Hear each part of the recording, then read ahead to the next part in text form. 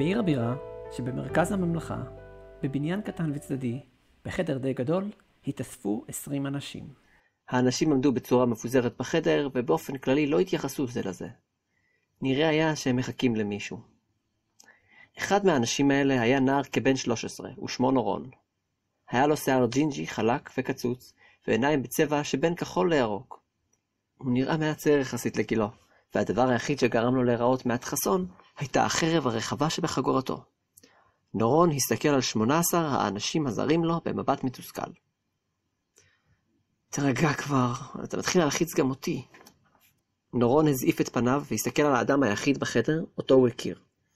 הייתה זו אחותו התאומה, איימקס. הם אולי היו אחים, אבל הם היו שונים זה מזו בכל אופי שהוא. בעוד נורון העביר מבטים מתוסכלים על כל שאר האנשים, איימקס בעטה באוויר באדישות. היה נראה כאילו היא בכלל לא רוצה להיות שם, דבר שבפני עצמו די מוזר, והתחשב בזה שהיא זו שהעלתה את הרעיון שהלכו לשם. איימקס נראתה מבוגרת יותר מגילה, למרות שנורון היה גדול ממנה בכמה דקות. היא גם התנהגה בצורה מבוגרת יחסית לנורון. היא תמיד שמרה על קור רוח במצבי לחץ, אם כי נורון אהב פשוט להגיד שהיא אדישה. מצד שני, בעוד נורון אהב את חברתם של אחרים, ותמיד רצה ללמוד מכל אדם שפגש, איימקס העדיפה את הבדידות, ואחד הדברים שמוציאים אותה משלווה הוא אנשים אחרים, בייחוד אם הם מנסים לזלזל בה. היה לה שיער חום, חלק וארוך, ועיניים אדומות בורקות. מאז שהייתה צעירה, איימקס תמיד נמשכה לתרבות המזרח הרחוק. לכן היא לבשה חלוק סמוראי לבן מתחת לגלימה שחורה, בניגוד לבגדי המסע הרגילים בגווני חום כתום של נורון. היא גם התמקצעה בשימוש בנשקים מזרחיים, כמו השוריקנים הרבים ושתי הקטנות שבחגורה שלה. איך אני יכול להירגע? שאל נורון. תראי את כל האנשים פה. כולם פה יותר מבוגרים מאיתנו. אין שום סיכוי שנקבל את העבודה. למה? תראה. הנה מישהו שיותר צעיר מאיתנו, וגם שם יש מישהי. נורון הסתכל על הכיוון שעליו איימקס הצביע, וראה שבאמת היו בחדר ילד וילדה שנראים צעירים מהם. אבל נראה היה ששניהם לא נמצאים לבד. הילד היה מלווה באיש עם שיער חלק וארוך, והילדה מלווה בבחור צעיר בלונדיני.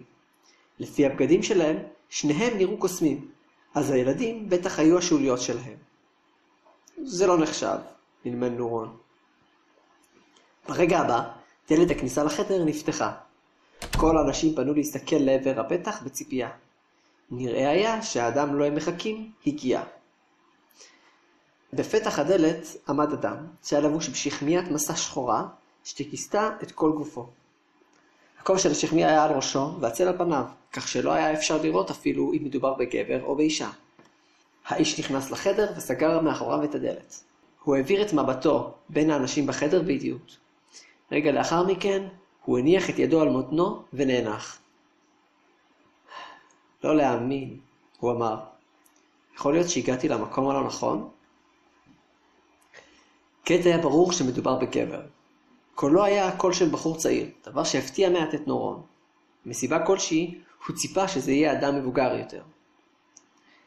האיש הכניס את ידו מתחת לשכמיה, ולאחר רגע קל, הוציא חתיכת קלף גדולה. הוא הסתכל עליה ואמר, זה המקום, לא? נורון הצליח להגניב מבט על הקלף, וזיהה אותו מיד. זה היה אותו קלף שאיימקס הראתה לו מוקדם יותר הבוקר. זה שהפנה אותם לחדר הזה. האיש הסתכל על הקלף. כתוב פה שאם אני אבוא לחדר הזה, תנו לי עבודה שמיועדת ללוחמים ולהרפתקנים הטובים ביותר. הוא אמר, אני מניח שגם אתם פה בשביל העבודה, אבל... האיש נעצר לרגע והפנה את מבטו שוב בין האנשים בחדר. לא היה אפשר לראות את פניו, אז לא היה ברור איפה בדיוק הוא מסתכל. אבל היה נדמה לנורון שהוא מסתכל עליו ועל איימקס. נורון שמע צליל חד של חרב נשלפת לידו. לא יכול להיות שאתם הטובים ביותר, נכון? סיים האיש. נורון ידע מה הולך לקרות והרים את ידו כדי לנסות לעצור אותה, אבל היה מאוחר מדי. ברגע הבא, איימקס זינקה לעבר האיש הזר בזעם, כשאחת מחרבותיה מונפת באוויר. הזר מיהר לשלוף מתחת לשכמיה שלו חרב ארוכה, והגן על עצמו. ברגע שעשה זאת, נורון הצליח לראות מתחת לשכמיה חולצה כחולה. שתי החרבות נגשו זו בזו בצליל נקישה מתחתי. נראה היה שהדבר עורר את עניינם של שאר האנשים בחדר.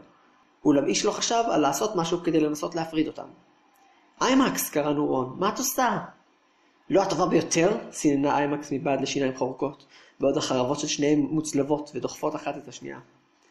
נורון שם לב שהאיש אוחז בחרבו רק ביד אחת, ובעוד ביד השנייה הוא אוחז בשכמיה שעל ראשו, עושה הכל כדי למנוע ממנה ליפול. נראה היה שהוא מיומן מאוד בחרב, וכן שהוא ממש לא רוצה שאנשים ידעו איך הוא נראה. היי, תרגי, אמר האיש, אני רק. שתי החרבות היו צמודות זו לזו, כל אחת מנסה לדחוף את השנייה לאחור. איימקס עשתה זו כדי לגרום לאיש להשתחרר כדי שתוכל להתקיף אותו, בעוד האיש, ככל הנראה, עשה זאת רק כדי למנוע מעצמו ליפול. איימקס, תרגי, קרא נורון. אם תמשיכי כך, לא ייתנו לנו את העבודה. תקשיבי לחבר שלך, אמר האיש. תקשיבי, אני בסך הכל התלוצצתי. אני לא באמת יכול לדעת רק מלהסתכל עליכם עד כמה אתם טובים או לא. איימקס חרקה בשיניה ולא שחררה. לפתע נורון קלט משהו.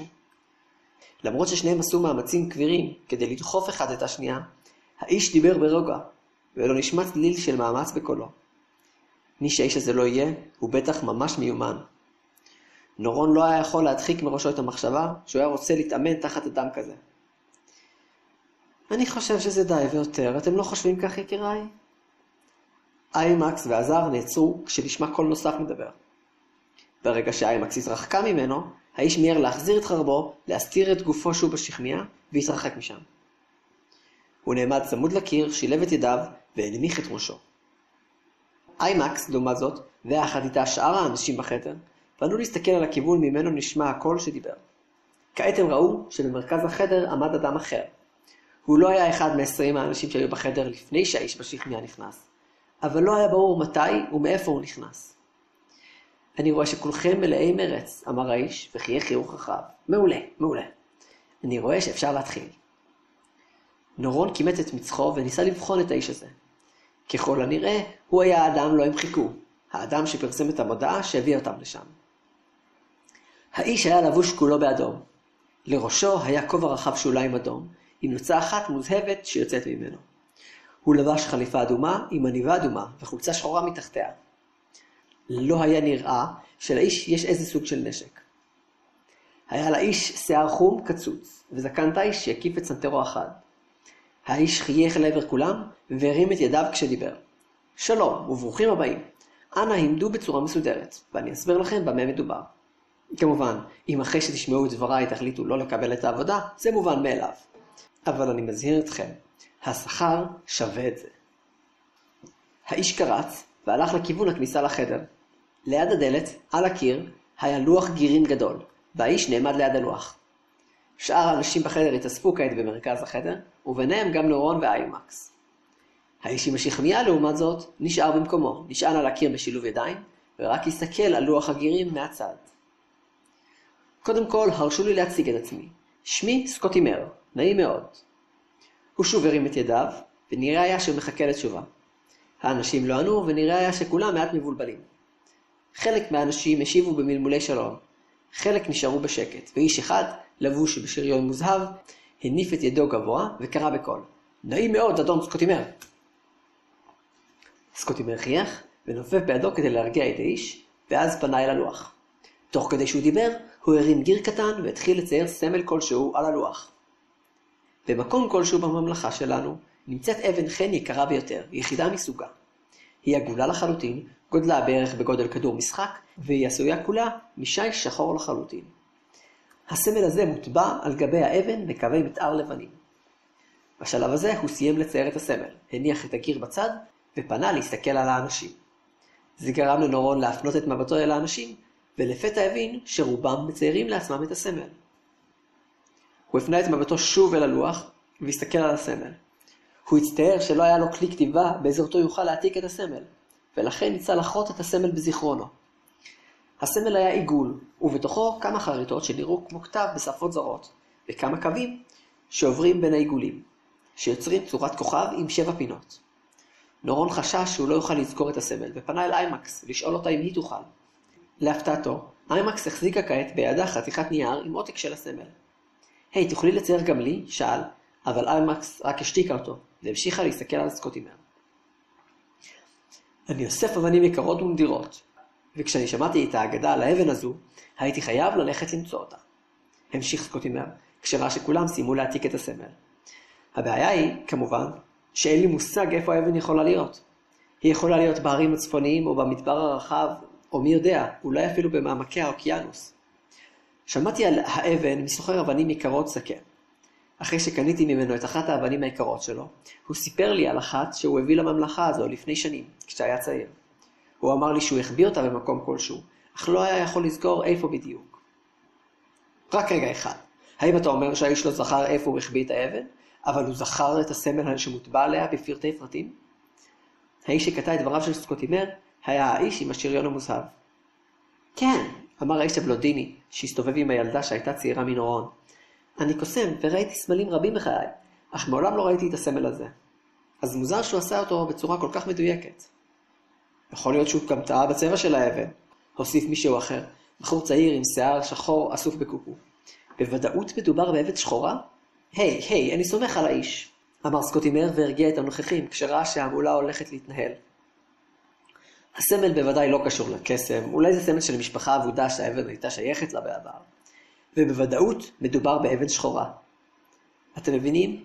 האיש היה זקן, ושמר אותה פה במחבוא לפני שנים רבות. אבל יש דבר אחד שהוא מעולם לא טעה בו, וזה באבני חן יקרות. הוא בחיים לא יטעה בתיאור הצורה או הצבע של המוצרים שהוא מוכר. אני מוכן לאמר על כך בחיי. נראה היה שזה הרגיע מעט את האנשים.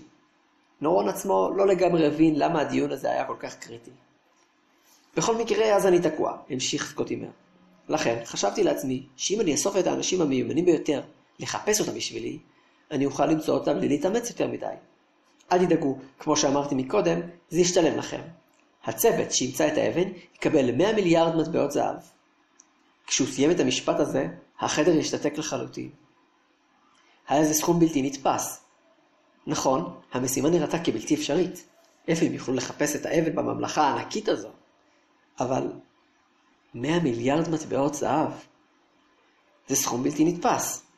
עם כזה סכום של כסף, נורון ואיימקס לא יצטרכו לעשות משימות מסוכנות כל החיים שלהם. הראשון לשבור את השתיקה היה האיש עם השכמיה השחורה. הדבר שהוא אמר הפתיע את נורון, ולפי התגובות שלהם, גם את שאר האנשים בחדר. למה אתה מתכוון כשאתה אומר צוות? צוות? על מה הוא מדבר? ואז נורון נזכר. הוא היה כל כך מופתע מהסכום המובטח, שהוא שכח את המילה שסקוטימר כמעט הגניב למשפט הזה. הצוות שימצא את האבן יקבל 100 מיליארד מטבעות זהב. על איזה צוות הוא מדבר? כמובן, אמר סקוטימר. בבקשה, כולם לעמוד בשורה. נורון נעמד לצד איימקס, בעוד שאר האנשים התחילו להסתדר בשורה. בזמן שהם עשו את זה, סקוטימר מלמל לעצמו. אז כמה אנשים הם? 21? לחלק ל3? יופי, זה מסתדר מעולה. נורון היה ממש מבולבל. הוא הפנה את ראשו אל איימקס, אבל היא התעלמה ממנו, כרגיל. היא הסתכלה על האיש בשכמיה האפורה, שנעמד בצד השני שלה. האיש הקפיד להשאיר את הראש שלו מתחת לשכמיה שהסתירה את פניו. כשכולם נעמדו בשורה אחת, סקוטימר הלך לראשה ופנה אל האישה שעמדה בראשה. הייתה זו בחורה צעירה, עם שיער בלונדיני שהגיע לה עד הכתפיים. 1, אמר סקוטימר ועבר אל הבא בתור. 2. אני לא מבין מה הולך, מלמל נורון. מה זה קשור לצוותים? סיננה לעברו איימקס. ואז סקוטימר הגיע אליה. 7, אמר, ואז פנה אל נורון. 1. נורון, שחשב שיקבל את המספר 8, הופתע לשמוע שקיבל את המספר 1. סקוטימר עבר הלאה ונתן למי שעמד בצד השני של נורון, הילד שהיה מלווה לאיש עם השיער הארוך, את המספר 2. נורון הופתע לגלות שמי שעמד בצד השני של הילד לא היה איש עם השיער הארוך, אלא בחור צעיר עם שיער שחור וקצוץ. סקוטימר עבר על כל השורה, ואז חזר לעמוד מול כולם. חברים, המספרים שנתתי לכם הם מספרי הצוותים שלכם. כל אחד להיצמד לשאר האנשים עם אותו המספר. 7 הראשונים שדיברתי איתם יהיו המנהיגים של כל צוות. זהו זה, החל מעתה, אתם יריבים בתחרות. רגע, אמר נורון שהיה מבולבל, אבל לא הספיק להמשיך את דבריו כשכל האנשים בחדר התחילו להסתובב ולהיצמד לאנשים אחרים. בהמולה הזו, נורון התחיל לחפש את איימקס. איימקס, איפה את? אחרי כמה זמן הוא ראה אותה מתרחקת ממנו ופונה על 2 אנשים. אחד רזה עם שיער בלונדיני משומן, אוחז בידו במקל ארוך ועל כתפו בתרמיל, ובאדם חסון ומעט מבוגר שבחגורה שלו נורון הבחין בפטיש. איימקס! קרא נורון והתחיל ללכת לכיוונה, אבל היא הסתובבה לעברו והסתכלה עליו במבט חד. אתה נמצא בצוות 1, אני בצוות 7. למה אתה הולך אחריי? נורון נעצר והסתכל על אחותו במבט מופתע. אבל, רגע, אנחנו נפרדים? איימקס חייכה חיוך מתנשא וגיחכה. בחייך, הגיע הזמן שתתבגר כבר, אמרה. סוף סוף אני אוכל לעשות עבודות בלי שאתה תפריע לי. נורון הזיף פנים. זו הייתה הפעם הראשונה בחייו שהוא נאלץ להיפרד מאחותו, וזה הפריע לו. הוא הרגיש מעט מוחזב שלה זה בכלל לא משנה. איימקס הסתובבה ופנתה אל חברי הצוות שלה. שלושתם דיברו ביניהם והלכו לכיוון היציאה מהחדר. יו, ילד, צוות 1, נכון? נורון הסתובב באיטיות כששמע את הקול קורא מאחוריו והסתכל לראות מי דיבר אליו. מולו הוא ראה את הבחורה הבלונדינית שעמדה בראש השורה, ולידה את הבחור עם הקוקו השחור ששאל את סקוטימר על הצבע של האבן. הבחורה הזיפה את הפנים שלה, והבחור חייך אל נורון חיוך רחב. כעת נורון שם לב ששניהם לבושים בבגדים תואמים, ולשניהם יש חרבות זהות בחגורות שלהם. אני מבין שלא הצלחת להישאר עם אחותך, אמר הבחור. כנראה שלא כל אחד פה חכם כמוני. קסטרי מספיק עם זה, אמרה הבחורה.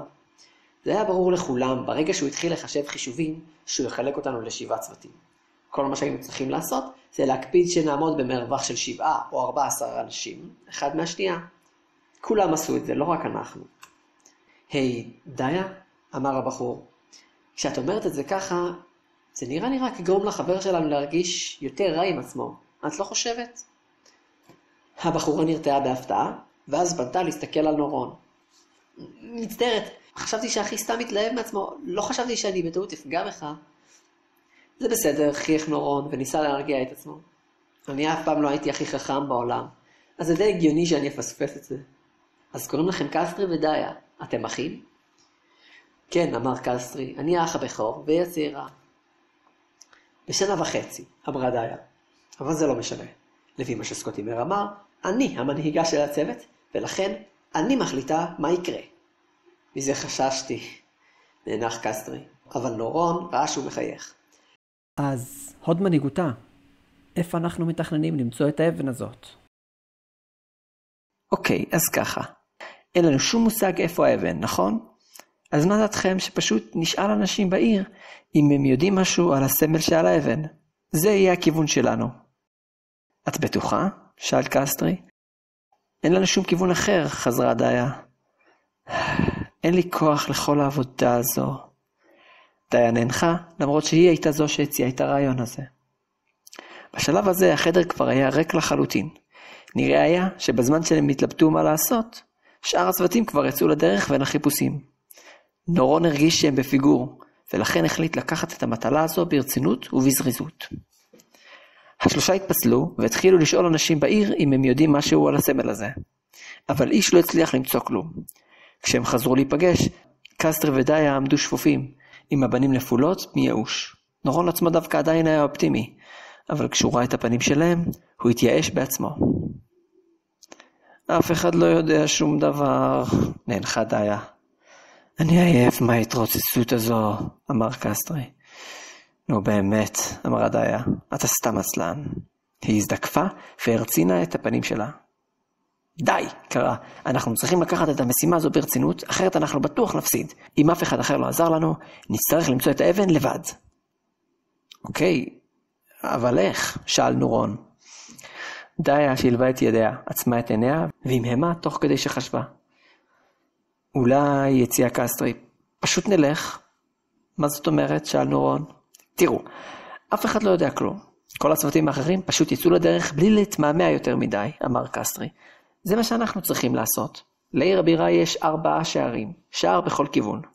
אני אומר שנלך לכיוון אחד ופשוט ניתן לאינטואיציה שלנו להוביל אותנו. זה כל מה שאנחנו יכולים לעשות. דיה נאנחה. בסדר, אני לא רואה אפשרות אחרת.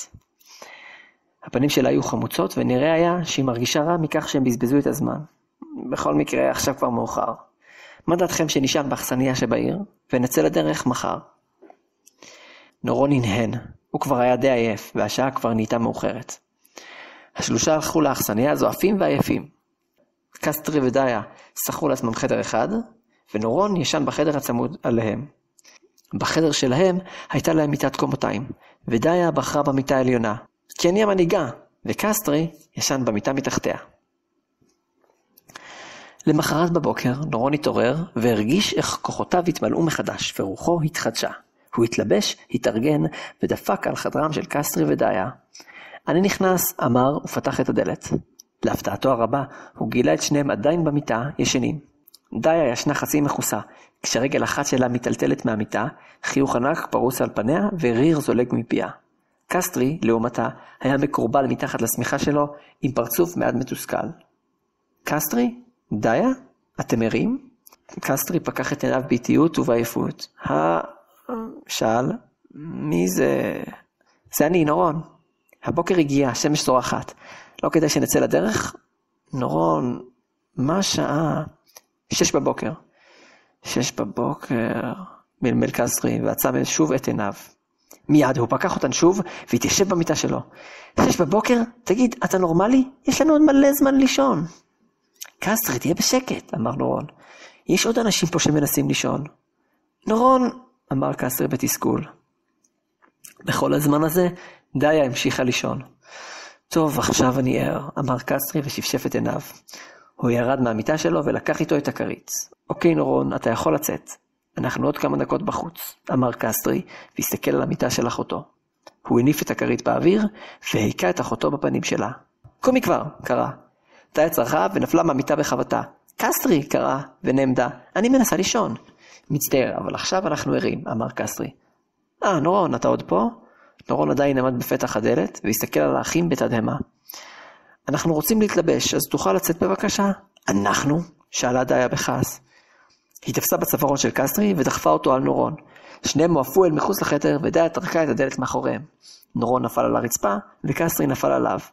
היי דיה, אני גם רוצה להתלבש, קרא קסטרי ונעמד. חכה שאני אגמור להתלבש, אמרה דיה מעבר לדלת. מה השעה בכלל?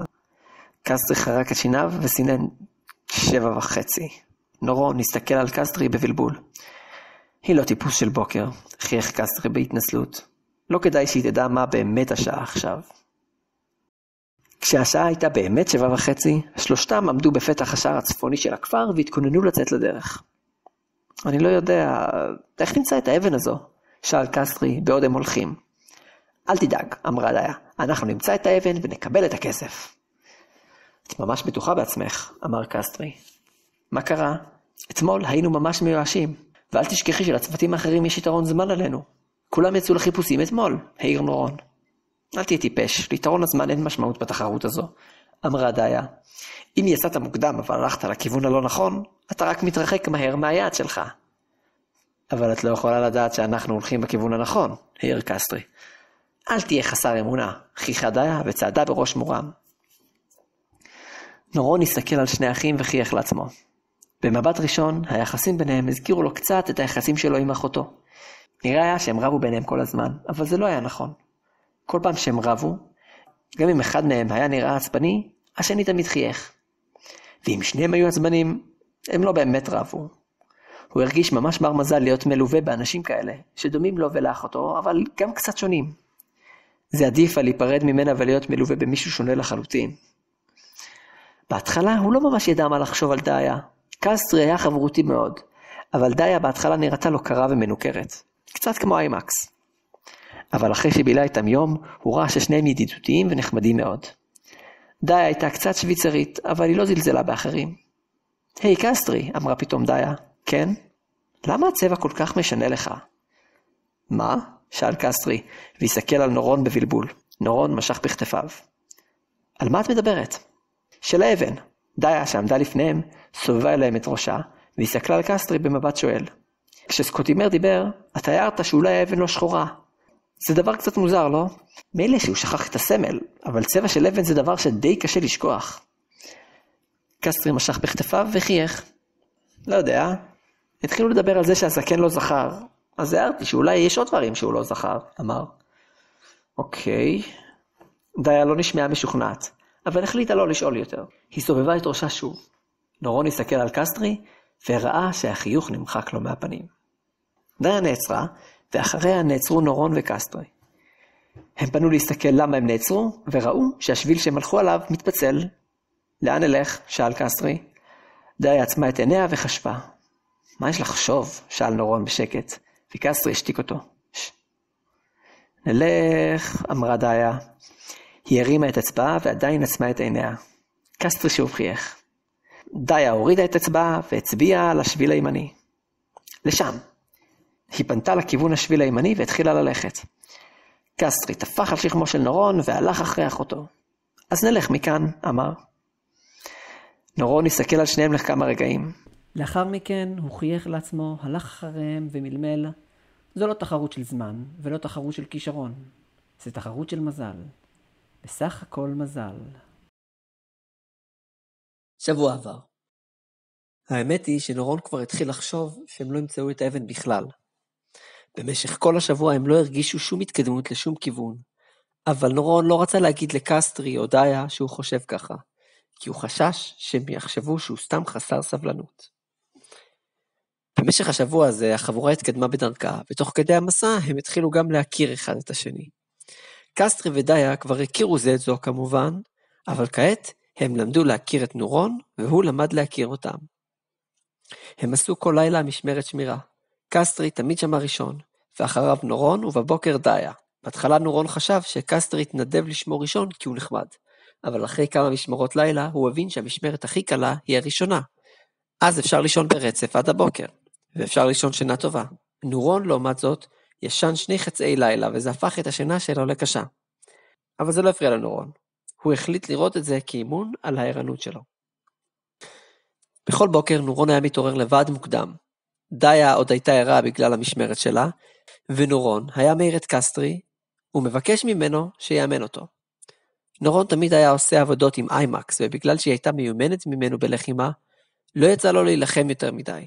עכשיו, כשהוא נפרד ממנה בפעם הראשונה, הוא החליט לשפר את המיומנות שלו. בהתחלה קסטרי לא נראה מאושר מלהתעורר מוקדם ולאמן את נורון, אבל כל יום, ברגע שהם התחילו להתאמן, הוא לא הפסיק לחייך, והיה נראה שהוא נהנה. את שעות הבוקר שהם ניצלו כדי להתאמן, דיה, שעדיין לא הייתה אישה של בוקר, ניצלה כדי לישון ולהשלים שעות שינה. זה היה ביום השמיני למסע שלהם, שנורון קרס ואיבד את ההכרה. הם היו כעת באזור מדברי. לפני שהם נכנסו לאזור המדברי, הם קנו כובעים רחבי שוליים להגנה מהשמש, והרבה מים להגנה מתייבשות. אבל הם גילו מהר שהמדבר היה גדול יותר ממה שחשבו, והם התחילו להרגיש שהמים שלהם נגמרים יותר מדי מהר.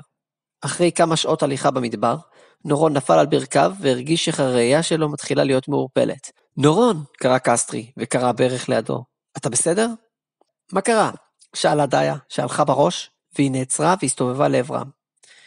חייב, מים, מלמל נורון, בכוחות אחרונים, נפל על החול ואיבד את ההכרה. מה מצב המים שלך? שאל קסטרי. נשארו לי ממש קצת, אמרה, ואתה? ריקה. הבאתי לנורון מקודם, אחרי שהוא גמר את שלו, נאנח קסטרי. הוא כנראה לא רגיל למסע כזה. אולי נרים אותו מהחול הרותח, הציע דיה. קסטרי הנהן והרים את נורון על גבו. מה אנחנו עושים? יש לך מושג לאן אנחנו צריכים ללכת? לא, נאנחה דיה. היינו צריכים להימנע מהמדבר הזה. קסטרי הסתכל סביבו, מחפש אחרי סימן כלשהו לאיזה נווה מדבר או מאגר מים. סביבם היה רק חול. אנחנו אבודים, אמר קסטרי. דיה התיישבה על החול והתחילה לנופף על פניה עם הכובע שלה. בוא נעצור לנוח, היא אמרה. נאגור כוחות ואז נוכל לקחת את נורון. קסטרי נאנח וחזר להסתכל סביבו. היי, רגע, מה זה? דיה הרימה את ראשה. אתה רואה משהו? נראה לי שאני רואה מישהו שמתקרב אלינו. זו בטח אשליה. אין במדבר הזה אף אחד. לא, אני לא חושב. אם הייתי רואה אשליות, זה היה אשליות של מים, לא של אנשים, אמר קסטרי. ואז הרים את ידו ונופף בה. היי, אתה שם, קרא. אנחנו זקוקים לעזרה. דיה הסתכלה לכיוון שאליו הסתכל קסטרי, ואז נעמדה. אתה צודק, גם אני רואה מישהו, אמרה. לא, זה לא מישהו אחד. הם ראו במרחק מה מהם צללית מתקרבת עליהם. אך ככל שהצללית התקרבה, כך הצורה שלה הפכה לברורה יותר. כעת הם הצליחו לזהות שמדובר בשתי דמויות. היי, בואו בבקשה, הצילו, קראה דיה, ונופפה בכובע שלה באוויר. נשמעה קריאה חלושה מהכיוון של הדמויות, אבל הם לא היו יכולים לזהות מה הן אמרו. אולם הם הצליחו לראות שהדמויות מתקרבות אליהם כעת יותר מהר מאשר מקודם. הם שמו לב אלינו, קראה דיה בחיוך. ניצלנו, קסטרי. מים, אמר קסטרי, ונזכר בנער שעל גבו. היי, יש לכם מים? חבר שלנו איבד את ההכרה. כעת הם הצליחו להבין את התשובה שקיבלו. כן, יש לנו, אנחנו מגיעות. קסטרי חייך באושר וחיבק את אחותו. זמן קצר אחר כך, שתי הדמויות היו קרובות אליהם מספיק, כדי שהם יוכלו לראות איך הן נראות. הן היו שתי בנות. אחת הייתה אישה צעירה, והשנייה הייתה נערה, רק מעט מבוגרת יותר מנורון. האישה הייתה רזה וגבוהה, והיה לה שיער חום וארוך. הנערה הצעירה לא הייתה גבוהה כמו חברתה, והיה לה שיער ארוך מאוד בצבע חום, צבוע עם פסים כחולים ואדומים. שתי הבנות לבשו בגדים ארוכים וחומים שנראו מתאימים למסע מדברי. על עיניהן היו משקפיים מיוחדות להגנה מהחול, ועל ראשיהם כובעים רחבי שוליים. ברגע שהבנות הגיעו עליהם, המבוגרת שלפה מחגורתה מימייה, ניגשה אל נורון בלי לשאול שאלות ושפכה מתוכה מים לתוך פיו. מצבו לא טוב, אמרה בפנים חתומות. מרדית, כן, אמרה הנערה, אחרי רגע קל של המתנה, והוציאה אף היא מימייה מכיסה. היא הושיטה אותה אל קסטרי ונתנה לו לשתות קצת. האישה לקחה את נורון מעל כתפיו של קסטרי וסחבה אותו במקומו. דיה ניגשה אליה וקדה לה בהודעה. תודה רבה לכן, כמעט נגמרו לנו כל המים, ואין לנו מושג איך לצאת מהמדבר הזה. יש לכם מזל, חייכה הנערה הצעירה. אנחנו יכולות להוביל אתכם ליציאה מהמדבר. יש כפר לא רחוק מכאן, נוכל לנוח בפונדק שלו. תודה רבה, אמרה דיה, ולא יכלה שלא לדמוע מעט. היי, את בסדר? שאלה הנערה בדאגה. מה קרה? מרדית היא בסך הכל מאושרת שהם ניצלו, אמרה האישה בלי לשנות את הבעת פניה. בואו. היא וקסטרי הלכו בראש, ודיה הלכה מאחוריהם יחד עם הנערה. הנערה הושיטה לה מימייה ונתנה לה לשתות. כעת דיה הצליחה לראות מבעד למשקפיים שלה את העיניים שלה, וראתה שהשבע שלהם הוא כתום בוהק. תודה, מרדית, נכון? אמרה. את יכולה לקרוא לי מרי, רק אן קוראת לי בשם המלא שלי, חיכה הנערה. ואיך קוראים לך? דיה, אמרה דיה. וזה אחי, קסטרי. והשם של הנער הוא נורון. אז תגידי, אן, אמר קסטרי. מה לכל הרוחות אתן עושות באמצע המדבר הזה? האישה המשיכה ללכת בשקט לזמן מה, ולא סובבה אפילו את ראשה. קסטרי חשב שאולי היא לא שמעה אותו, ועמד לשאול אותה שוב, אלא שאז היא התחילה לדבר. כשהיא דיברה, היא דיברה בקול שקט ומונוטוני. קוראים לי אנדרומדה, אל תעז לקרוא לי אן, ואני חושבת שאולי כדאי שנגיע קודם לפונדק ונוכל לענות לכם על כל השאלות. וגם אתם תוכלו לענות על שלנו. חייו של החבר שלך יותר חשובים, אתה לא חושב? במשך כל הזמן הזה היא לא שינתה כלל את טון הדיבור שלה. לא היה צליל של כעס, תוכחה או תסכול. היא פשוט אמרה את הדברים בלי להביע כל רגש. נורון פקח את עיניו. הוא הסתכל סביבו וניסה להבין איפה הוא נמצא. הוא שכב במיטה בחדר שהוא לא הכיר. זה נראה כמו חדר בפונדק. על יד המיטה היו מונחים החפצים שלו, ועל הכיסא היו מקופלים הבגדים שלו. הוא עצמו היה לבוש רק בבגדים תחתונים. הוא ניסה להיזכר איך הוא הגיע לשם, אבל הדבר האחרון שהוא זכר היה שהוא היה במדבר יחד עם דיה וקסטרי. הוא נעמד והלך לחלון. הוא הסתכל החוצה וראה את שמש הבוקר מאירה נוף כפרי. הוא הרגיש מעט מסוחרר וצמא. הוא החליט להתלבש ולחפש את חבריו. הוא יצא מהחדר ומצא את עצמו בחדר אורחים גדול. לחדר היו כמה דלתות שכנראה הובילו לחדרי שינה אחרים. במרכז החדר היה שולחן ועליו כמה כוסות ובקבוק של מים, ועל יד השולחן ישבו 4 אנשים. האנשים היו קסטרי ודיה ועוד 2 בחורות שנורון לא הכיר. אחת הייתה בערך בגילו והשנייה מבוגרת יותר. כשהוא נכנס לחדר 4 אדם פנו להסתכל עליו. נורון, התעוררת, אמר קסטרי. אתה בסדר? שאלה דיה. כן, קצת צמא, אמר נורון. שב, שתה, אמרה דיה ונעמדה. נורון התיישב במקומה ושתה מכוס מים שקסטרי מזג לו. תוך כדי שהוא שתה, נורון הסתכל על הבנות הזרות, מנסה להבין מי הן ומה הן עושות שם. הבחורה הצעירה נופפה לו לשלום בחיוך, והוא החזיר לה חיוך מבולבל. קסטרי, הוא אמר לבסוף, מי הן? סליחה, שכחתי שלא פגשת אותן, אמר קסטרי. הן עזרו לנו לצאת מהמדבר והובילו אותנו לפונדק הזה. שמנו אנדרומדה ומרדית. אתה יכול לקרוא לי מרי, חייכה הבחורה הצעירה. שלום, אני נורון, אמר בביישנות. הוא התעורר, אמרה אנדרומדה בקול אדיש לקסטרי. אמרת שנוכל לדבר כשהוא יתעורר, אז בואו נדבר. כן, אמרה דיה. תודה רבה לכן על שהצלתן אותנו. רצינו לדעת, מה אתן עשיתן במדבר הזה? מרי הסתכלה על אנדרומדה, מצפה להוראה ממנה. אנדרומדה הנהנה קלות, נורון בקושי הצליח לקלוט את התנועה, ומרי פנתה עליהם. היינו אמורות להיפגש עם מישהו, אבל לא מצאנו אותו, אמרה. קבוצה של אנשים שמחפשים משהו. מעניין שאת אומרת את זה, אמר קסטרי. אנחנו קבוצה של אנשים שמחפשים משהו. כן, אמרה מרי והסמיקה טיפה. טוב, האמת היא שכשראינו אתכם חשבנו שאתם אותה הקבוצה, אבל לאחד מהאנשים שהיינו אמורים לפגוש קראו... איך קראו לו, אן? דייב, אמרה אנדרומדה באדישות. לא קוראים לאחד מכם במקרה גם דייב, נכון? לא, אמרה דיה. היי, דיה, אמר קסטרי. יכול להיות שלאחד מהאנשים האחרים שהיו שם קוראים דייב? איפה? שאלה דיה בבלבול. את יודעת, איפה שסקוטימר נתן לנו את המשימה, אמר קסטרי. היו שם עוד הרבה אנשים, אולי לאחד מהם קוראים דייב. יכול להיות. נורון, אתה הכרת את האנשים שהיו שם? אמרה דיה. רק את אחותי, ולא קוראים לה דייב. אז מה אתם מחפשים? שאלה אנדרומדה. כן, לא מצאנו את דייב, אבל כבר קיבלנו את התשלום שלנו, אמרה מרי. לא נעים לנו לקבל כסף ולא לבצע את המשימה. אנחנו מחפשים אבן אחת, אמרה דיה, והוציאה את הנייר שעליו היה מצויר הסמל. היא אבן שיש, ענקית, בגודל של כדור, שחורה לגמרי עם הציור הזה עליה. אנדרומדה הסתכלה על הנייר לכמה רגעים, ואז החזירה את מבטה לדיה. זה בדיוק מה שדייב חיפש. באמת? קראו דיה, קסטרי ונורון, ודיה הוסיפה, ואתם תעזרו לנו למצוא אותה? כן, חיכה מרי, והאמת היא שאנחנו יודעות איפה היא נמצאת. מה? קראו דיה, קסטרי ונורון, והפעם גם קסטרי ונורון נעמדו בהפתעה. כן, זה לא רחוק מכאן, אמרה אנדרומדה. יש לכם מזל, אמרה מרי. אם היינו מצאות את הקבוצה של דייב ולא אתכם, הם היו מוצאים אותה קודם. שלא לדבר על שהיינו מתים, העיר נורון בחיוך. כמה קרוב זה? שאל קסטרי. אנדרומדה הוציאה מפה של האזור ופרסה אותה על השולחן. אנחנו כאן, אמרה, והצביעה על כפר קטן. נלך כמה ימים בכיוון דרום מערב, לכיוון מערת הברקת. האבן נמצאת עמוק בתוך המערה. במערה יש הרבה מלכודות מסוכנות, אז כדאי שתהיו מוכנים. מה? שאלה דיה והסתכלה על המיקום במפה. זה ממש קרוב. לא יאמן איזה מזל היה לנו. ידעתי שזה משימה של מזל, אמר נורון. כן, אמר קסטרי. תודה רבה לכן. מה אתן תרצו בתמורה? כלום, חיכה מרי.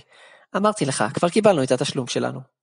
תודה רבה, אמר נורון, ובלי לחשוב, קפץ על מרי וחיבק אותה. נורון! קרא קסטרי, ומיהר להפריד ביניהם. מרי הייתה מופתעת. ידה של אנדרומדה הייתה מונחת על ניצב חרבה, שהסתתרה מתחת לבגדיה.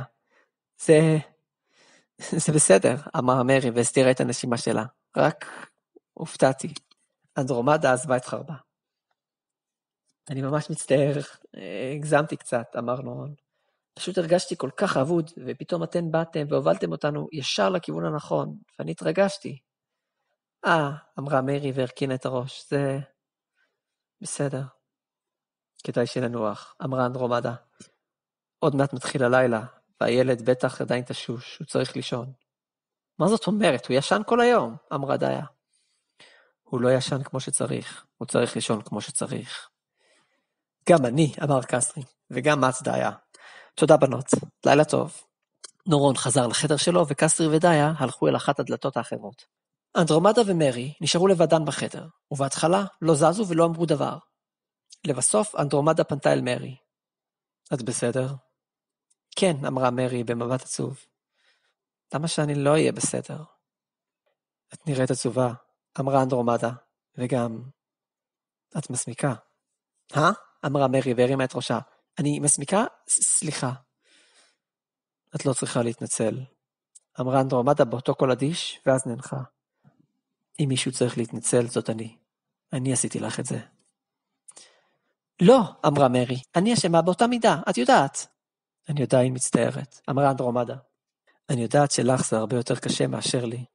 היא התחילה ללכת לכיוון אחת הדלתות, אך נעצרה כשמרי התחילה לדבר. למה בחרת במדבר? שאלה. היינו יכולות ללכת לכל מקום אחר. אבל את בחרת במדבר. אנדרומדה הייתה בשקט לזמן מה ולא אמרה דבר. לבסוף היא ענתה. כי ידעתי שמי שלא היה זה שהלך למדבר, זה בוודאות לא היה הוא. הוא? שאלה מרי. מישהו שאת מכירה? דייב? אל תהי טיפשה, אמרה אנדרומדה. אמרתי דייב כי אני יודעת שהוא אחד מהם, וחשבתי שאולי הם דיברו איתו קצת. לא, אני מדברת על קיובריין. קיובריין? שאלה מרי. את לא רצינית, קיובריין הוא אחד מהם? זה מה ששמעתי, אמרה אנדרומדה. ואני לא חושבת שהייתי יכולה לעשות את העבודה הזו לקיובריין. היא המשיכה ללכת ופנתה אל הדלת. לילה טוב, אמרה ונכנסה לחדר. אמרתי לכן, דיה היא לא ממש בחורה של בוקר. קסטרי, בבקשה, תהיה בשקט, כואב לי הראש. החמישה יצאו מהכפר, והתחילו בדרכם דרומה לכיוון מערת הברקת. דיה הייתה תשושה מעייפות, ולעומתה נורון וקסטרי היו ערניים ואנרגטיים. אנדרומדה הלכה בראש והובילה, אחריה דיה וקסטרי, ומאחוריהם מרי ונורון. בזמן שדיה וקסטרי התחילו להתווכח, נורון ומרי דיברו ביניהם. נורון, איך זה שאתה וקסטרי כל כך ערניים על הבוקר? שאלה מרי. אנחנו ערים כבר כמה שעות. קסטרי מאמן אותי בלחימה בחרב, אמר. אתה מתאמן, אמרה מרי. איזה יופי, איך אתה מתקדם? בסדר, אני מניח, אמר נורון. זו הפעם הראשונה שאני במשימה בלי אחות שלי, ואני מרגיש קצת פחד שאני לא מספיק מיומן. אבל זה נותן לי מוטיבציה להיעזר בכל האנשים שאני יכול, וללמוד מכולם. מקסטרי אני לומד איך להילחם, ומדיה אני לומד אחריות. מרי נראתה מעט מופתעת. מה קרה? את חושבת שדיה לא יכולה ללמד אחריות? אמר נורון. כן, לפעמים היא יכולה להיראות מבולבלת, אבל היא המנהיגה שלנו, ולכן אני לומד ממנה. מה? לא, זה לא מה שהפתיע אותי, אמרה מרי. פשוט, מה שאמרת הזכיר לי את עצמי קצת. אני גם אף פעם לא נפרדתי מאן, ואני חושבת שאם אני אי פעם מאלץ להיפרד ממנה, אני לא יודע מה לעשות. אתן כאלה קרובות? כן, אן אולי לא נראית ככה, אבל מאוד אכפת לה ממני. יש לה לב רחב מאוד, היא פשוט לא אוהבת להראות את זה. אולי תפסיקו ממריבות האלה? אתם עולים לי על העצבים! צעקה פתאום אנדרומדה, וכל החבורה נעצרה. הם הסתכלו עליה לזמן מה, ואז קסטרי אמר, האם אנדרומדה צעקה עכשיו? אנדרומדה הסתכלה עליהם לזמן קצר, ואז הסתובבה והמשיכה ללכת. בואו נמשיך, אמרה, וחזרה לטון הדיבור העדי שלה. כן, לב רחב, אמר נורון. די, נו, חייכה מרי. אן פשוט ביישנית, אז היא לא מראה את הרגשות שלה. זה אומר שהיא סומכת עליכם. לא נראה לי, אמר נורון. טוב, אולי לא, אמרה מרי וצחקה. אבל אני רצינית כשאני אומרת שיש לה לב טוב. החיוך נמחק מעל פניה, אבל נראה שנורון לא שם לב לכך. באמת, הוסיפה בשקט. הם המשיכו בדרכם עד שהגיעו הצהריים, והם נעצרו להפסקה כדי לאכול ולנוח. אז, אנדרומדה, בחיי, אפשר פשוט לקרוא לך אן, השם הזה ארוך לי מדי, אמר קסטרי. לא. אז אן, אמר קסטרי, מתעלם מהבקשה של אנדרומדה. למה למערה הזו קוראים מערת הברקת?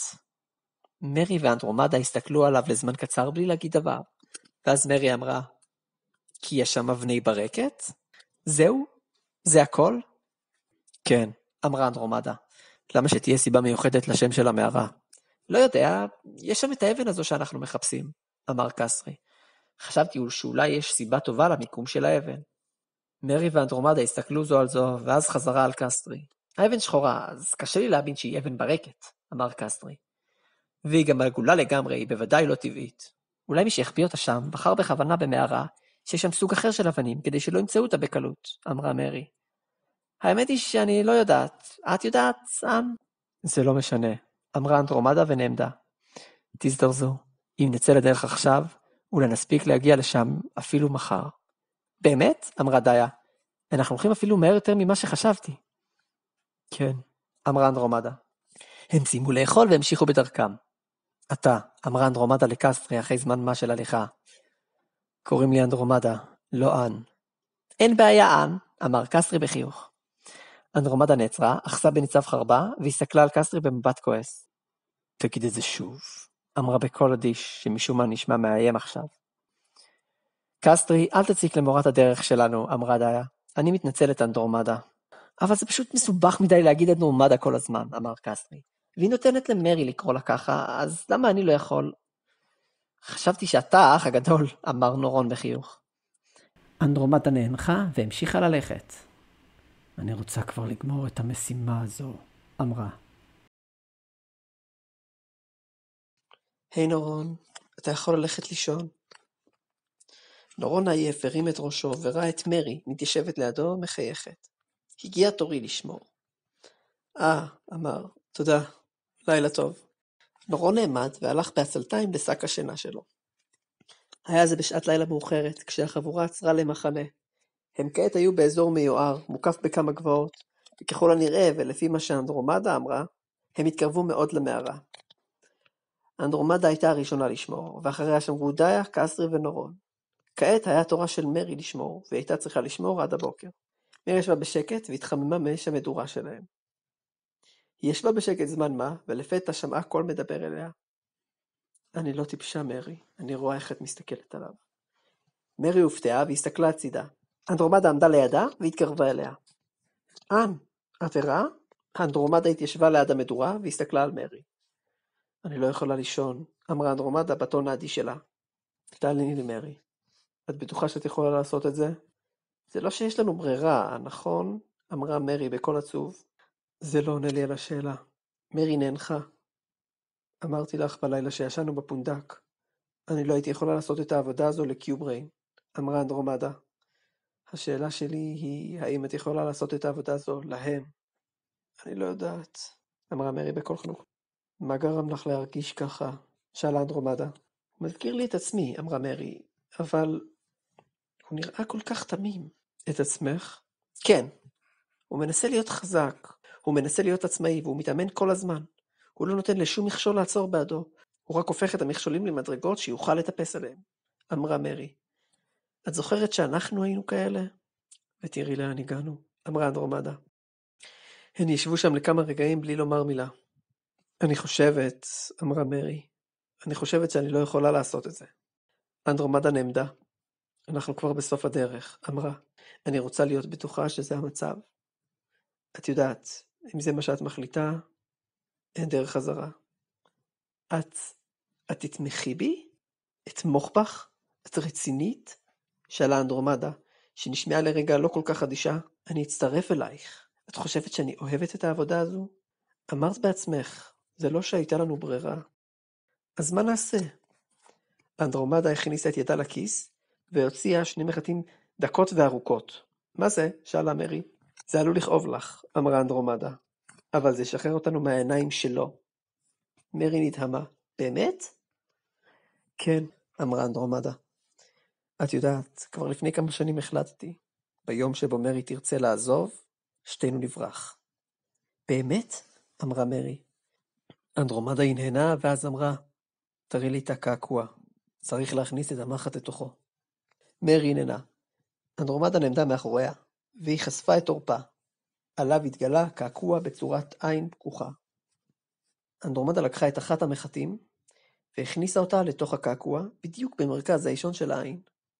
ברגע שעשתה זאת, מרי צעקה בכאב. זה בסדר? כן, אמרה מרי. יופי, אמרה אנדרומדה. אחרי שנגמור איתך, אני אצטרך שתעשי את זה גם לי. בסדר?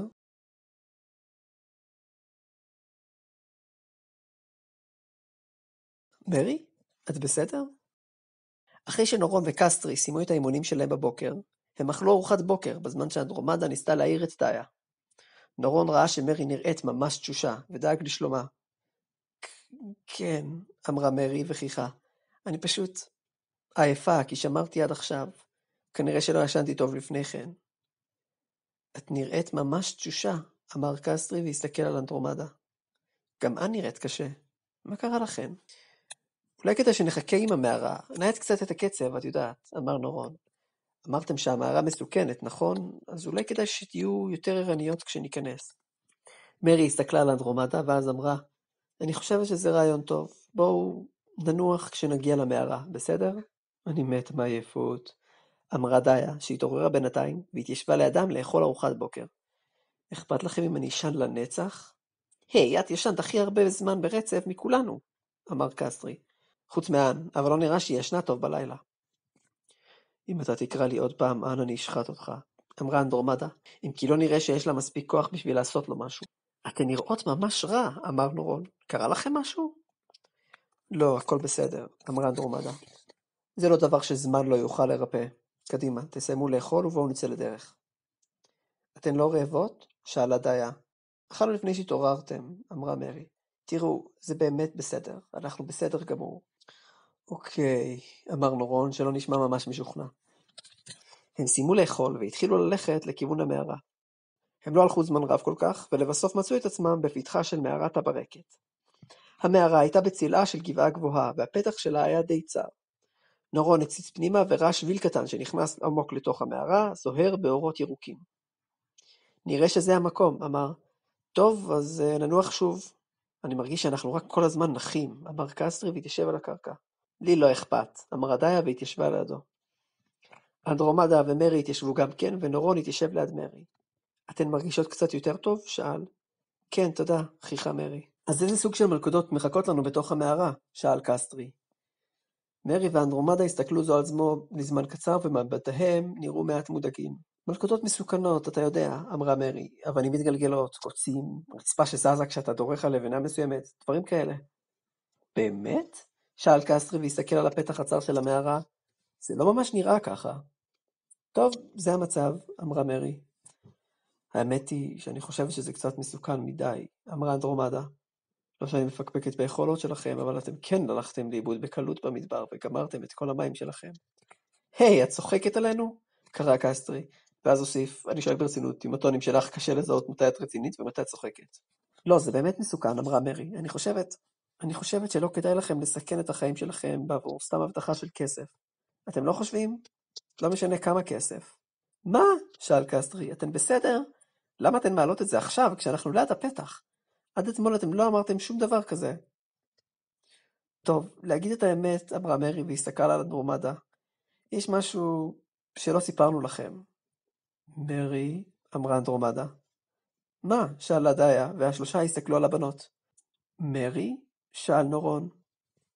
מרי הרימה את ראשה והסתכלה על נורון. היא הסמיקה מעט, ואז עברה להסתכל על אנדרומדה. הבעת פניה הייתה חתומה, אבל נראה שמרי מבינה מה היא חושבת. אנחנו לא באמת יודעות אם האבן שם או לא. מה? קרא קסטרי ונעמד. אבל אמרתם לנו בפירוש שאתן יודעות. טוב, אמרה מרי, ושוב הסתכלה על אנדרומדה. חשבנו שלא תסמכו עלינו אם נגיד שאנחנו רק חושבות שזה שם. וכבר קיבלנו כסף, אז היינו חייבות היא השתתקה, וכנראה הבינה שזה נשמע לא כל כך טוב. אנדרומדה נאנחה. בסדר, תקשיבו. האמת היא השתתקה לפתע כשציפור גדולה יצאה מאחורי העצים ועפה מול הפנים שלה. הציפור עזבה את אנדרומדה כמעט מיד, ועברה אל מרי. היא עפה כמה שניות מול הפנים שלה, ואז עברה אל נורון. אחרי שהיא עזבה את נורון, היא עברה אל דיה. להפתעתו, הציפור החליטה כנראה להישאר מול דיה, ולא עברה אל מול הפנים של קסטרי. מה זה לעזאזל? היי, תראו, אמרה דיה, לציפור הזו קשור משהו לרגל. מה זה? שאל נורון. זה נראה כמו פתק, אמרה דיה והושיטה את ידה. הציפור נחתה על ידה המושטת והסתכלה עליה. זה מוזר, אמרה דיה. כנראה שזו ציפור מאולפת. דיה לקחה את הפתק מהרגל של הציפור ופתחה את הנייר. היי, זה מופנה אלינו, תראו. לצוות אחת במשימה של סקוטימר, זה מה שכתוב. איך הציפור מצאה אותנו? אמרה דיה, ואז המשיכה לקרוא את הפתק. אתם לא רציניים. מה? שאל קסטרי בסקרנות. כל הארבעה הציצו על המכתב. כשהם קראו את המכתב, עיניהן של מרי ואנדרומדה נפערו בתדהמה. אבל איך? אמרה מרי.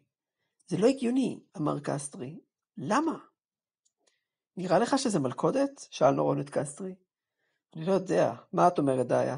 אמר קסטרי. זאת לא מלכודת, אמרה מרי. השלושה הסתכלו על מרי בהפתעה. מה? שאלו, ואיך את יודעת?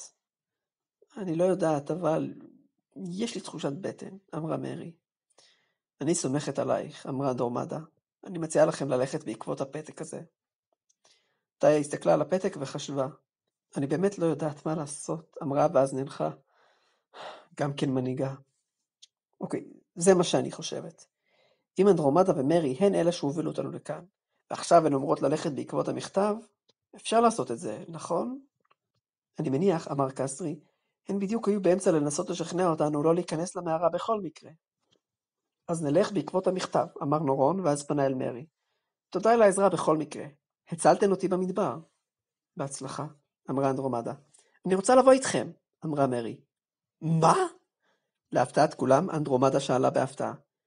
בואי נצטרף אליהם, אמרה מרי. נוכל לעזור להם. זה לא כאילו, יש לנו לאן ללכת. מה? שאל קסטר בבלבול. אבל, אמרה אנדרומדה, את לא חושבת שזה לא כל כך חכם? אמרה מרי. אם נצטרף עליהם, נוכל, את יודעת, לברוח לתמיד. לברוח? שאל נורון בהפתעה. מרי! אמרה אנדרומדה. לי לא אכפת שהן יצטרפו אלינו, אמר נורון. מה את אומרת, דיה? בטח, למה לא? אמרה דיה. הן יוכלו לעזור לנו. אוקיי, אז סיכמנו. אן ומרי מצטרפות אלינו, אמר קסטרי. היי, אני לא הסכמתי לכלום, אמרה אנדרומדה. ואל תקרא לי אן. שרלוט זרקה קונאי על הזאב הלבן, וזה נפל על הקרקע ביבבה ומת. למה יש כאן כל כך הרבה זאבים? אמרה, בעוד שני זאבים לבנים אחרים התקרבו אליה בשיניים חשופות. רייבן, אני ממש אשמח לעזרה כאן. מאסטר רייבן רוצה שתפסיק להתלונן, אמר ג'יימי שעמד מאחורי המאסטר שלו. תגיד למאסטר שלך שבמקום להשתמש בך כדי להעביר לי הודעות, הוא יכול לעזור פה. רייבן הרים את מטהו במבט אדיש והניף אותו. משב רוח חזק נורה מהמטה הארוך ופגע בזאבי הערים. הזאבים הועפו לאחור ונפלו על גבם בתוך השלג. שרלוט ניצלה את זה, שלפה שני קונאים מהחגורה שלה וזרקה על הזאבים. תודה, אמרה, והלכה להרים את הקונאים שזרקה. רייבן פנה לעבר ג'יימי והסתכל עליו באותו מבט אדיש.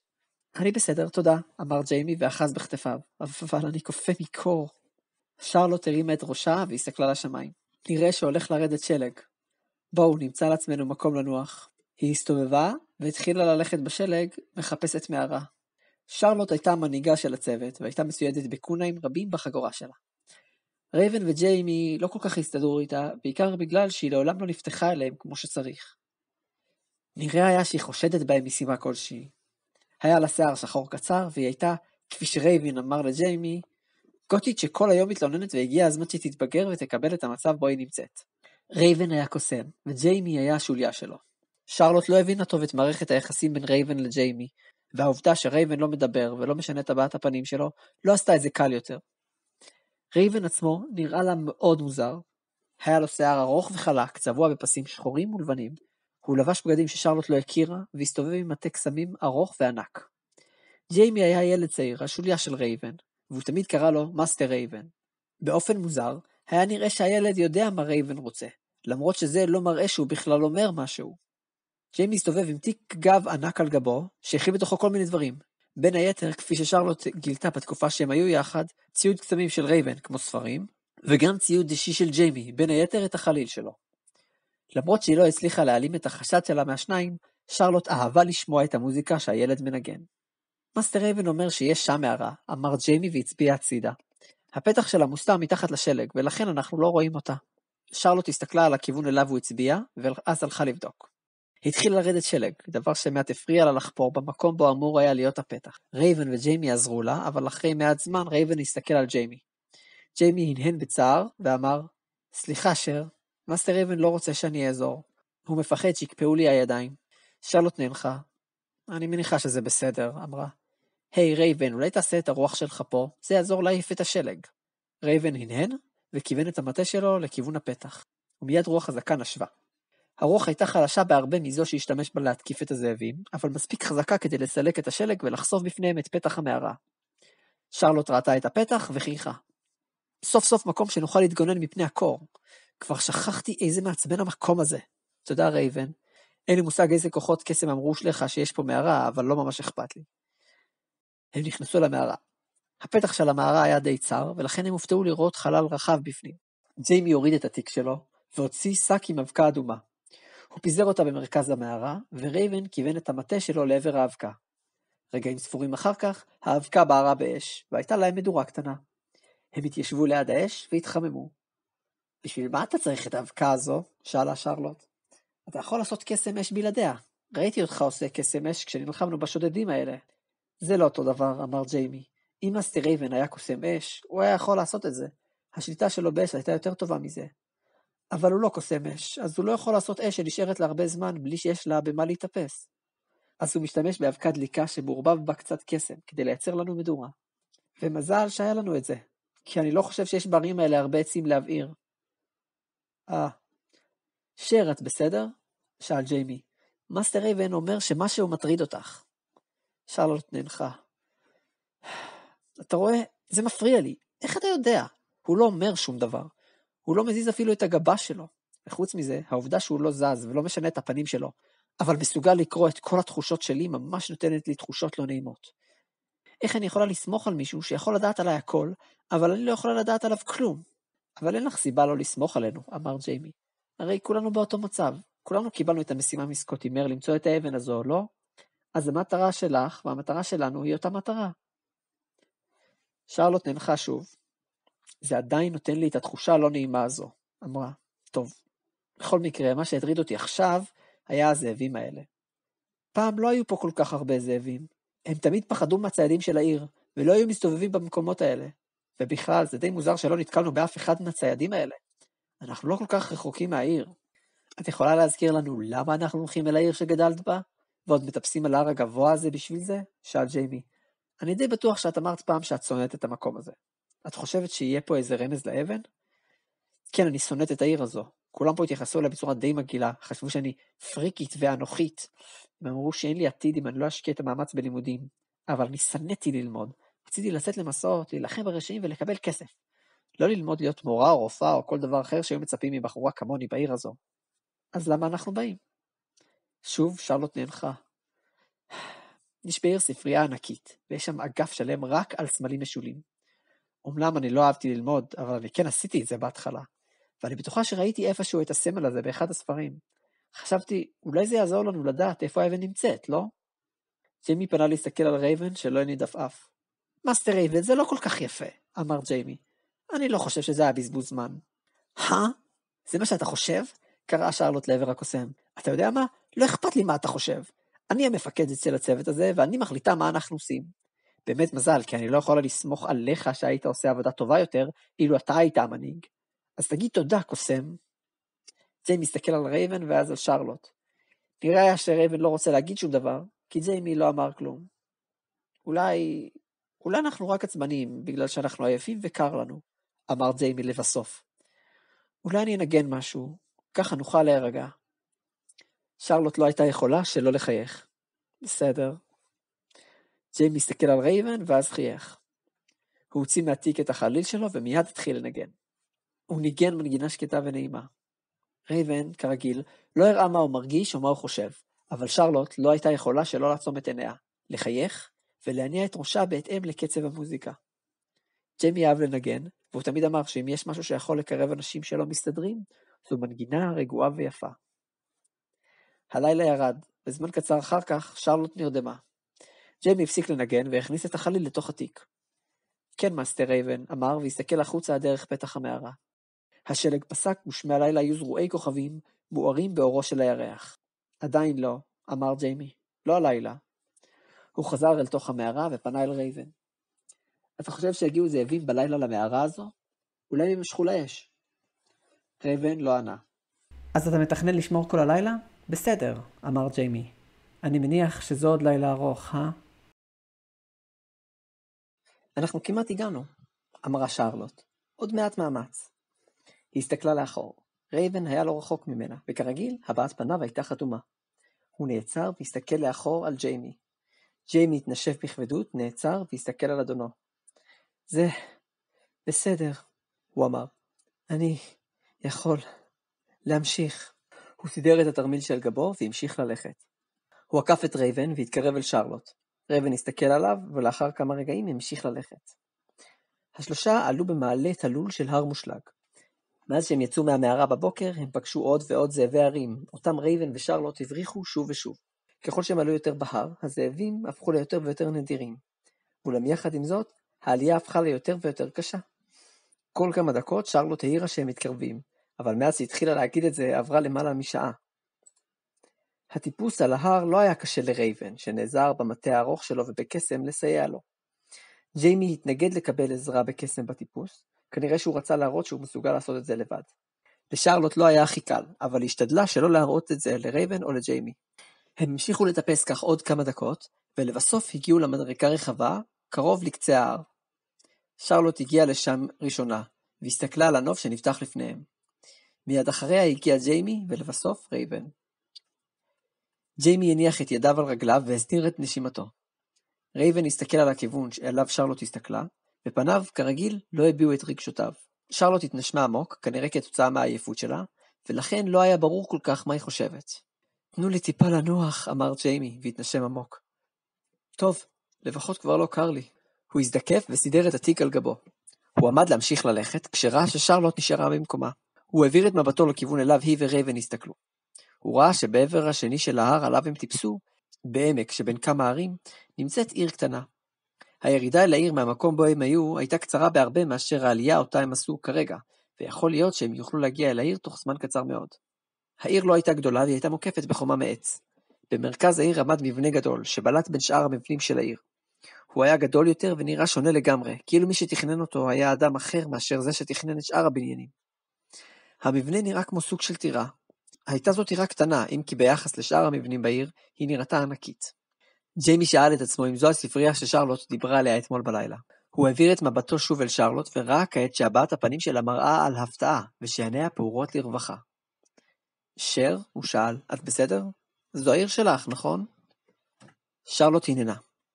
כן, אבל היא הסתכלה על ג'יימי וקולה היה חנוק. הטירה הזאת, אני לא מכירה אותה. ולמה העיר מוקפת בחומה? זה לא היה ככה פעם. אולי זה בגלל הזאבים, אמר ג'יימי. אמרת שיש פה יותר זאבים, אולי הם צריכים את ההגנה של החומה. אבל כל הצעדים של העיר ידעו לטפל בזאבים במשך שנים. אני לא מבינה. היא הסתכלה על העיר במרכז העמק, ולאחר כמה רגעים קפצה מטה והתחילה לרוץ במורד ההר לכיוון העיר.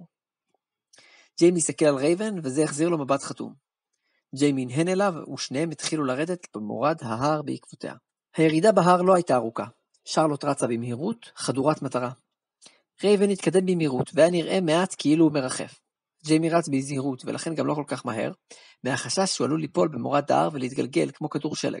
לבסוף שלושתם מצאו את עצמם בתוך העמק, בשערי הברזל הרחבים שהיו במרכז החומה. שרלוט הסתכלה על השער לכמה רגעים, ואז הרימה את ידה ודפקה על השער בחוזקה. צליל הנקישה הדהד ברחבי העמק, ושכבת שלג קטנה נפלה לידם מעל השער. העד פסק והם עמדו שם בשקט לכמה רגעים. שרלוט הרים את ידה לדפוק שוב, כשחלון קטן על פתח הדלת נפתח, ופנים מבוגרות ועייפות התגלו אליהם מבעד לפתח. מי אתם? שאלו הפנים בקול צרוד. שרלוט היססה לכמה רגעים, ולבסוף ענתה. קוראים לי שר, גרתי פה פעם. העיניים מבעד לפתח הצטמצמו והסתכלו על שרלוט. נראה היה שהאיש מנסה להיזכר אם השם מוכר לו. שרלוט, אמרה שרלוט, הבת של סטיוארט ומלודי. עיניו של העיר נפערו. זו את. מה לעזאזל את עושה פה? היי, מה זה אמור להיות? את הפקרת אותנו כדי לצאת למסעות ולהרפתקאות, לא? מה פתאום את חוזרת כאילו כלום? אני אעשה מה שאני רוצה, תן לנו להיכנס. האיש הסתכל על רייבן וג'יימי. את רצינית? ממתי יש לך חברים?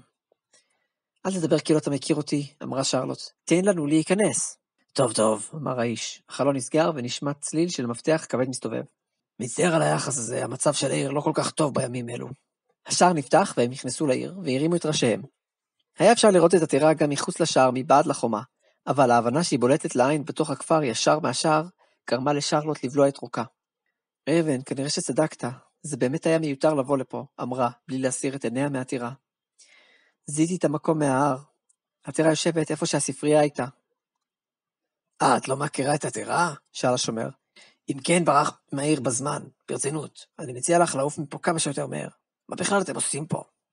שרלוט הסתכלה על השומר, ואז, בלי לומר מילה, הסתובבה והתחילה ללכת משם. רייבן התחיל ללכת אחריה בלי לומר מילה. ג'יימי המבולבל קד לשומר ואמר, תודה, לפני שהוא רץ להדביק את חבריו. שר, מאסטר רייבן רוצה לדעת לאן את הולכת. הביתה, ענתה שר, בלי להעט. לבית של ההורים שלי.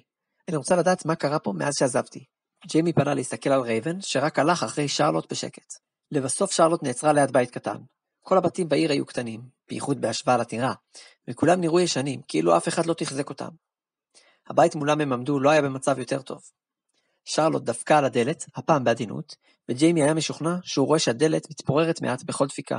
רגעים ספורים לאחר מכן הדלת נפתחה, ובפתח עמדה אישה מבוגרת. היא לבשה בגדים בלויים ואפורים, שערה היה אפור ודליל, והיא הייתה רזה מאוד. היא הסתכלה על שלושתם במבטים מבולבלים, ושאלה בקול שקט. כן, מי אתם? מה אתם רוצים? אמא, אמרה שרלוט. מה קרה לך? אמא, שאלה האישה, ואז הסתכלה על שרלוט, ועיניה נפערו.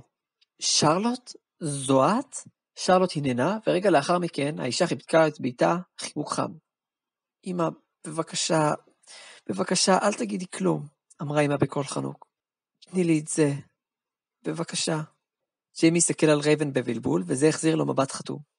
שרלוט החזירה לאמא חיבוק, אם כי הבת פניה הראתה לג'יימי ורייבן, שלא נראה שהיא עצמה מרוצה מכך. אחרי רגע של שקט, השתיים נפרדו. בואו תיכנסו. אין לי הרבה להציע לכם, אבל לפחות בפנים חם יותר מבחוץ. השלושה נענו להצעתה של אמא של שרלוט, ונכנסו לבית. בתוך הבית היה קר. חדר האורחים לא היה גדול, ולא היו בו כלל רהיטים. מלבד שולחן עץ פשוט, 3 כיסאות, 2 מהם ראויים מאוד, ואח ריקה שהייתה בתוך הקיר. אמא של שרלוט התיישבה על אחד מהכיסאות הראויים, והורתה לשרלוט להתיישב על הכיסא השלישי והתקין. שרלוט התיישבה, וג'יימי התיישב על הכיסא השלישי. רייבן נשאר לעמוד. שרלוט הסתכלה סביבה, בוחנת את הבית. אני כל כך שמחה שחזרת אלינו, אמרה אמא בחיוך עצוב. אני בטוחה שגם אבא שלך היה שמח. כשהיא אמרה את זה, שרלוט חזרה להסתכל על אמא, ופיה נפתח לרווחה. אבא, מה זאת אומרת? שאלה. נראה היה שהשאלה הזו הכתה באמא בחוזקה, ומיד היא הרכינה את ראשה. את עזבת לפני כן? שאלה בקול חלוש. אמא, מה קרה פה? שאלה שרלוט. מה זה הטירה הזאת? למה יש חומה סביב העיר? למה הכל פה במצב כל כך... היא לא ידעה איך לסיים את המשפט. אני מניחה שזה היה זמן קצר אחרי שעזבת, אמרה אמא, והתחילה לספר להם. הגיע אלינו זר אחד. הוא נראה כל כך תמים בהתחלה, בחור צעיר ונאה, לבוש בבגדים מהודרים. רבים מאיתנו תהו מה אדם כזה מחפש בעיירה בודדת בלב ערים מושלגים, אך אף אחד לא שאל אותו. מהר מאוד הוא התיידד עם אנשי העיר, ולאט לאט הוא כבר לא היה פה זר כל כך. ואז הוא התחיל בפרויקט הבנייה שלו. אף אחד לא ממש זוכר איך זה התחיל, אבל לאט לאט הוא התחיל לקחת לעצמו את השליטה בעיר. כשגילינו מה קרה, כבר היה מאוחר מדי. הוא הפך את כוחות הציידים שלנו לכוחות בנייה, והורה להם להרוס את הספרייה הגדולה, ובמקומה הם התחילו לבנות את הטירה הזו. כמובן, האנשים התנגדו, אבל אז האיש הזה הרג אותם בקסם. מי יודע, אולי הוא ישתמש בקסם גם כדי לקחת לעצמו את השליטה על העיר. מאז איש לא מעז להתנגד אליו, והוא הפך להיות השליט של כל העיר, הוא מי שקובע הכל. הוא לוקח לעצמו את כל הכסף שלנו על ידי מיסים, שמי שמעז לא לשלם לו, יענש בחומרה. וככה, אלו החיים שחיינו מאז. אחרי שהיא סיימה את הסיפור שלה, שרלוט הסתכלה על אמא בפה פעור. לאחר כמה רגעים, היא שאלה בקול חלוש, ואבא? אמא משכה באפה והתנשמה עמוק. אבא שלך, סטיוארט, אמרה באיטיות, הוא נהרג. הוא אפילו לא התנגד להוראות שלו מהקוסם הזה, הוא פשוט היה כל כך תשוש מעבודות הבנייה, והוא קרס ומת. היא התחילה לבכות. שרלוט נעמדה, היא קריפה את ידה וחרקה את שיניה. והוא גר בטירה הזאת, כן? שאלה. אמא הננה. בסדר, אמרה שרלוט. רייבן, ג'יימי, אנחנו הולכים להרוג אותו. אמא הרימה את ראשה והסתכלה עליה בהפתעה. ג'יימי הסתכל על רייבן ואז אמר, מאסטר רייבן אומר שאת לא יכולה לפקד עליו. תקשיב לי קוסם, אני המנהיגה של הצוות, ואני מחליטה שמאסטר רייבן אומר שזה לא קשור למשימה שלנו. תהיה בשקט, צעקה שרלוט, אם כי היא הסתכלה על רייבן ולא על ג'יימי. היא הרימה את ידה ועמדה להנחית אגרוף בפניו של הקוסם. חכי, קרא ג'יימי. בבקשה, חכי. שרלוט נתנה לרייבן אגרוף בפרצוף. הבעת פניו לא השתנתה, אבל הניח את ידו על לחיו הכואבת. אנחנו נעזור לך, אמר ג'יימי. בסדר? בבקשה, אל תיחסי על מאסטר רייבן. שרלוט הסתכלה על ג'יימי בכעס, ואז הלכה לכיוון אחד הדלתות. לאן את הולכת? שאל ג'יימי. לחדר שלי. מחר על הבוקר אנחנו הולכים לטירה הזו. היא יצאה מהחדר וסגרה מאחוריה את הדלת. אתה בסדר? שאל ג'יימי את רייבן. רייבן הסתכל עליו בלי לשנות את הבעת פניו. אל תצעק עליי, אמר ג'יימי. אנחנו צוות. אתה היית רוצה שהיא תעזור לך אם זה היה הפוך, לא? שוב רייבן לא הניד אף.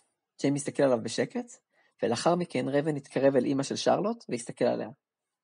הסתכלה עליהם במבט מבולבל, ולא היה נראה שהיא הבינה מה הולך פה. ג'יימי מיהר להסתכל עליה והרכין את ראשו. אני ממש מצטער, אמר, ומיד אחר כך הוסיף. גם מאסטר רייבן מצטער. הוא אומר שהוא לא התכוון לפגוע ברגשותייך או להפחיד אותך. הוא מוכן להצטרף ולעזור לשר, אז אין לך מה לדאוג. היא הסתכלה על שניהם במבט מבולבל. ג'יימי הרים את ראשו. הוא גם שואל אם יש לך מקום שנוכל לישון בו. זה לא צריך להיות מיטה או משהו, מבחינתו נוכל לישון על הרצפה. היא עדיין לא ידעה מה לומר, אבל לאחר כמה רגעים אמרה, אני מקווה שתוכלו לסלוח לי. בעבר היו לנו הרבה יותר רהיטים, וכמה מיטות במיוחד לאורחים. כעת כל מה שנשאר לנו זה המיטה שלי, והמיטה ששמרתי בחדרה של שרלוט. למקרה שתחזור. ג'יימי הסתכל על הכיסא השלם, ואז הוא חזר להסתכל על אמא של שרלוט, ושאל, כן, גם מאסטר רייבן וגם שר לא שאלו, אבל אני חושב שזה די חשוב שנדע. איך קוראים לקוסם הזה? אמא של שרלוט הרכינה את ראשה, כאילו קשה לה רק לחשוב על שמו של האיש שגרם לכל הסבל הזה. לבסוף היא ענתה בקול חלוש, הוא קרא לעצמו יחימה. ג'יימי, רייבן ושרלוט עמדו בכניסה לטירה הגדולה, והסתכלו על הדלתות הגדולות. מוכנים? שאלה שרלוט. ג'יימי ורייבן הנהנו. לפני שניכנס יש דבר אחד שאני מודאגת לגביו, אמרה שרלוט. אמא שלי אמרה שהקוסם הזה הרג אנשים בקסם. איך אנחנו יכולים לוודא שהוא לא יהרוג אותנו ברגע שנתקרב אליו?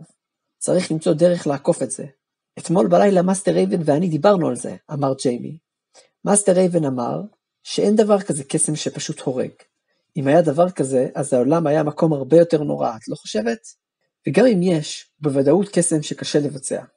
לכן אנחנו מנחשים שהוא עשה קסם אחר, שרק היה נדמה שהוא הורג. בכל מקרה, מאסטר רייבן יהיה מוכן לכל דבר שהוא יעשה מולנו. בסדר, אמרה שרלוט. אם כן, בואו ניכנס. היא התקרבה לדלת והניחה את ידה על הידית. היא נעצרה והסתכלה על רייבן וג'יימי. היי, אמרה. אחרי רגע של המתנה, היא סובבה את ראשה שוב ואמרה, לא משנה, בואו ניכנס. היא פתחה את הדלת ושלושתם נכנסו לטירה. הם נכנסו לאולם גדול וריק.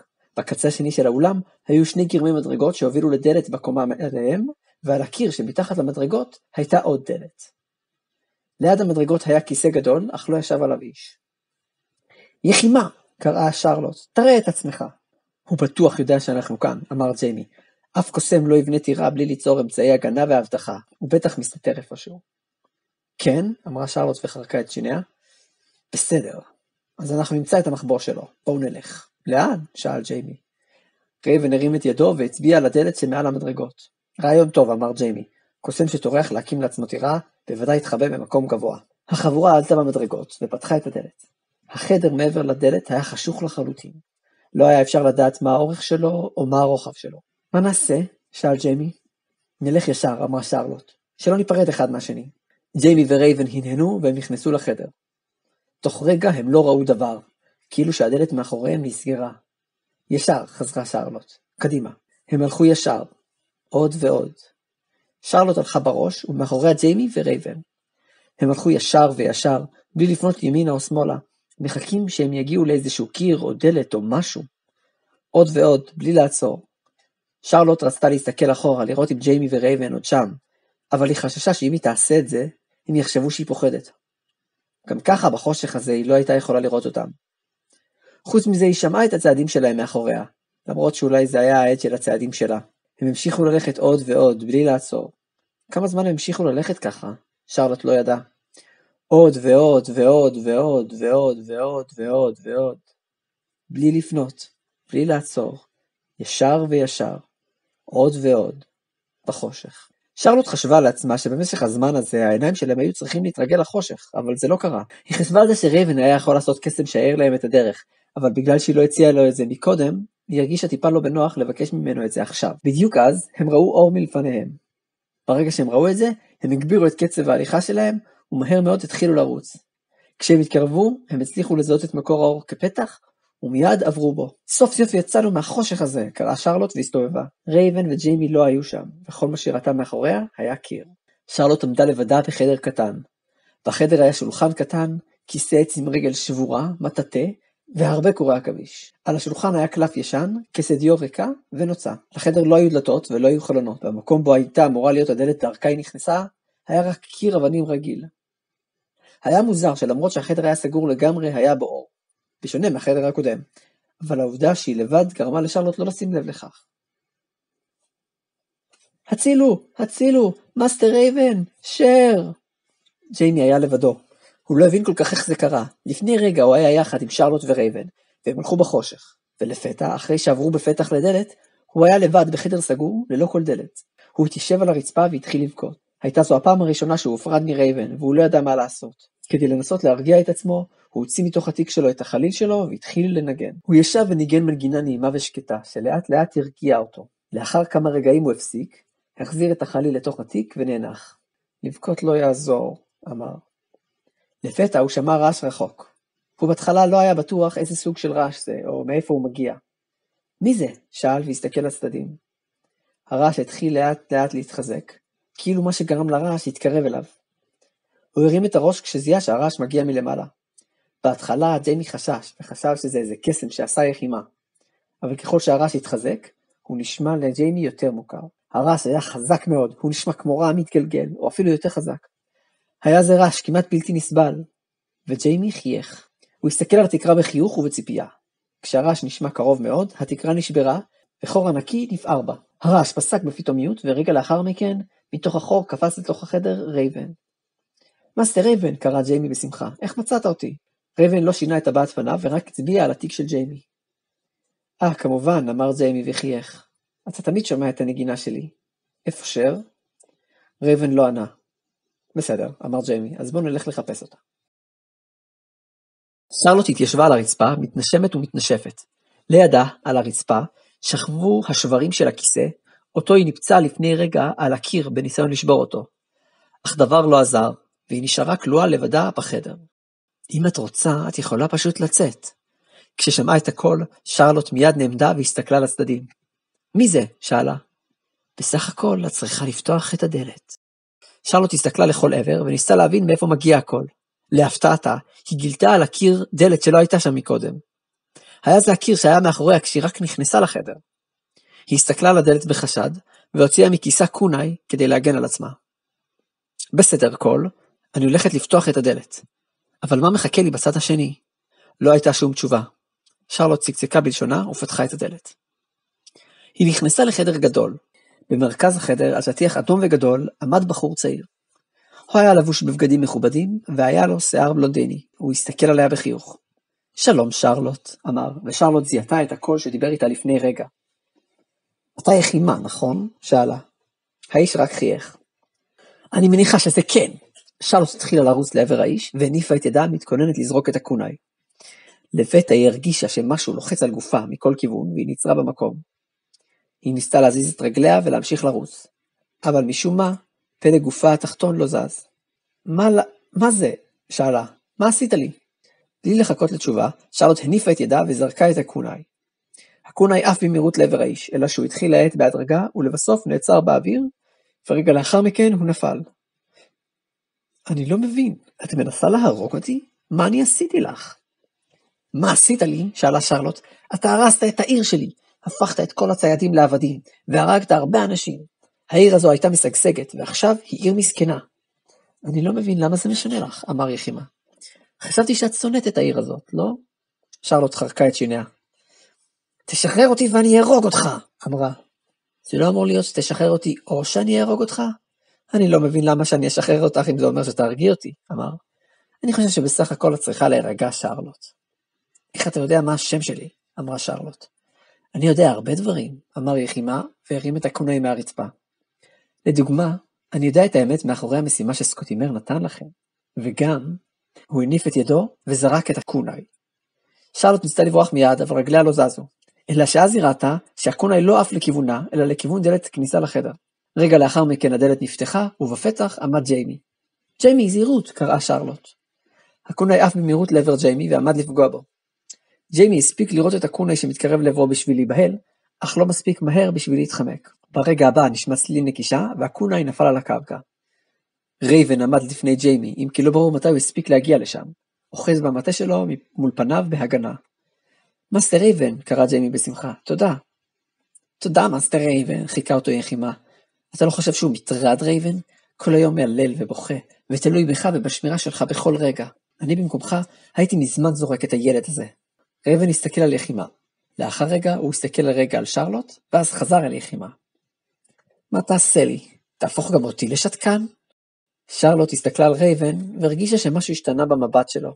היא לא לגמרי ידעה להבחין בהבדל, הוא עדיין נטע את אותה הבעה חסרת רגש שלו, ובכל זאת, היה נראה לה שהוא זועם.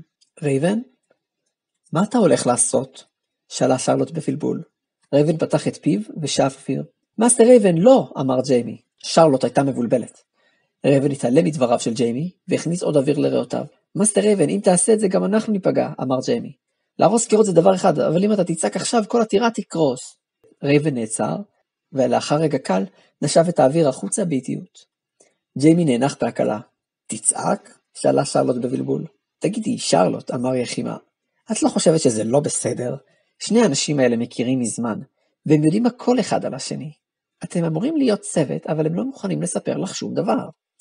איך את יכולה לדעת שהם לא מסתירים מפנייך משהו? שרלוט הסתכלה על יחימה במבט כועס. את באמת יכולה לסמוך עליהם? היא לא ענתה, אבל לא הסירה את המבט הכועס שלה מיחימה. הוא קוסם אוויר, אמר ג'יימי. הוא משתמש בקסם רוח כדי למנוע ממך לזוז. הוא בוודאי ישתמש בקסם כדי להוציא את האוויר מהריאות של אנשים כדי להרוג אותם. זה לא קסם מסובך, ואם אתה מכיר אותו זה די פשוט להתגונן מפניו. אבל האנשים פה היו כנראה כל כך מופתעים שלא היו מסוגלים לעשות את זה. איך אתה יודע את זה? שאלה שרלוט, בלי להסיט את עיניה מיחימה. מאסטר רייבן אמר לי. הוא עשה קסם שעוזר לו לזהות את המיומנות של קוסמים שהוא רואה, אמר ג'יימי. כמובן, רייבן למד במנזר השתקנים, אמר יחימה. נכון? לכן אתה לא מדבר. אני לא יודעת איך, אבל יחימה פשוט יודע עלינו הכל, אמרה שרלוט. זה גם די פשוט, אמר ג'יימי. הוא עקב אחרינו מאז שנכנסנו לעיר, וכך הוא ידע עלינו מידע בסיסי. וכשהוא שמע את השם רייבן והבין שהוא קוסם, הוא בטח חיפש מידע עליו בעזרת קסם. הוא גם הזכיר סקוטימר, אמרה שרלוט. משהו על האמת מאחורי המשימה שלו. הפעם ג'יימי היה מופתע. באמת? טוב, זה לא משנה, אמרה שרלוט. תשחררו אותי מהקסם אוויר הזה שלו, כדי שאני אוכל להרוג אותו, ולפני שהיא סיימה לדבר, היא ראתה את רייבן שועט לעבר יחימה במהירות, כשרוח חזקה דוחפת אותו מאחור. רייבן התנגש ביחימה והפיל אותו על גבו. הוא נעמד לידו, ובעזרת המטה שלו מנע ממנו להעמד. יחימה הסתכל על רייבן, עדיין מחייך, ואמר, אז גם אתה קוסם אוויר, רייבן התכופף, והכניס את ידיו אל מתחת לחולצה של יחימה. כעת החיוך נמחק מפניו של יחימה בפעם הראשונה. מה אתה עושה? שאל. אתה טועה, מאסטר רייבן הוא לא קוסם אוויר, אמר ג'יימי, והוא אומר לי להגיד לך שלא תעז לזלזל בשוליה שלו. רייבן הוציא שרשרת מתחת לחולצה של יחימה. בקצה השרשרת היה קמע קטן מזהב. כשהוא ראה את זה, יחימה נדהם. איך אתה יודע? אמר, ואז פר את פיו. רגע, במנזר השתקנים לא לומדים רק קסמי אוויר? לא, אמר ג'יימי.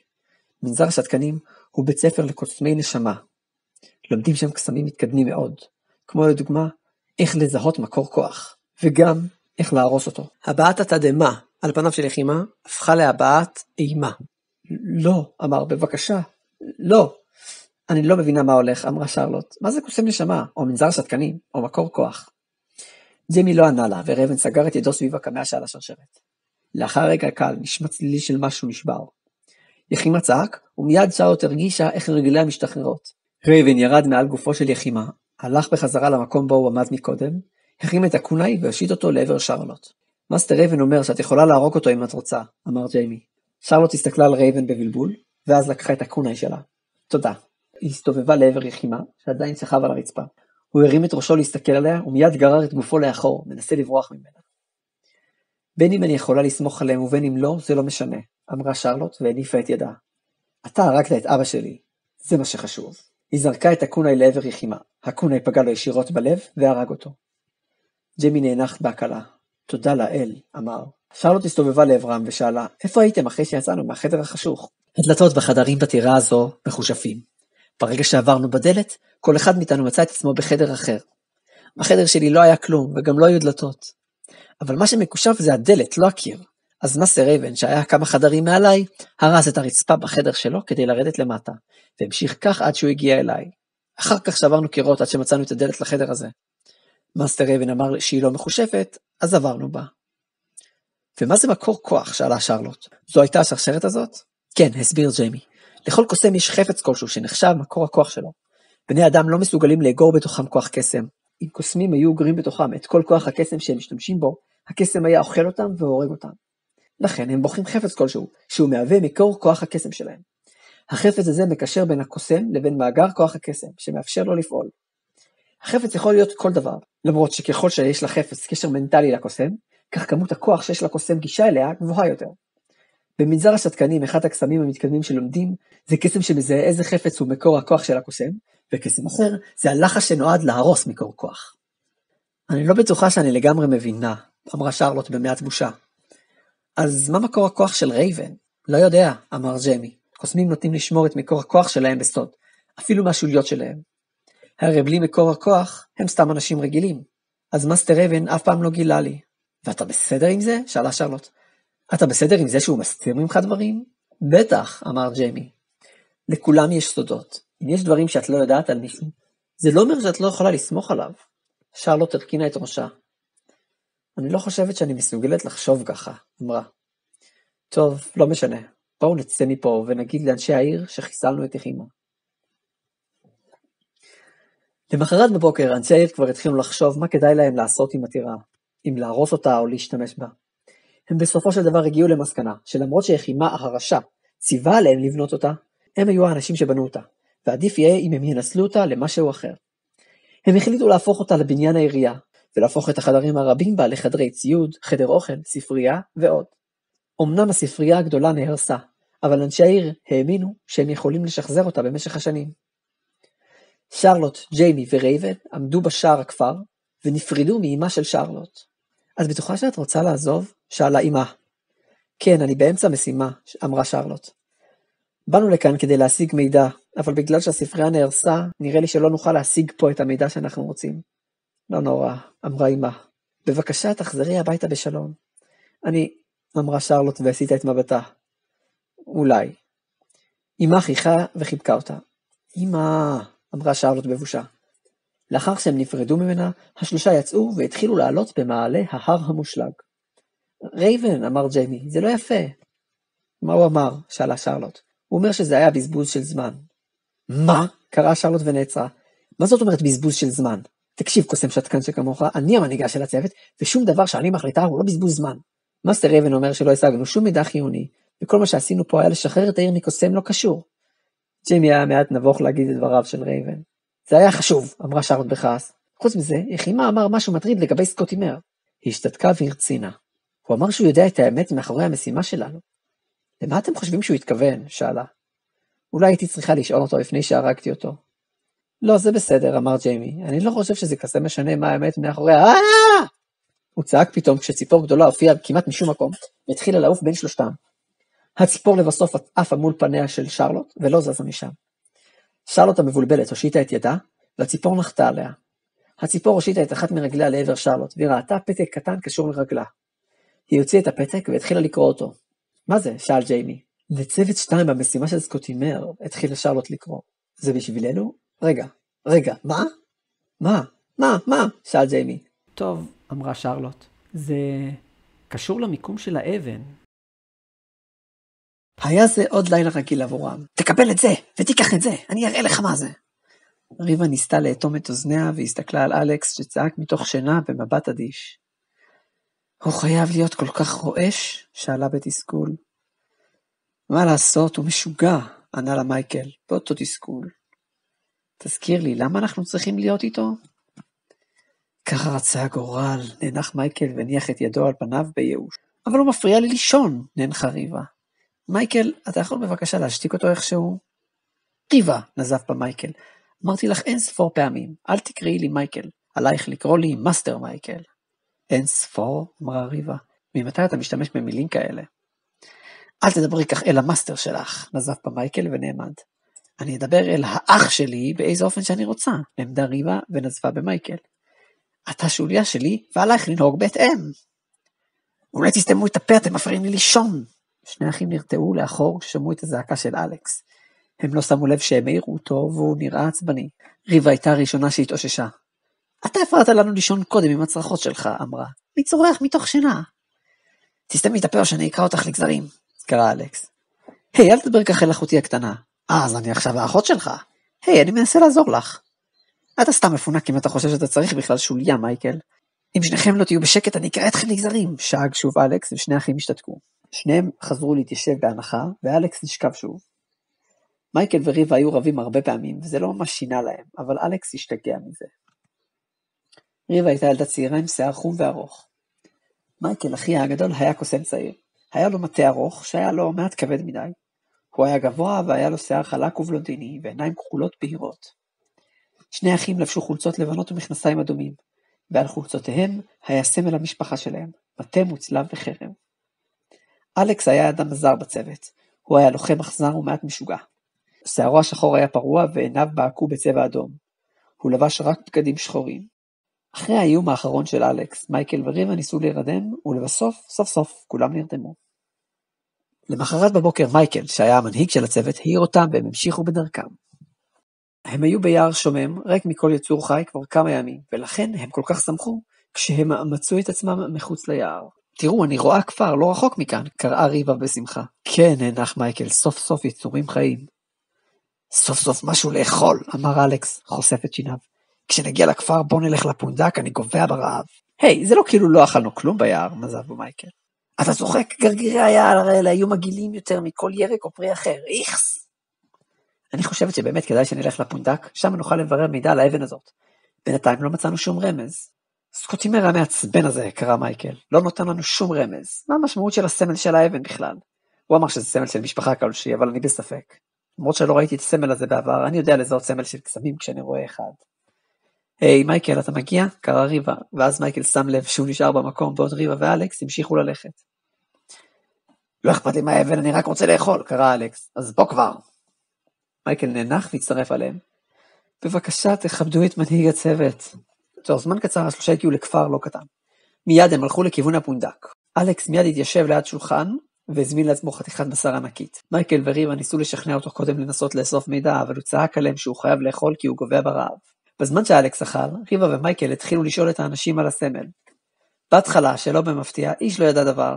אחרי זמן מה, מייקל הבחין בשני אנשים לבושים בבגדים מעט משונים וניגש עליהם. הם לבשו בגדים צבעוניים, אחד מהם חבש כובע גדול ובניו של השני היו צבועים בלבן. מייקל הסיק שכנראה הם סוג של ליצנים, אם כי לא נראה שהם מופיעים. הם ישבו ליד הדלפק ושתו בשקט.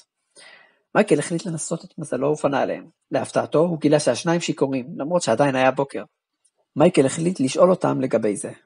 הבוקר זה הזמן היחיד שיש לנו לנוח, ענה אחד הליצנים. אנחנו מתאמנים כל אחר הצהריים, ומופיעים בערב, אז אנחנו יוצאים לבלות בבקרים. מופיעים? שאל מייקל. כן, ענה הליצן, אנחנו חלק מהקרקס שבא לכפר. קרקס? שמע מייקל מאחוריו, הוא הסתובב וראה את ריבה עומדת שם ומחייכת חיוך רחב. ריבה, מה את עושה? את לא שואלת אנשים על הסמל? שאל מייקל. שאלתי, אבל אף אחד לא עונה, אבל עזוב איזה שנייה, אמרה ריבה ולא הסירה את מבטה מהליצנים. תמיד רציתי לראות קרקס, בוא נלך לשם הערב. היי, ריבה, אין לנו זמן לזה, אמר מייקל, אנחנו צריכים לברר מידע על האבן. ובכלל לעשות קרקס זה לא כזה מיוחד לקוסם כמוני. היי, חכה רגע, אמר אחד הליצנים. היה נראה שהם שמחים לראות את ההרצה של ריבה, אם כי הם היו עייפים או שיכורים מדי בשביל להתייחס לזה. אולי קסמים יכולים לעזור, אבל זה לא כאילו לא צריך לעבוד בשביל זה, אמר הליצן מנסה להגן על מקצוע. אמרתי לך, רוב היום אנחנו עסוקים מאוד, ואנחנו עוד אלה שפחות צריכים עבודה, תחשוב מה עושים על עניינים או שאר המופעים. סליחה, אמר מייקל בחיוך, מנסה לו לגרום למריבה. אז אני לא אפריע לכם לנוח. הוא הסתובב ועמד ללכת. מייקל, מצאת מידע על האבן? שאלה ריבה. לא, ואל תקראי לי. הוא נעצר כשהבין שהוא לא שאל את זוג הליצנים. הוא חזר להסתכל עליהם ופנה אליהם שוב. סליחה שאני מפריע שוב, אבל תוכלו לעזור לנו? שאל. הליצנים פנו אליו והבעת הפנים העייפה שלהם רמזה שלא ממש מתחשק להם. אבל מייקל ניסה את מזלו בכל זאת. הוא הוציא מכיסו את הנייר שעליו היה מצויר הסמל שעל האבן. האם במקרה יצא לכם לראות את הסמל הזה בעבר? התשובה שהליצנים ענו לו הפתיעה את מייקל ואת ריבה. היי, אני חושב שראיתי את זה, אמר אחד. כן, ענה השני, אני לא בטוח איפה, אבל אני חושב שראיתי את זה בקרקס מתישהו. מה? קראו מייקל וריבה. מצטער, אבל אני לא זוכר איפה, אמר הליצן הראשון. אבל נראה לי שראיתי את זה בזמן ההופעה. לרוע המזל נראה שהשניים היו שיכורים מדי בשביל להיזכר איפה הם ראו את הסמל. מייקל הודע לליצנים, נפרד מהם, פנה אל ריבה ועמד לשאול אותם מה לדעתה הם צריכים לעשות, כשראה חיוך ענק על פניה ועיניה הנוצצות מסתכלות לעברו בתחינה. מייקל, אמרה. אל תקראי לי מייקל, סינן מייקל, אני המאסטר שלך. בוא נלך לקרקס מייקל, התעלמה ממנו ריבה. נוכל לראות את כל ההופעות ונראה גם את הסמל.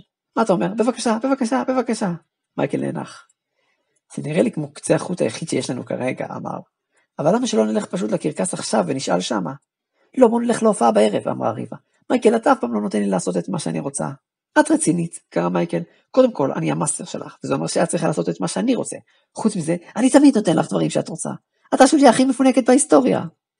בבקשה, בבקשה, בבקשה, בבקשה, בבקשה, בבקשה, בבקשה, בבקשה, בבקשה, אמרה ריבה. אם נלך להופעה, אני אהיה המשרתת שלך לשבוע. מייקל הניח את ידו על הפרצוף בתסכול. את בכלל יודעת מה המשמעות של המילה שוליה. הם חזרו אל אלכס, שעדיין ישב ואכל, והתקנו אותו במידה שהשיגו. קרקס? מעניין, בואו נלך להופעה שלהם, אמר אלכס. אני לא מאמין. נראה לכם שיש שם מישהו שבולע חרבות? אמר אלכס בהתרגשות. יהיה מגניב אם הוא ייכשל וימות. מייקל קרס על הכיסא מול אלכס ונאנח. למה הצוות שלי לא מקשיב למנהיג שלו? הקהל שאג בשמחה. בין הקוראים בקול היו אלכס וריבה, אך לעומתם מייקל ישב זעוף פנים ושילב את ידיו.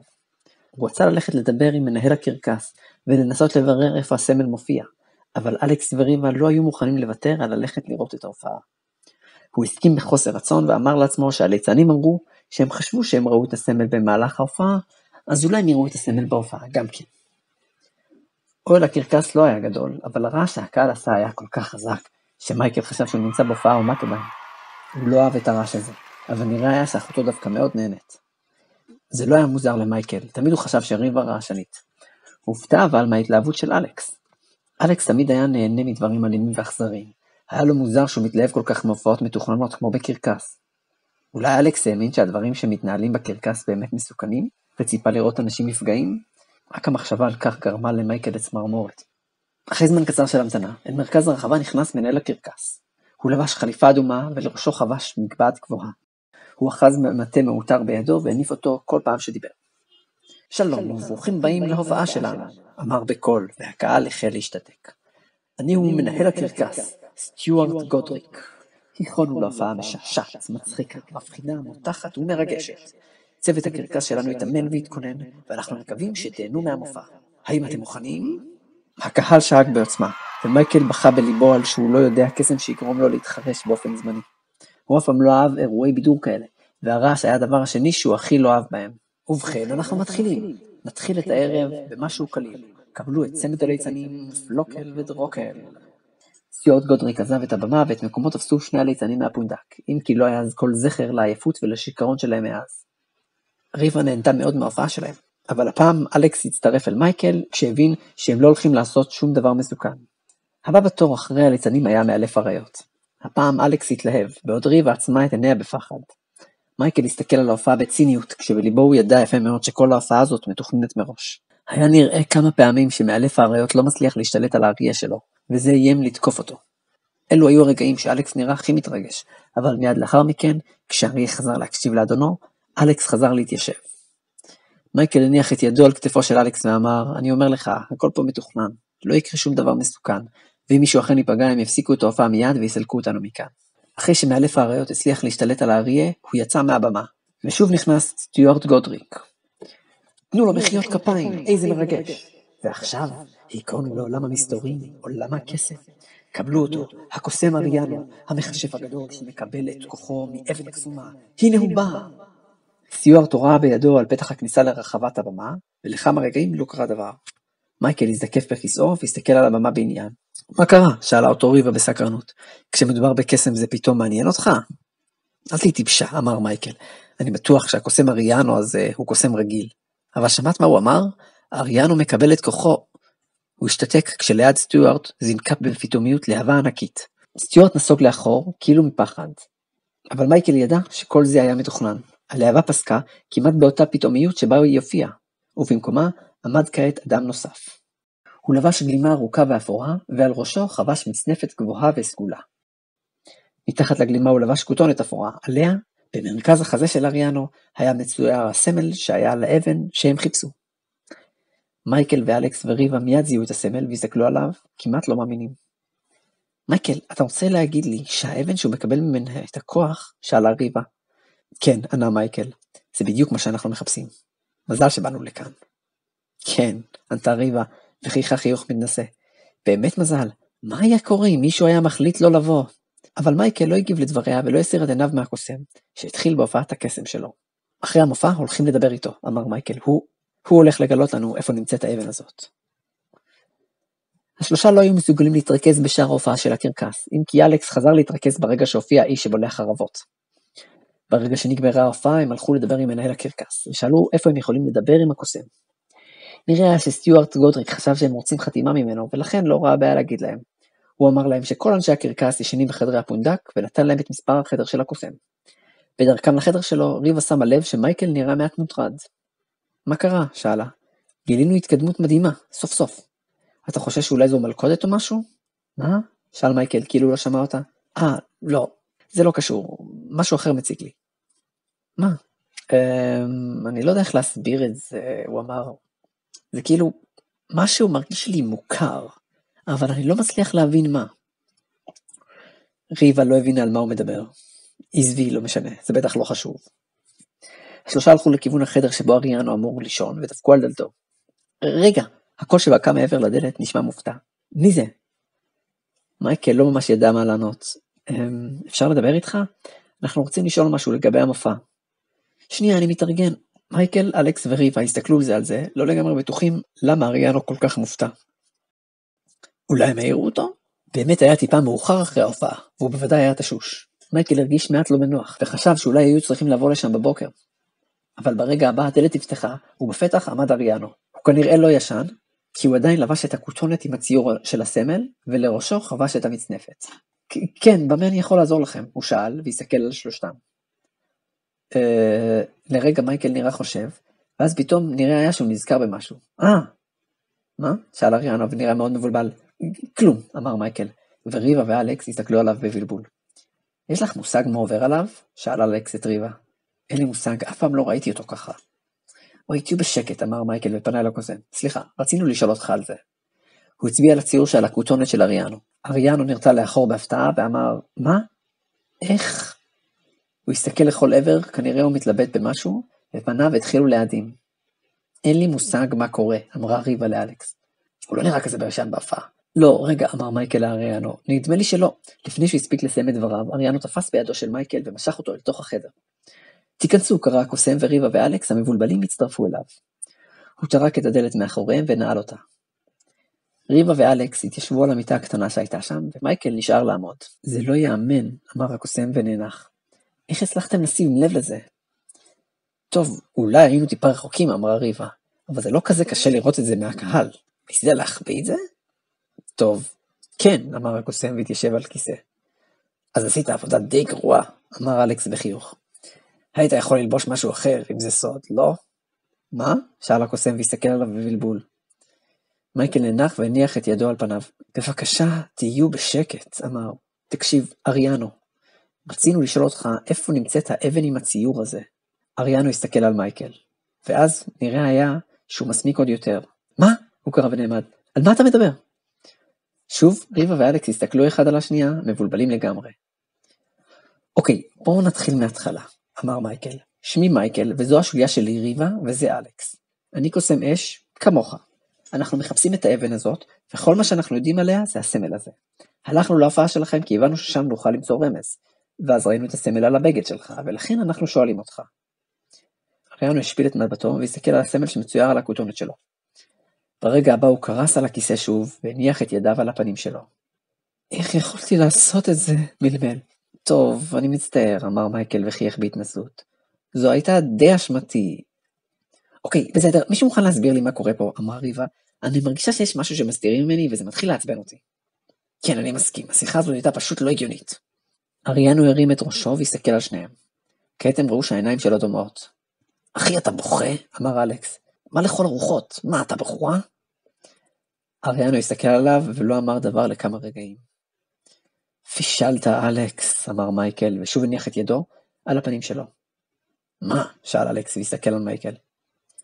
ברגע הבא, הוא וריבה נעמדו והסתכלו על הקוסם שישב על הכיסא. אתה בחורה? קראו שניהם. תהיו בשקט, קרא אריאנו. מצטער, ניסיתי להסתיר את זה, אמר מייקל. אריאנו ננח והסתקף. טוב, בסדר. אני צריכה להירגע, לא מתאים לי להיכנס לכזאת סערת רגשות. הקוסם, או ליתר דיוק הקוסמת, הורידה את המצנפת מעל ראשה. שיער חום וארוך שהסתתר בתוך המצנפת גלש החוצה, וברגע הבא, תווי הפנים ומבנה הגוף שלה החלו להשתנות. ובמקום הקוסם ישבה כעת קוסמת. שיניתי את המראה שלי לשל גבר בקסם, אבל קוסם מיומן מסוגל לראות מבעד לקסם, אם הוא רוצה. הייתי בטוחה שבגלל זה באתם לדבר איתי. אבל למה את מסתירה את המגדר שלך? שאלה ריבה. בגלל שגודריק לא מאמין שנשים יכולות לעבוד בקרקס, אמרה הקוסמת. זה די טיפשי, אמר מייקל. את היית הקוסמת הכי טובה בכיתה שלך, אז אני לא חושב שזה שאת אישה מוריד מהערך שלך. לא הייתי הקוסמת הכי טובה, אמרה הקוסמת, ואז הרימה את מבטה, והסתכלה על מייקל בבלבול. רגע, למה אתה אומר את זה? מייקל הסיט את מבטו ונראה מעט נבוך. אני למדתי שנה מתחתייך באקדמיה לקוסמים. ברגע שגודריק אמר אריאנו בהופעה, הרגשתי שהשם טיפה מוכר לי. וברגע שראיתי אותך, למרות שנראית כמו גבר, את היית דומה לעצמך. רגע, אתה מכיר אותה? שאל אלכס את מייקל. כן, נראה לי שזה מה שמשתמע למדתי שנה מתחתיה באקדמיה, אמר מייקל באדישות. האמת היא שבחרתי ללמוד קסמי אש בגללך, אריאנה. הקוסמת הסתכלה על מייקל במבט מופתע. אתה יודע את השם האמיתי שלי, אמרה. אני מצטערת, אני לא זוכרת אותך. זה בסדר, חייך מייקל. האמת היא שתמיד הייתי קצת דלוק עלייך. ריבה הייתה צוחקת עליו על זה, אם הוא לא היה אומר את זה בחזו ישירות. אריאנה הסמיקה. בכל מקרה, לא הייתי הכי טובה בכיתה, אני לא יודעת למה אתה אומר את זה, אמרה. אבל כן הייתי מוכשרת. כשבאתי לעבוד בקרקס, הוא לא נתן לי אפילו להיבחן. הוא אמר שנשים לא מסוגלות ללמוד קסם. כנראה שהוא מיושן. למה בחרת בכלל לעבוד בקרקס? שאל מייקל. מה זאת אומרת? טוב, זו עבודה די מיותרת, לא? את לא עושה כלום עם הקסם שלך. מייקל, זה לא יפה, אמרה ריבה. לא, זה בסדר, אמרה אריאנה. רוב הקוסמים רוצים להשתמש בקסם כדי להשפיע על העולם, לעזור לאחרים, לקבל כוח, או אפילו רק בשביל הקסם. זה לא שאני מתנגדת לזה, אני אשמח לצאת מתישהו לאיזה הרפתקה. אבל דבר אחד שרציתי לעשות מאז שהייתי ילדה קטנה, עוד לפני שחשבתי על קסם, זה לבדר אנשים. אני זוכרת שהייתי שרה בזמן ארוחת הערב, ואבא שלי נזף בי, אמר שזה לא מתאים לאוכל. אז אחרי שסיימתי ללמוד באקדמיה, החלטתי ללכת לעבוד בקרקס, ולהראות את יכולות הקסם שלי לאנשים בשביל לשמח אותם. לראות את הקהל מאושר ממה שאני עושה, נותן לי תחושה נפלאה. מייקל הושיט את ידו, ובתוך כף ידו הופיע כדור אש קטן. הוא הסתכל על הכדור ואמר, את יודעת? אף פעם לא חשבתי על זה ככה. אני מניח שתמיד חשבתי שקסם זה דבר שצריך לעשות בו שימוש, ואחרי שלמדתי קסם לא ראיתי את זה כדבר מיוחד. כמו שיש אנשים שיודעים לבנות, ויש אנשים שיודעים לתפור, אז יש אנשים שיודעים לעשות קסם. חשבתי שקסם יכול לעשות יותר מדברים אחרים, אבל לא חשבתי שיש איזשהו ערך בקסם בתור בידור. אני מניח שהרעיון של בידור תמיד היה לי קצת זר. אולי אני צריך להיות פתוח קצת יותר. מה עובר על אח שלך היום? שאל אלכס. הוא לא נראה מתעניין בבידור בזמן ההופעה מוקדם יותר היום. ריבה משכה בכתפיה, ואז פנתה אל אריאנה. אז לגבי האבן, איזו אבן? שאלה אריאנה. זו שנותנת לך את הכוח, אמר אלכס. מייקל נאנח. היא לא מקבלת את הכוח משום אבן, אמר. היא למדה קסם באקדמיה לקוסמים, כמוני. היא מיומנת יותר ממני, אני מודה, אבל בקסם שלה משהו מיוחד. זה הכל היה בשביל ההופעה. כמו אריה מאולף, הכל היה המצאה. אז מאיפה יודעת על הסמל? שאלה ריבה. הסמל, אמרה אריאנה. טוב, בכפר שבה גדלתי בו היה איזה ארגון אחד שהתפקיד שלו היה לשמור על אבן אחת. היה על האבן את הסמל הזה, ותמיד הוא סקרן אותי. בזמן הלימודים באקדמיה תמיד הרגשתי שהסמל שעל האבן הוא סמל קסום כלשהו. אז כשהתחלתי לעבוד כאן, החלטתי להשתמש בזה בשביל ליצור מסתורין לדמות שלי, של אריאנו, עבור הקהל. נכון? אמר מייקל. גם אני חושב שהסמל הזה הוא קסום איכשהו, אם כי אין לי מושג מה הוא עושה. רגע, חכו שנייה, אמר אלכס. מה זה הארגון הזה? ואיפה הכפר שלך? אנחנו צריכים ללכת לשם. כן, נכון, אמר מייקל. טוב, אני לא לגמרי יודעת הרבה על הארגון הזה, אבל אם אתם רוצים, אני יכולה להראות לכם את הדרך לשם. באמת? אמרה ריבה בהתלהבות. זה לא בעיה מבחינת הקרקס? לא, אמרה אריאנה. אמרתי לכם, לא? אני אשמח לצאת להרפתקה. חוץ מזה, אחרי התגובה שהייתה לי כשחשבתי שגיליתם את האמת עליי, אני חושבת שנמאס לי להתחזות לגבר. תודה רבה, אמרה ריבה. כן, תודה, אמר מייקל. אני אשמח שתצטרפי אלינו. ריבה ואלכס הלכו מאחורי מייקל ואריאנה, שדיברו תוך כדי שהם מסתכלים על המפה שבידיהם. מייקל ואריאנה חייכו תוך כדי שהם מדברים, והיה נראה שהם נהנים מאוד. בטח הם דיברו על התקופה שהם היו באקדמיה לקוסמים. ריבה עדיין לא התרגלה לראות את מייקל כל כך שמח. היא הפנתה את מבטה לעבר אלכס שעמד לצידה, ושמה לב שדעתו נראית מוסחת. מה קרה? שאלה אותו. אני לא אוהב את זה, מלמל אלכס. את מה? שאלה ריבה בבלבול. שאנחנו נמצאים כאן. הוא לא פירט יותר מזה, והוא נראה מהורהר. ריבה הסתכלה סביבה. שוב הם היו ביער. היא הרגישה שמאז שהם יצאו למשימה הזאת הם נמצאים כל הזמן ביערות. היער הזה היה הרבה יותר חי מהיער הקודם שהיו בו. והעצים בו הרגישו צפופים יותר. לפני שנכנסו ליער מוקדם יותר באותו יום, אריאנה אמרה שאם הם ילכו דרכו, זה יוכל לקצר להם את הדרך לכפר שהיא גדלה בו. ריבה נזכרה שאלכס הראה התנגדות מסוימת, אבל הוא נראה שהוא מרגיש בנוח לספר להם מה מפריע לו. הם המשיכו ללכת בדרך לזמן מה, כשמייקל ואריאנה בראש, ריבה מאחוריהם ואלכס מאסף, כשהוא מסתכל לכל עבר במבט מעט מודאג. היה מוזר לראות אותו מתנהג ככה. לפתע הם שמעו קול מדבר.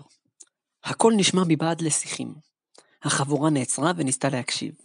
היה זה קול של גבר, אבל הם לא הצליחו לשמוע מה הוא אומר בדיוק. אחרי כמה רגעים הקול השתתק, ומייקל החליט להמשיך בדרך ולהתעלם ממנו. אבל להפתעתו, דווקא אלכס החליט החלטה אחרת. אנחנו צריכים לבדוק מי זה, הוא אמר. מה? שאל מייקל. למה? מה זה משנה? אלכס לא ענה והלך לכיוון ממנו נשמע הקול. מבעד לעצים, הוא ראה אדם לבוש בבגדים פשוטים, מחזיק משהו בידו ומסתכל עליו במבט מתוסכל. ריבה, מייקל ואריאנה הצטרפו אל אלכס. מה קרה אלכס? שאל מייקל, אתה בסדר? כשהוא שומע את דבריו של מייקל, האיש הרים את ראשו והסתכל עליהם. מה אתה עושה כאן? שאל אלכס לפני שהוא הספיק להגיד מילה. לא נראה שהאיש ידע מה לענות.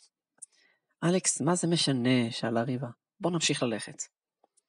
היי, אולי תוכלו לעזור לי? אמר לפתע האיש. אני מנסה ליצור קשר עם החברה שלי, אבל אני לא מצליח. החבורה הסתכלה על האיש במבט מבולבל. הוא נמצא פה לבד, אז איך הוא מצפה ליצור קשר עם מישהו? האיש הרים את החפץ שבידו והראה להם אותו. אני לא מקבל קליטה פה משום מה. יש לכם קליטה? החפץ היה קטן, שחור ומלבני. מייקל מעולם לא ראה דבר כזה. והוא לא ממש הבין את דבריו של האיש. אתה לא צריך להיות פה, אמר אלכס. תצא מכאן כמה שיותר מהר. רגע, אמר האיש. מי אתם? אלכס, מה קרה לך? שאלה אריאנה. באתם מכנס או משהו? שאל האיש. אתם לבושים מוזר. מייקל הרגיש שמשהו מוזר. השיחה שלהם לא נראתה הגיונית. זה קצת הזכיר לו את השיחה שהייתה להם עם אריאנה, בזמן שאלכס וריבה חשבו שהיא בן. כאילו כל צד בשיחה מבין את הדברים באופן שונה. לפני שהוא הספיק לנסות לברר במה מדובר, מבעד לעצים מופיע אדם אחר. היי ג'ק, הצלחת להתקשר אליה? הוא שאל את האיש, ואז הפנה את המבט שלו אל הקבוצה.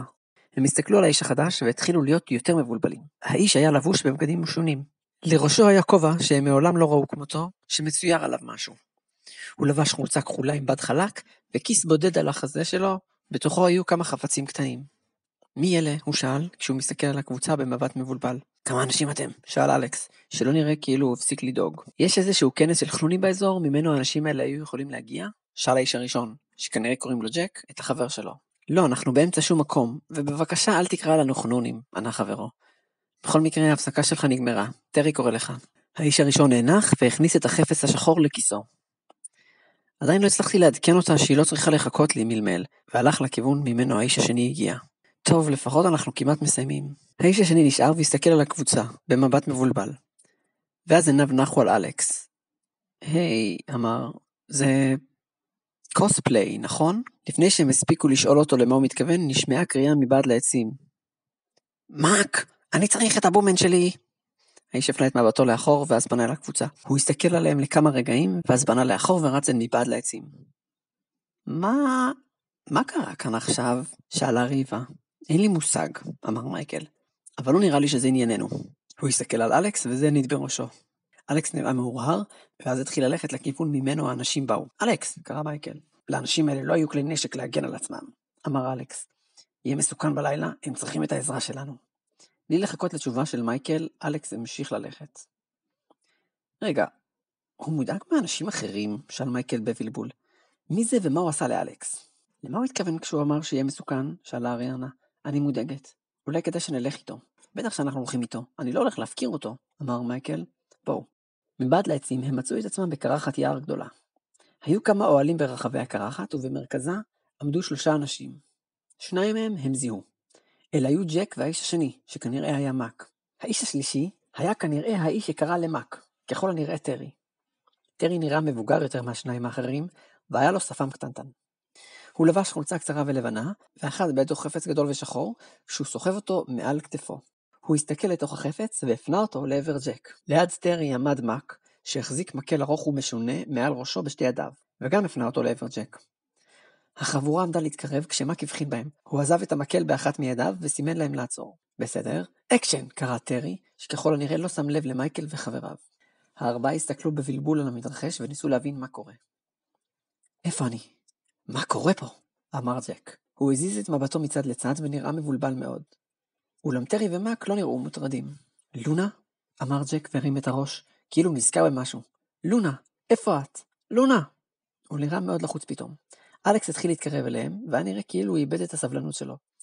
אבל אריאנה תפסה בחולצה שלו ועצרה אותו. אני חושבת שזו הצגה, אמרה. מייקל, אלכס וריבה הסתכלו על אריאנה בבלבול, ואז פנו להסתכל על שלושת הגברים. קאט, קרא טרי. מעולה. עכשיו בואו נעבור ללונגשוט שלך, מסתכל על האזור, ואנחנו מסיימים. תודה לאל, נאנח מק והוריד את המקל מעל ראשו. וזה השוט האחרון? כן, כן, אמר טרי, ונתן למק את החפץ הגדול שהיה על כתפו. לא צריך בום, נכון? שאל מק. כן, אמר טרי, תוך כדי שהוא הוציא מהר מתוך אחד האוהלים מקל קטן בצבע שחור. הוא התעסק עם המקל. המקל התארך ויצאו מתוכו רגליים קטנות ושחורות. הוא העמיד את המקל הארוך, ואז לקח את החפץ השחור בחזרה מהידיים של מק. במשך כל הזמן הזה ג'ק עמד במקום, והסתכל על החפץ השחור והקטן שהוא החזיק מקודם כשהם רק פגשו אותו. יש קליטה? שאל אותו מק בזמן שהוא הולך לכיוון החבורה. עדיין לא. זה מתחיל להיות מוזר, אמר ג'ק. אנחנו אולי באמצע שום מקום, אבל הייתה לנו קליטה כשנכנסנו ליער. היא נעלמה בפתאומיות. שקט, שקט, אמר טרי, שבינתיים חיבר את החפץ הגדול למקל שהעמיד על הקרקע. אריאנה הסתכלה על מעשיו של טרי בעניין, בעוד ריבה רק נראתה מבולבלת. מייקל היה מרוכז בעיקר באלכס, שמבטו עדיין נראה מודאג. מק הגיע אליהם ופנה עליהם. תגידו, זה לא אמיתי, נכון? בהתחלה הם לא הבינו על מה הוא מדבר. עד שהם ראו שהוא מצביע על החרב שבחגורה של אלכס. שקט בסט, קרא טרי. אין לנו הרבה שעות אור, אז קדימה. ג'ק החזיר את החפץ הקטן לכיסו, בעוד הם מסתכל לתוך המכשיר הגדול, ששוב הופנה לעבר ג'ק. אלכס הרים את ראשו ומלמל, הלילה מתקרב. אם אתם רוצים, אתם יכולים לבלות איתנו את הלילה, אמר מק. אנחנו בצילומי השלמות, אז זה רק שלושתנו פה, אבל הבאנו הרבה יותר מדי אוכל. אז לא נראה לי שתהיה בעיה לטרי אם תהיו איתנו.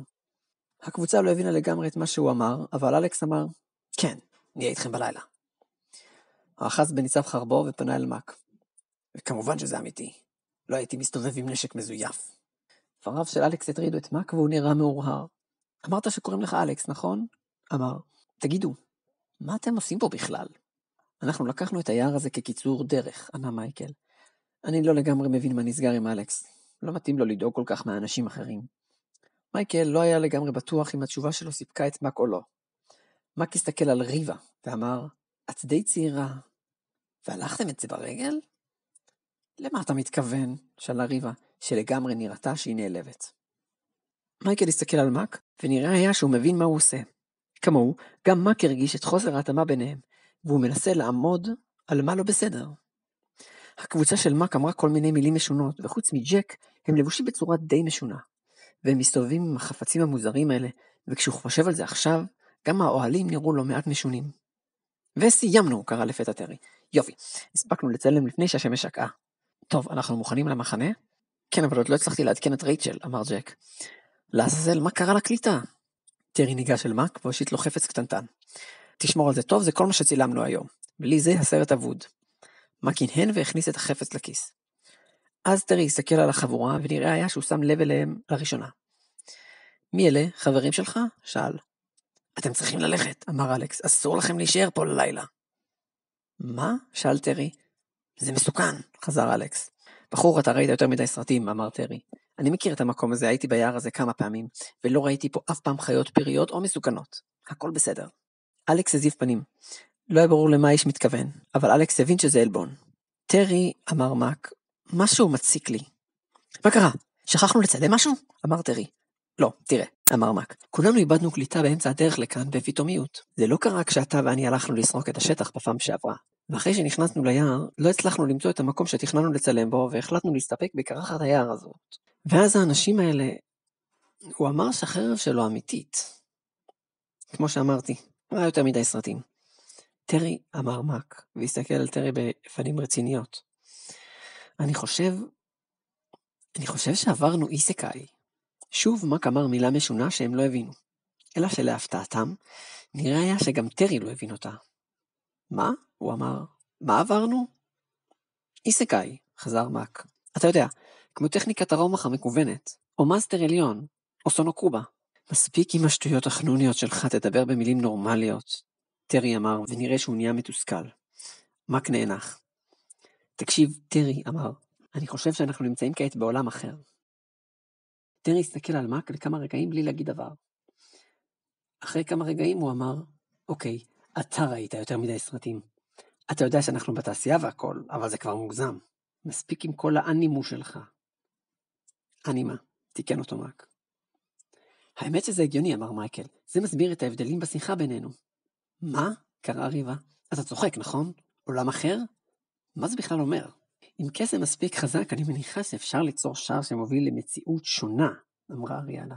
אבל ריבה צודקת, מה זה אומר עולם אחר? אתם יכולים לעשות קסם?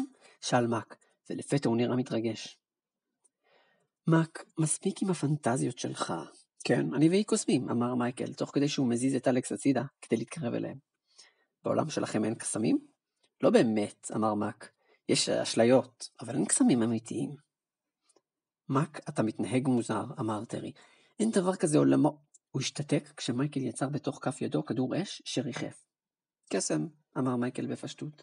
מק הסתכל על הקסם של מייקל בתדהמה, ואז חייך חיוך רחב. אני לא מאמין, אמר. קסם אמיתי. טרי הסתכל על כדור האש בפה פעור ובחוסר מילים. נראה היה שזה מה ששכנע אותו, שהם אכן נמצאים כעת בעולם אחר. ריבה ואריאנה היו בתוך אחד האוהלים יחד עם מק, שהראה להם חלק מהציוד שהם השתמשו בו. מסתבר, כמו שאריאנה חשבה, ששלושת האנשים עבדו על משהו שדומה להצגה. לפי מה שהם הסבירו להם, המכשיר השחור שטרי החזיק, זוכר את מה שהם מכוונים אותו עליו, ואחר כך הם יכולים לקחת את כל הדברים האלה ולחבר אותם ביחד, כדי ליצור הצגה מורכבת שאפשר לראות אותה כמה פעמים שרוצים. הם לא ממש הבינו למה הכוונה, וריבה ואריאנה החליטו שהן רוצות לראות בדיוק במה מדובר. מק הראה להם כל מיני מכשירים שהם הביאו איתם מהעולם ממנו הם באו, שבעזרתם הם מכינים את כל ההצגה הזאת. שתיהן התעניינו בדבר מאוד, אם כי ריבה התעניינה בעיקר באיך הם עושים את זה, בעוד אריאנה התעניינה יותר בהשלכות של הדבר. זו טכנולוגיה יחסית חדשה, רק של מאות השנים האחרונות, הסביר להן מק. זה התחיל עם הצילום, ואז עבר לצילום של וידאו, ולאחר מכן לעריכה. וגם יש את הקטע של הסאונד כמובן, שנוסף מאוחר יותר. שתי הבנות לא הבינו לגמרי את מה שהוא אמר, אבל הן הקשיבו בעניין. הן הסתכלו על מכשיר שבעזרתו, לפי מה שמק הסביר להן, הוא מחבר את כל מה שהם אספו, או מה שהוא קורא לו חומרי הגלם. בטח לכן זה ממש מיוחד, אבל אני רגיל לזה. כשחושבים על זה, זה באמת מדהים. אני חושב שמה שהכי מדהים זה איך האנשים הצליחו באמת לחשוב על כל הדברים האלה, אמר מק. אני מניח שבשונה מקסם בעולם שלכם, את הטכנולוגיה בני אדם היו צריכים להמציא. אני מניחה, אמרה אריאנה. אבל זה לא כאילו קסם הוא דבר כל כך פשוט. וגם קסם אפשר לפתח ולשפר. אני מודה, זה ממש מעניין אותי, אמר מק. תוכלי בהזדמנות להסביר לי על הקסם שלכם?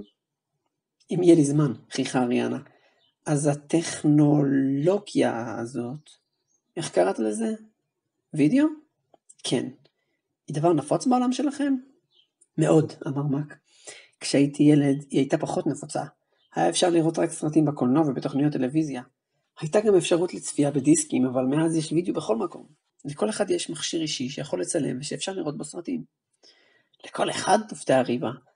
אז מה, כולם עושים מה שאתם עושים? לא, חייך מק. המצלמה של הטלפונים היא טובה, אבל היא לא הכי נוחה אם רוצים לצלם סרטים איכותיים. וגם יש דברים שצריך לדעת כדי לצלם שוטים טובים. והאפשרויות במצלמה מקצועית הרבה יותר טוב מקצועיות. וגם כדי לצלם סרט צריך להבין את השפה של הקולנוע, והוא השתתק כשהוא ראה ששתי הבנות מסתכלות עליו במבטים מבולבלים. טוב, בקיצור כדאי מאוד ללמוד את זה באופן מקצועי אם רוצים לעשות את זה כמו שצריך, אמר. חוץ מזה זה לא כאילו סרטי וידאו הם רק לקולנוע. הם משתמשים בווידאו לכל מיני דברים. אז זאת אומרת, שאלה אריאנה. טוב, אנחנו מתעסקים בצילום בסרט עלילתי, כמו הצגה, כמו שאמרת. אבל אפשר לעשות גם סרטים דוקומנטריים שעוקבים אחרי אירועים או אנשים אמיתיים. אפשר גם להשתמש בווידאו לצרכים חינוכיים, לימודים, או לחדשות, או לתקשורת, או להוראות בטיחות ודברים כאלה. עכשיו כשאני חושב על זה, סרטוני וידאו מקיפים את החיים שלנו הרבה יותר ממה שחשבתי בעבר. וואי, אז זה רק מראה כמה העולמות שלנו שונים אחד מהשני. וואו, אמרה אריאנה, אז אתה אומר שזה כלי שאפשר להשתמש בו לבידור, אבל גם למטרות אחרות? אני מניח שכן, אמר מק. קצת כמו קסם, שאלה ריבה את אריאנה בחיוך. כן, אבל אני לא חושב שאפשר לפגוע באנשים עם סרטים, אמר מק. אלא אם כן מדברים על פרופגנדה. העולם שלכם נשמע מאוד מעניין, אמרה ריבה. יש עוד דברים מעניינים חוץ מהווידאו הזה? עוד טכנולוגיות או דברים כאלה? אני לא יודע, אמר מק. רוב הדברים האלה ברורים לנו מאליו. חוץ מזה, אני לא לגמרי יודע מה יש ומה אין בעולם הזה. יש לכם כלי רכב? מחוץ לאוהל ישבו מייקל ואלכס ליד מדורה, וטרי עמד לידם, וכיוון לעברם את החפץ השחור בהתלהבות. אחרי שהוא השתכנע שהם אכן הגיעו לעולם אחר, הוא אמר שהוא הולך לתעד את מה שקורה להם שם, ואולי זה יהפוך למה שהוא קרא לו סרט או קומנטרי קצר, שמתאר אירועים מעולם אחר. מייקל לא ממש הרגיש בנוח, אבל נראה היה ששום דבר לא מפריע לאלכס. האמת היא שמייקל גם מתעניין במה שקורה בתוך האוהל לריבה ולאריאנה, אבל הוא היה הרבה יותר מודאג מההתנהגות של אלכס. הוא החליט שעכשיו, כשהם נחים במחנה, הוא יוכל לנצל את זה ולשאול את אלכס מה כל כך מפריע לו ביער הזה. אחרי שהוא שאל אותו, אלכס הסתכל עליו לכמה רגעים, והיה נראה שהוא מתלבט איך לענות על זה. אחרי זמן מה של שקט, הוא ענה לו. האמת היא שאני גדלתי ביער הזה. התשובה הזו הפתיעה את מייקל. זה ממש לא היה הכיוון שהוא חשב שהסיפור של אלכס ילך. הוא חיכה שאלכס ימשיך, אבל אלכס רק הסיט את מבטו. כאילו לא נעים לו לדבר על זה. אז הוא החליט לנסות לברר עוד קצת פרטים. אז זה לא דבר טוב? אם גדלת פה, זה אומר שזה מקום שאפילו ילד יכול לשרוד בו. אלכס החזיר את מבטו והסתכל לתוך עיניו של מייקל. הבעת פניו הבהירה לו שהוא טעה בהערכת המצב. נראה לך שהייתי יוצא ככה אם הייתה לי ילדות רגילה? מייקל לא ענה. סליחה, אני לא אוהב לדבר על התקופה ההיא, אמר אלכס. זה קוראים לי להרגיש פגיע. הוא השתתק שוב ונאנח. שמעת פעם את השם קיובריין? השאלה הזו הפתיעה את מייקל. שוב הוא ממש לא ציפה לשמוע את זה, אבל נראה היה לו שהוא מתחיל להבין. כן, עלה לבסוף. מה אתה יודע? הבנתי שיש שמועות שונות בכל מקום. זה שם של רוצח, אמר מייקל. רוצח שהרציחות שלו תמיד אלימות במיוחד. הוא אוהב בעיקר לרצוח קבוצות של אנשים. תמיד יש שלוליות של דם וגופות מבוטרות. הסיפור הזה היה אחד הדברים היחידים שגרם לטרי, שעד עכשיו עמד לצידם והפנה לעברם את המכשיר הגדול בחיוך, לאבד את החיוך שלו. השם שלו התפרסם בגלל שלפעמים יש אנשים שמצליחים לברוח, או שאולי הוא מאפשר להם לברוח. איש לא יודע מה המניעים שלו, איך הוא נראה, או אפילו בין כמה הוא. שמעתי אנשים שמאמינים שמדובר בשד. אני חושב שהדבר היחיד שכולנו מסכימים עליו היה השם שלו, והעובדה שמדובר בגבר. לכמה רגעים אלכס לא אמר דבר, ולבסוף הוא אמר, לא ידעתי את כל זה. כל מה שידעתי זה שהוא רוצח, והוא הרג את ההורים שלי. אתה רציני? שאל מייקל. איך אתה יודע שזה הוא? לא ראיתי את הרצח. מישהו פרץ אלינו הביתה, לא ראיתי מי הוא, ואבא שלי שלח אותי ואת אמא שלי לברוח. הייתי ממש קטן וברחנו ליער הזה. מתישהו שמענו צעקות מאחורינו, אבל אני לא זוכר מה הם היו או מי צעק אותם. אמא שלי החביאה אותי באיזשהו מקום, ואמרה לי להיות בשקט. היא התרחקה, אבל עדיין שמעתי אותה. היא דיברה עם מישהו. היא צרחה, לא הבנתי מה היא אמרה, אבל אני זוכר שהיא אמרה את השם של אבא שלי. ומשהו כמו, אתה קיובריין, נכון? אחר כך שמעתי רעשים נוראים, כאילו משהו נקרא. ואז אמא שלי השתתקה. פחדתי לצאת מהמחבוא שלי. שמעתי מישהו מחוץ למחבוא שלי נושם וממלמל משהו, אבל אז נשמע רעש מבעד לעצים, ושמעתי צעדי ריצה. רק כשהייתי בטוח שהרוצח הזה הלך משם, יצאתי מהמחבוא שלי. ואז ראיתי אותם שם. מייקל היסס לשאול את מי הוא ראה. המפלצות האלה אכלו את הגופות של שני ההורים שלי. פעם שלישית, אלכס הוסיף לסיפור משהו שמייקל לא ציפה לו. מפלצות? שאל. אין לי מושג איך קוראים ליצורים האלה. חיות פריות שנמצאות ביער הזה. הן פעילות בעיקר בלילה. נמשכות לדם, וכשהן רעבות לא אכפת להם משום דבר חוץ מאוכל. הניחוש שלי הוא שקיובריין הרג את אבא שלי בבית, לקח אותו ליער משום מה, השד יודע למה. הרג את אמא שלי, וכשהיצורים האלה התקרבו, הוא ברח משם. אבל זה רק הניחוש שלי. מייקל בלע את הרוק שלו. איך אתה יודע את הדברים האלה על המפלצות האלה? הם ניסו לאכול אותי, אמר מייקל. בהתחלה פחדתי פחד מוות, ברחתי מהם וחייתי ביער לבדי. שרדתי רק מפירות. לאט לאט התחלתי ללמוד, בעיקר מהמפלצות, איך לשרוד ביער, איך לצוד. אני לא מסתיר את העובדה, חלק מהתכונות שלי קיבלתי מההתנהגות שלהם. בשלב מסוים אני חושב שאפילו המפלצות התחילו לפחד ממני, או שאולי הם חשבו שאני אחד מהם, כי הם הפסיקו לנסות לאכול אותי. אם כן למדתי שאסור להיות פצוע לאדם, כי אם הם יריחו את הדם שלי, הם לא יספסו לאכול אותי. מייקל שוב בלע את הרוק שלו. אמרתי לך, לא הייתי יוצא כך אם הייתה לי ילדות נורמלית, אמר אלכס. כשאריאן אמרה לעבור דרך היער הזה, ממש לא רציתי להסכים. אבל לא רציתי לגלות לכם את הסיפור הילדות שלי, אז לא ממש יכולתי למחות. אמרתי שכל עוד נצא מכאן עד הבוקר, הכל יהיה בסדר, אבל אבל אז פגשנו אותם, אמר מייקל והסתכל על טרי. אנשים חסרי הגנה שבאו ליער הזה לגמרי בטעות, מעולם אחר. תמיד חשבתי שאתה אדם אלים, סדיסטי וחסר לב, אבל אני רואה שדווקא אכפת לך מאנשים חפים מפשע. כנראה שלא לגמרי הפכתי להיות אחד מהמפלצות האלה, אמר אלכס, ולא היה יכול שלא לחייך. בסדר, אמר מייקל ונעמד. טרי, בבקשה אל תתייחסו אליי. צלם סרט דוקומנטרי הוא כמו זבוב על הקיר, אמר טרי. אין לי מושג מה זה אומר, אמר מייקל. יש לכם איזשהו אמצעי להגנה עצמית? טרי נאנח. למק יש אקדח, אני חושב שגם לג'ק יש משהו. זה נשק לטווח רחוק, אמר טרי, אבל מספר היריות מוגבל. בסדר, אמר מייקל. אלכס, אתה חושב שהמפלצות יבואו אלינו? סיכוי מאוד גבוה. הם בטח נמשכים לאש של המדורה שלנו, אמר אלכס וגם נעמד. אתה מתכנן להילחם בהן? אני לא חושב שיש לנו ברירה, אמר מייקל. לא נראה לי שנצליח לברוח כולנו, ואין סיכוי שאנחנו מפקירים את האנשים האלה. בסדר, אמר אלכס, אני איתך. מייקל הנהן. טרי, ברגע שיש איזשהו סימן למפלצות האלה, אתה נכנס לאוהל ולא יוצא ממנו, הבנת? ותשמור גם על ריבה שלא תצא. רגע, התחיל טרי.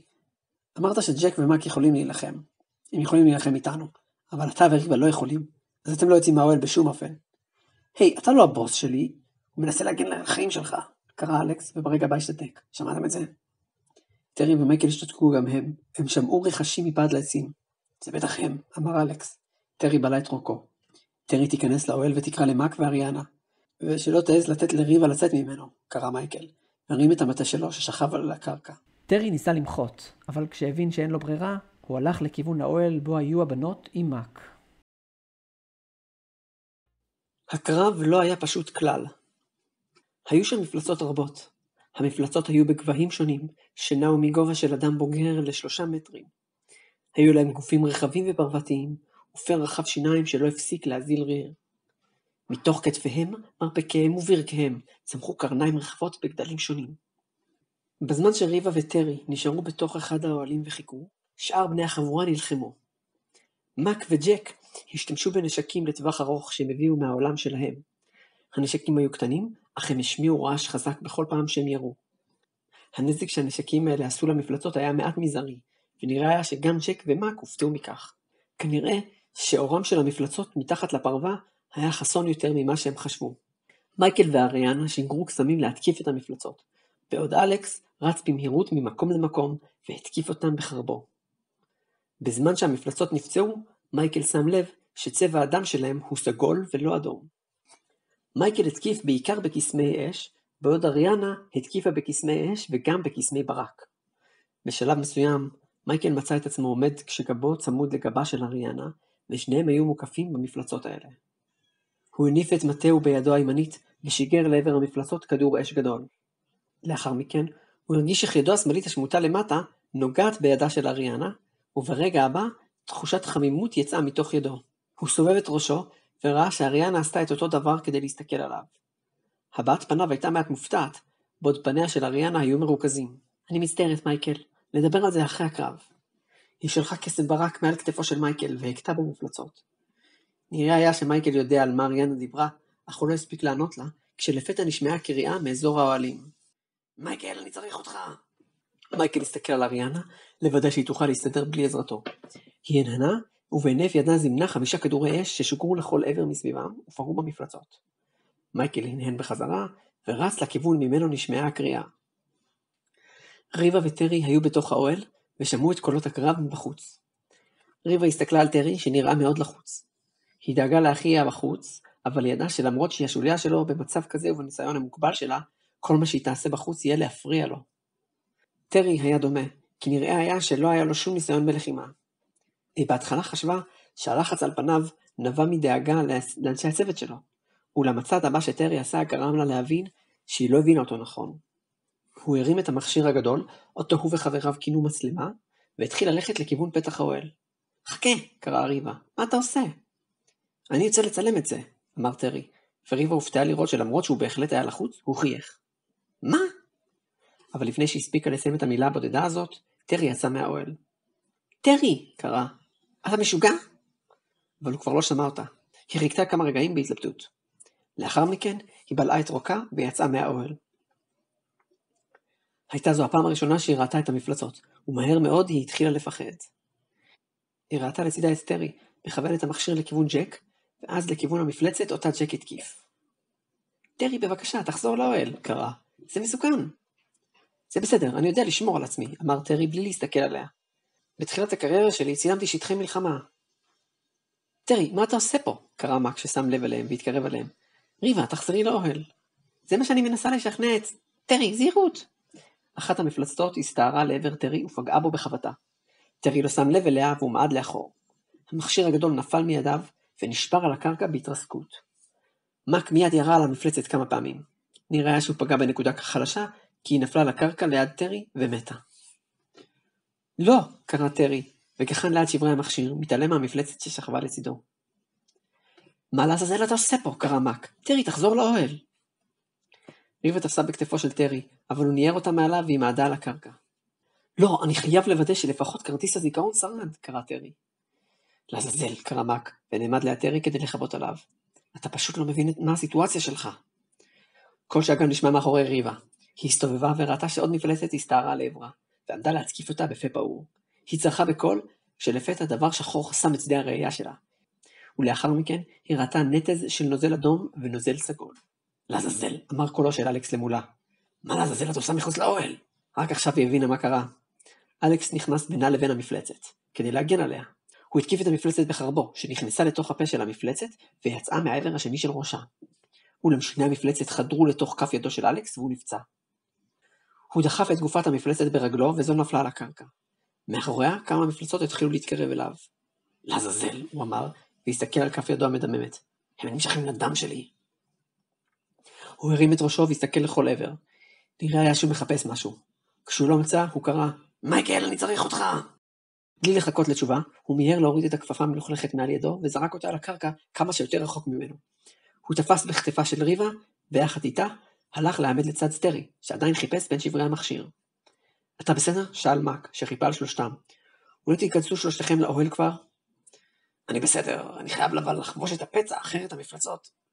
הוא הרים את מבטו להסתכל על הכפפה הזרוקה שלו, שהייתה לצד גופת המפלצת שתקפה אותו, והשתתק. המפלצות שעמדו להתקרב אליו התעלמו ממנו כרגע, ואכלו בפריות את הכפפה המלוכלכת. 2 מהם רבו על הכפפה, בעוד השלישית התקרבה על הגופה ששכבה לצד הכפפה. כעת אלכס שם לב שפניה של המפלצת המתה היו מלוכלכים בדם אדום, והמפלצת שהתקרבה אליה פערה את פיה ונגסה בפניה של חברתה בלי להסס. ריבה השתנקה ומבטה היה עמום. מה לעזאזל? אמר מק שגם היה מופתע. דם, אמר אלכס, והסתכל על ידו הפצועה. אלכס! הם הרימו את ראשם וראו את מייקל מגיע. ריבה, מה אתה עושה מחוץ לאוהל? קרא מייקל. אבל ריבה לא ענתה לו, היא רק בעטה במפלצת שאוכלת את חברתה בתדהמה. בינתיים, המפלצות שרבו על הכפפה חיסלו אותה, וגם ידיהם התלכלכו בדם. בלי לחכות לרגע, הן התחילו לאכול אחת את השנייה. זה בגלל טרי, ענה מק לשאלה של מייקל. נראה לי שהוא יצא, וריבה יצא כדי לנסות להחזיר אותו לאוהל. לעזאזל, קרא מייקל, ופנה אל טרי. מה לעזאזל עובר אליך? הוא לא ענה לו, ורק המשיך לחפש בין הריסות המכשיר שלו. מייקל, אתה יודע לרפא? אמר אלכס. מה? שאל מייקל, והפנה לעברו את מבטו. הוא ראה את ידו הפצועה, ומיד הבין. לא כל כך טוב. אני חושב שאולי אריאנה יודעת קסמי ריפוי יותר טוב ממני. בסדר, לא נורא, אמר אלכס. תקשיב, יש מצב שאתה יכול לזמן לי פה דם? מה? הפעם מייקל לא הבין על מה הוא מדבר. כן או לא? לא, אמר מייקל, למרות שלא הבין מה אלכס רוצה ממנו. אם הייתי קוסם מים, אולי הייתי יכול לעשות קסם כזה, אבל אני קוסם אש. גם אריאנה קוסמת אש, אז אני בספק אם נוכל לזמן לך דם. הבנתי, אמר אלכס והרים את חרבו. מק, יש לכם באחד האוהלים כלים לטיפול בפצעים? כן, יש תיק עזרה ראשונה.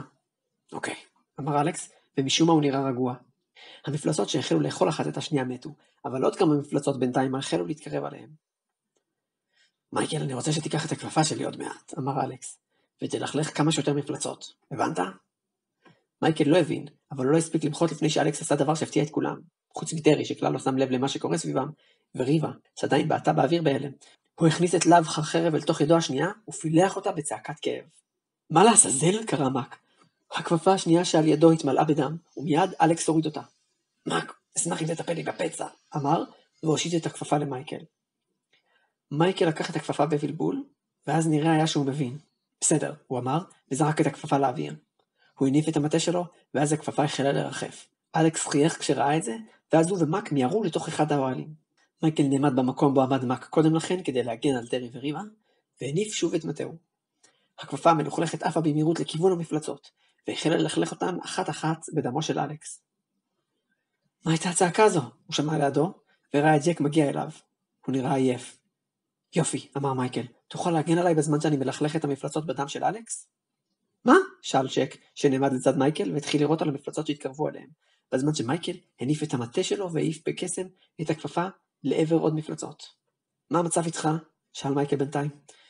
אני ממש עייף, אמר ג'ק. עומדות להיגמר לי המחסניות. אבל מצד שני, אני חושב שיש עכשיו פחות מפלצות ממקודם. ועכשיו אנחנו מפנים אותן אחת נגד השנייה, אמר מייקל. המפלצות התחילו להתקיף אחת את השנייה, ולנסות לאכול את חברותיהן המלוכלכות בדם. מייקל זכר שאלכס אמר שהמפלצות נמשכות לדם. הוא הסיק שהדם הסגול של המפלצות לא מושך אותן, אבל הדם האדום של שאר היצורים כן. זה היה נורא והיום לראות את המפלצות אוכלות אחת את השנייה. חלק מהן אפילו נגסו בעצמם. לבסוף, כל המפלצות מתו. השחר עמד להגיע, והם ידעו שהמפלצות פעילות בלילה, אז אין סיבה שיגיעו עוד ויתקיפו אותן שוב. ג'ק התמוטט על הקרקע והתנשם עמוק. אריאנה התקרבה אליהם והיה נראה שגם היא תשושה. מה קרה להם? פתאום הן התחילו לתקיף אחת את השנייה, שאלה. מייקל התנשף גם הוא, ואחרי שהסדיר את נשימתו הוא אמר, זו הייתה טקטיקה מטורפת של אלכס. הוא הסתובב וקרא ברך לצד ריבה.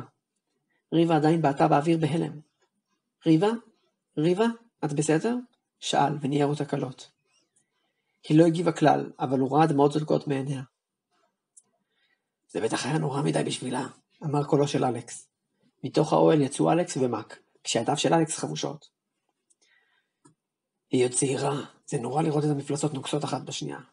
אלו יצורים נוראיים, אמר אלכס. אני מקווה שהיא תתאושש במהרה. מצאתי! כולם הפנו את מבטם לעבר טרי, שנעמד בשמחה, כשהוא יחז בידו בחפץ קטנטן, שהזכיר למייקל את החפץ שהוא נתן למק כשהם רק נפגשו. מייקל נעמד, ותפס בצווארון החולצה של טרי. מה לזה נסגר איתך? הוא קרא. אמרתי לך לוודא שריבה לא תצא מהאוהל. למה אתם בחוץ? הייתי חייב לצלם את זה, אמר טרי והתנער מהאחיזה של מייקל. למה? זה בידור בשבילך? קרא מייקל בכעס. מה, הגעת לעולם אחר אקזוטי שאתה יכול לצלם בו מה שאתה רוצה? בשביל מה? בשביל להרוויח מזה כסף בעולם שלך? זה היה מסוכן. אתה הכנסת את אחותי לסכנה בשביל הבידור המטופש שלך. זה לא סתם בידור, אמר טרי. אני צלם, זה מה שאני עושה. אני לא הולך לפספס כזה סיפור. זה לא סיפור, אמר מייקל. אלה החיים שלנו, אלה החיים שלך. אתה מכניס את החיים שלך לסכנה בשביל סיפור? כן, ענה טרי בפשטות. הוא לא הרים את קולו, אבל לא היה רציני. אני לא עושה את זה בשביל בידור או בשביל כסף. אני מספר סיפורים. זה מה שאני עושה כאיש קולנוע. אם יש בפני סיפור ששווה לספר, אני לא יכול שלא לספר אותו, שלא לתעד אותו. זו הסיבה שרציתי ללמוד צילום, זו הסיבה שהלכתי לתעד סיפורי מלחמה, סיפורי שחיתות, סיפורי גבורה, סיפורי אימה, סיפורי עושר, סיפורי השראה. אם יש בפני סיפור ששווה לספר, אני צריך לספר אותו. זה לא שאני רוצה לספר אותו, זה שאני חייב. כזה אני. גם אם המצלמה שלי תתנפס לרסיסים, גם אם אני אפגע ואפצע קשה, אפילו אם זה עלול להביא את מותי, אני לא יכול שלא לספר את הסיפור. מייקל התרחק מטרי והניח את ידו על פניו. אני פשוט לא מבין, הוא אמר. אני פשוט לא מבין אתכם. אני לא מבין את כל הבידור הזה. אריאנה הרימה את ידה, היה נראה שהיא רוצה להגיד משהו, אבל לבסוף היא השתתקה. טרי, אמר ג'ק, תקשיב, אני מת מעייפות. מאז שהגענו לעולם הזה לא הצלחתי ליצור קשר עם רייצ'ל, היא בטח ממש מודאגת ממני. אני חושב שאני מבין אותך, אבל האמת שכל מה שאני רוצה זה לחזור הביתה ולחבק אותה. גם ככה יש לנו את כל החומרים בסרט שלנו, נכון? אז בוא נחזור הביתה. אבל איך? שאל מק. אין לנו מושג איך הגענו לפה. אז איך אנחנו אמורים לחזור לעולם שלנו? כשנכנסנו ליער עוד הייתה קליטה, ואז פתאום היא נגמרה. אני חושב שאם נלך למקום בו זה היה, אנחנו פשוט נחזור לנקודה שבה הגענו לעולם הזה, אמר ג'ק. זה הדבר היחיד שאנחנו יכולים לעשות. אני מניח, אמר מק. טוב, בוא נקפל את האוהלים. טוב, בסדר, אמר טרי. הוא הסתכל על מייקל ואמר, אני מצטער. זה בטח היה קר לב מצידי לדבר ככה. בסופו של דבר אתה צודק שאתה כועס עליי. סליחה. מייקל לא ענה. טרי, מק וג'ק נפרדו מהם והתחילו לקפל את האוהלים שלהם. נראה היה שבגלל שהגיע הבוקר אין יותר סכנה של מפלצות, והם יוכלו להספיק לצאת מהיער דרך המקום בו הם נכנסו לפני שתשקע השמש. מייקל החליט שהם יניחו להם לנפשם. נראה שהוא לא רוצה להישאר בקרבתו של טרי. ארבעתם חזרו לדרך המקורית שלהם, והמשיכו בדרך לכיוון היציאה מהיער. ריבה עדיין לא הגיבה לדבר, ומייקל סחב אותה בידיו. אריאנה, שלקחה את המטה של מייקל, השתמשה בקסם כדי לרפא את פצעיו של אלכס בצורה יותר טובה מהחבישה של מק. תוך כדי שהם עשו את זה, אלכס שם לב שהיא נראית עצובה. מה קרה? שאל. אני לא יודעת איך להרגיש, אמרה. אני לא חושבת שאני יכולה להסביר למייקל את צורת המחשבה של טרי, וזה לא כאילו אפשר לתרץ אותה, אבל אני חושבת שאני מבינה אותו. אתה מבין? נראה לי, אמר אלכס. אבל למה זה משנה? את גם ככה מבינה את הקטע הזה של בידור יותר ממייקל. מותר לכם להיות שונים. כן, אמרה אריאנה, אבל נראה היה שמה שאלכס אמר לה עודד אותה. אבל במהלך הקרב שלנו, היא השתתקה ונהנחה. לא, אתה צודק. זה לא משנה שום דבר, אני מקווה, אמרה. אבל, טוב, הייתי ממש רוצה לדבר עם מייקל עכשיו, אבל אני לא חושבת שהוא פנוי לזה כרגע. אחרי שהיא סיימה לרפא את ידיו, אלכס הוציא מכיסו זוג כפפות נוסף ולבש אותם. אתה רציני? יש לך עוד כפפות? שאלה. בטח. אריאנה גיחכה. לפתע מייקל נעצר. מה קרה? שאלה אריאנה, וגם היא ואלכס נעצרו. התשובה לשאלתה הופיעה בדמותה של ציפור, שהחלה לעוף מול פניו של מייקל. היא הייתה ציפור גדולה, ועל רגלה הייתה קשורה חתיכת נייר. נראה היה שהציפור רוצה לנחות על ידו של מייקל, אבל הוא לא היה יכול להושיט אותה, כי הוא החזיק את ריבה. מה זה? שאל אלכס. אני חושבת שזו ציפור קסומה, אמרה אריאנה. זה נראה כמו קסם של קוסמות נשמה. כן? שאל אלכס. נראה שמישהי שלחה את הציפור הזאת במיוחד אל מייקל. מייקל הניח את ריבה ברכות על הקרקע והושיט את ידו. הציפור התיישבה עליה והושיטה אליו את רגלה, שיקח את הנייר. הוא לקח את הנייר וקרא את מה שכתוב בו. אמר, זה בנוגע למיקום של האבן. מה? שאל אלכס בהפתעה. ממי זה? אולי מישהו מאחד הצוותים האחרים? אמר מייקל. זה מדבר על הכפר שלי? שאלה אריאנה. מייקל הניד בראשו. לא נראה כך, הוא אמר. אבל זה נראה לי קרוב יותר. אני מציע שנלך בעקבות הנייר, ואם זה לא יעזור, נלך אחר כך לכפר שלך. מה דעתכם? לא אכפת לי, אמר אלכס. כן, אני חושבת שזה רעיון טוב, אמרה אריאנה. מייקל הנהן. הוא שלח את הציפור ממנו, הרים את ריבה, והם המשיכו בדרכם. בפעם 1000 אני שואל אותך, לאן אנחנו הולכים? ובפעם 1000 אני עונה לך, אין לי מושג. ספייק ומירב היו מעט מתוסכלים, אם כי כל אחד היה מתוסכל מסיבה אחרת. ספייק היה מתוסכל מהעובדה שלא היה לו מושג לאן הם הולכים, או מה התוכנית שלהם. בעוד מירב הייתה מתוסכלת מהתסכול של ספייק. הזקן הזה מתחיל להרגיז אותי, אמר ספייק. מה דעתך שניפטר ממנו? מירב הסתכלה על ספייק במבט עייף וטעתה למה הוא מתכוון. זה לא שהיא לא הבינה אותו. העובדה שהזקן לא אמר להם כמעט כלום מאז שהם הפכו לצוות הציקה גם לה, אבל הרבה יותר הציקה לה העובדה שספייק לא מפסיק להתלונן. ולמה בדיוק הוא מתכוון כשהוא מדבר על להיפטר מהזקן? הם היו ביחד כבר שבועיים, ולא נראה שהיא מצליחה להבין את פני הצוות שלה. המנהיג של הצוות היה האיש הזקן, אלדר, שהלך במרחק מה לפניהם והוביל אותם. הוא היה מאוד זקן, והוא הלך באיטיות ובגב שפוף. נראה היה שהדבר היחיד שמונע ממנו ליפול, היה מקל ההליכה שלו, שגם שימש כמטה הקסם שלו. מאז שהם נפגשו, הוא אמר למירב ולספייק רק 3 מילים. בואו. פעם אחת, ושקט. פעמיים. היי זקן, מתי אתה חושב שנגיע? לאן שאתה מוביל אותנו? שאל ספייק, אך הזקן לא ענה. ספייק היה גבוה, והיה לו שיער חום וחלק. היו לו פנים צרות, והן כמעט תמיד היו כועסות. הנשק שהוא בחר להשתמש בו היה 2 סכינים קצרות, שהיו מתאימות גם לקרבות מטווח קרוב, וגם לזריקה מרחוק. אני לא חושבת שהוא יענה לך, ענתה מירב. ספייק נאנח. אני משתגע כבר משעמום. שעמום? שאלה מירב. כן, מאז שיצאנו לדרך לא יצא לנו אפילו להילחם באדם אחד. איזה מרגיז, זה טוב שלא יצא לנו להילחם. כשהיא דיברה, מירב אחזה ברצועת האור שעברה מעל כתפה. לרצועת האור הזו היה מחובר נדן, ובתוכו חרב, שנחה על גבה. חבל חזק היה מלופף סביב ניצב החרב, וחיבר אותו לנדן, ובכך מקשה על מירב להוציא את החרב. כשהם רק נפגשו, ספייק שאל אותה לגבי זה, והיא ענתה לו שהיא נשבעה שלא לשלוף את החרב מלבד למטרה מסוימת. היא חשבה שאולי אחת הסיבות שספייק רוצה להילחם במישהו, מלבד השעמום, זה כדי לראות אותה שולפת את החרב שלה סוף סוף. דבר שכמובן היא לא תכננה לעשות. טוב, אם לא יהיה לי במי להילחם, אני עלול להחליט להילחם בך. את חושבת שתסתדרי עם זה בלי לשלוף את החרב, ילדה? אני לא ילדה, סיננה מירב. כן, כן, אמר ספייק ונתן למירב אגרוף בכתף. אאו! מירב שפשפה את כתפה הכואבת, וספייק החזיר לה חיוך אכזר. לפתע, ריח חזק ומוכר נכנס לאפה של מירב. ספייק ריח ריח גם כן, ונראה שגם הוא שם לב לזה. מלח? אמר. הם הסתכלו קדימה וראו שהזקן ממשיך ללכת באותו קצב איטי. ים, אמרה מירב, ואז התחילה לרוץ. ים? שאל ספייק, שנשאר לעמוד במאסף. מירב עקפה את אלדר, שהתעלם ממנה לגמרי, והגיעה לקצה הגבעה שעליה הם עלו. מעבר לגבעה התגלה לפניה חוף ים גדול, ורוח חזקה נשבה בפניה.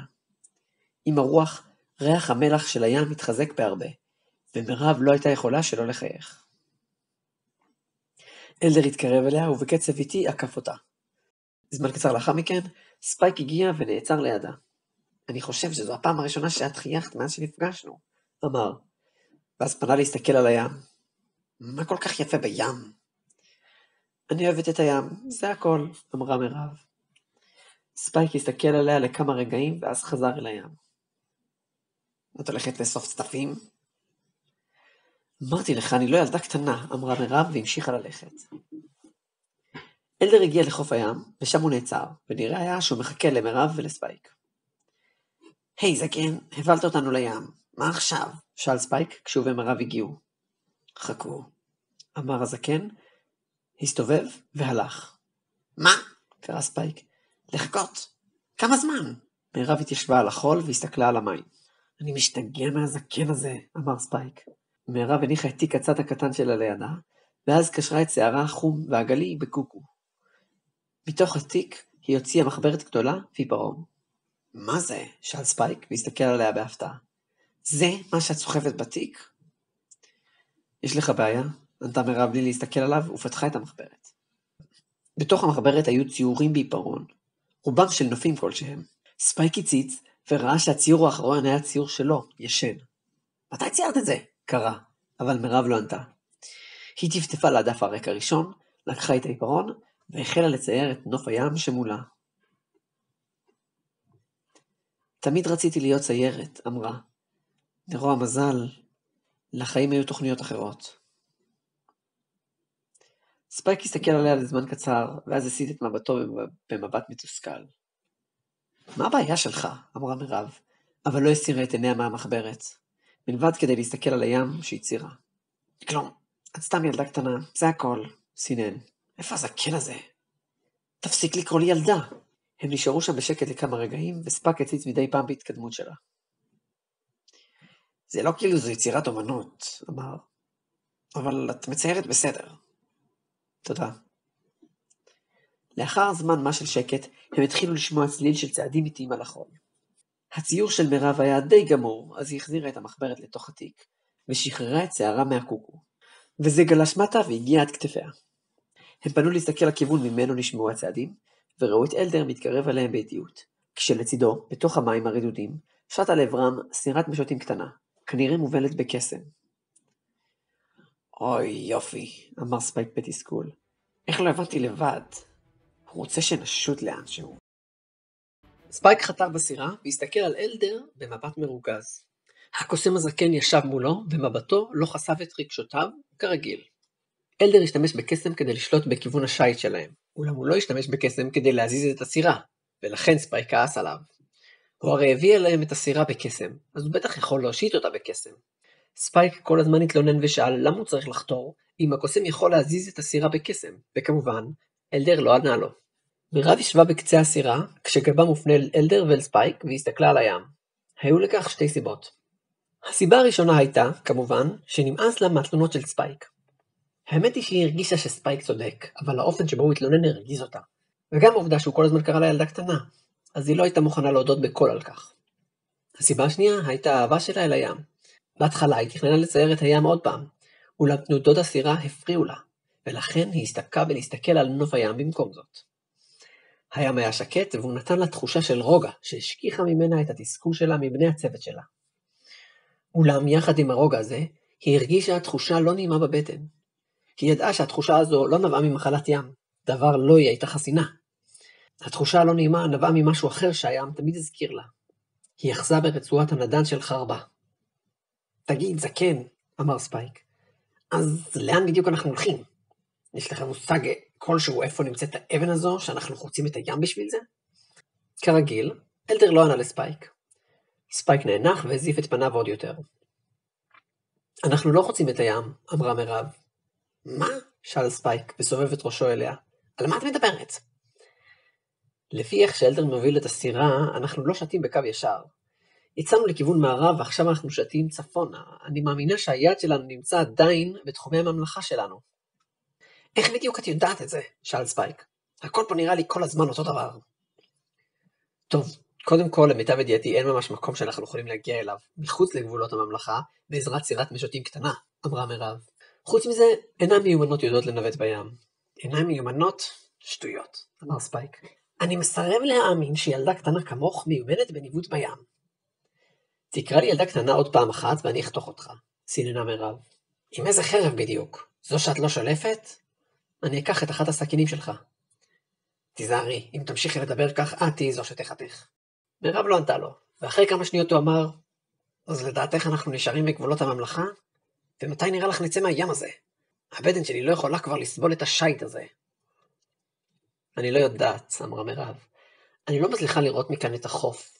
אני מאמינה שאם הייתה לנו ספינה גדולה, היינו יכולים להגיע לחוף תוך יום, יומיים, אולי אפילו פחות. אבל בסירה הזאת זה הולך לקחת הרבה יותר זמן. ספינה? את חושבת ששלושתנו יכולים להשית ספינה לבד? לא יודעת. אולי הקסם של אלדר יכול לעזור. את לא רק אוהבת את הים, נכון? לשאלה הזו מירב לא ענתה. בסדר. ספייק משך בכתפיו והגביר את קצב החתירה שלו. אם אני רוצה לצאת מהים הזה מהר, אני צריך לחתור מהר יותר, נכון? אבל להגיד לך את האמת, הידיים שלי כואבות. אשמח אם מישהו מכם יחליף אותי בקרוב. אלדר, כמובן, לא אמר דבר. אחרי כמה רגעים, מירב הסתובבה. בסדר, אני אחליף אותך. ספייק נרתע לרגע מההפתעה ולא זז לכמה רגעים. בסדר, תודה. הם החליפו מקומות ובזמן שמירב חתרה בשקט, ספייק נשכב לאחור והסתכל על השמיים. מה עובר לזקן הזה בראש? הוא מלמל. השד יודע, ענתה מירב. הם המשיכו כך זמן מה ושעטו בשקט. ספייק לא ממש הרגיש שהוא נרדם, אבל הוא התעורר כשהרגיש שהגוף שלו מטלטל לפתע. הוא פקח את עיניו והזדקף. לידו הוא ראה את מירב, אוחזת בכתפו ומנערת אותו, במבט מודאג על פניה. היא לא הסתכלה עליו, אלא אל מאחוריו. הסירה שלהם לא זזה. מה קרה? שאל והפנה את מבטו לאחור. כעת הוא ראה גוף גדול מתקרב אליהם בקצב מהיר על פני הים. מהר מאוד הוא זיהה את הגוף כספינה גדולה. מה זה? הוא שאל. הספינה עוד הייתה מעט רחוקה מהם, אך היא התקרבה בקצב מהיר. שנזוז מהדרך שלהם, אני לא בטוח שהם שמו לב אלינו, אמר. הוא פנה להסתכל על מירב, וכעת הוא שם לב שהיא לא הסירה את מבטה מהספינה, ושהיא לא ענתה לו. מה קרה לך? הפכת להיות אלדר? הוא הסתכל על אלדר שכרגיל, הבעת פניו לא הסגיר את מחשבותיו, ורק הרים את המטה שלו והצביע בעזרתו על הספינה. ספייק חזר להסתכל על הספינה, וגילה שהיא הייתה הרבה יותר קרובה אליהם ממה שהוא חשב. טוב, הם כן היו אמורים לשים לב אלינו בעצם. הם שמו לב אלינו, אמרה לבסוף מירב. זו בדיוק הסיבה שהם באים לקראתנו. ספייק הסתכל עליה במבט שואל. תסתכל על הדגל שעל הספינה. הוא חזר להסתכל על הספינה, וכעת הצליח לראות דגל שחור בראשה. על הדגל היה ציור של גולגולת מחייכת עם רטייה על עינה השמאלית, ומשני צדדיה ורד מוצלב בחרב. פיראטים? אמר ספייק. לא סתם פיראטים, אמרה מירב. סוחרי עבדים. הם בטח הבחינו בנו ורוצים לתפוס אותנו. אז שנברח או שנלחם בהם? לא נוכל להספיק לברוח, ענתה מירב. וחוץ מזה, גם אם אנחנו לא נוכל להביס אותם, אני הולכת לנסות. ספייק הסתכל עליה במבט מופתע. חשבתי שקרבות מיותרים זה לא הקטע שלך. זה לא הולך להיות קרב מיותר, אמרה מירב, ותפסה בניצב חרבה. היי, רגע, הוא אמר. את לא מתכננת. הוא השתתק כשטלטלה חזקה הכתה בסירה שלהם. הוא איבד את שיווי המשקל שלו ונפל לתוך הסירה. הוא הרים את ראשו וראה שהספינה הגדולה הייתה צמודה אליהם, וסולם חבלים השתלשל ממנה מיד. ספייק תפס בסכינים שלו ושלף אותם מיד. מסיפון הספינה קפצו 3 אנשים וירדו במהירות בסולם. ספייק עמד לזרוק על אחד מהם את אחת הסכינים שלו, אך אז הוא נעצר. אם הסכינים יפלו למים, מלמל, ושינה את עמדתו לעמדת הגנה. ומירב הורידה את חרבה מעל גבה, והחזיקה בה בהגנה, אם כי היא לא שלפה אותה מתוך הנדן. אלדר נשאר לשבת. 3 האנשים הגיעו אליהם במהירות. אחד היה רזה עם שיער ג'ינג'י פרוע וארוך, והשני היה גדול וקרח עם מגיל באוזנו, והשלישי היה עם זקן שחור ובנדנה. הג'ינג'י והמזוקן קפצו באמצע הדרך מהסולם אל תוך הסירה שלהם, ומיהרו להתקיף את מירב ואת ספייק בחרבות. השלישי שראה שלא יהיה מקום בסירה נשאר על הסולם, כשהוא אוחז בו ביד אחת, וביד השנייה מפנה את חרבו אל צווארו של אלדר באיום. מירב התגוננה מהתקפה של הג'ינג'י בחרבה, וספייק הצליב את 2 הסכינים שלו כדי לעצור את המתקפה של המזוקן. לרוע מזלו, הוא התקשה לשמור על שיווי משקל על הסירה, ומהר מאוד הוא נפל לאחור על גבו. הוא עמד להזדקף ולהתקיף כשהרגיש את קצה חרבו של יריבו מוצמדת לצווארו ונעצר. המזוקן חייך וצקצק בלשונו, אל תזוז ולא תיפגע. גם אתה, אמר הפיראט הגדול לאלדר וקירב את חרבו אל צווארו עוד יותר. זקן כמוך לא שווה כל כך, אבל יכול להיות שנוכל למכור אותך למישהו. אלדר לא הגיב. מירב דחפה את יריבה וזה נסוג צעד לאחור. הוא הסתכל על מירב בחיוך, אך לפתע החיוך נעלם מעל פניו. מירב הסתכלה עליו במבט מלא בכעס. החרב הזאת, מלמל הג'ינג'י. את לא יכולה להיות... דבריו הפתיעו את חבריו, והם פנו להסתכל על מירב, בלי להסיר את תשומת ליבם מספייק ואלדר. ספייק הגניב מבט אל אלדר שישב ולא עשה דבר. הוא ידע שהקוסם יכול להביס את 3 בקלות בעזרת קסם, אז למה הוא לא עושה כלום? החיוך חזר אל פניו של הג'ינג'י, ואז הוא צחק בקול. לך לעזאזל, סיננה מירב. מה קורה פה? שאל ספייק בבלבול. מירב? 3 הפיראטים כעת הפנו את מבטיהם לעברו, והחיוך על פניהם התרחב. אז צדקתי, אמר הג'ינג'י. איזו הפתעה. מירב קפצה לעברו והתקיפה בחרבה בצעקה.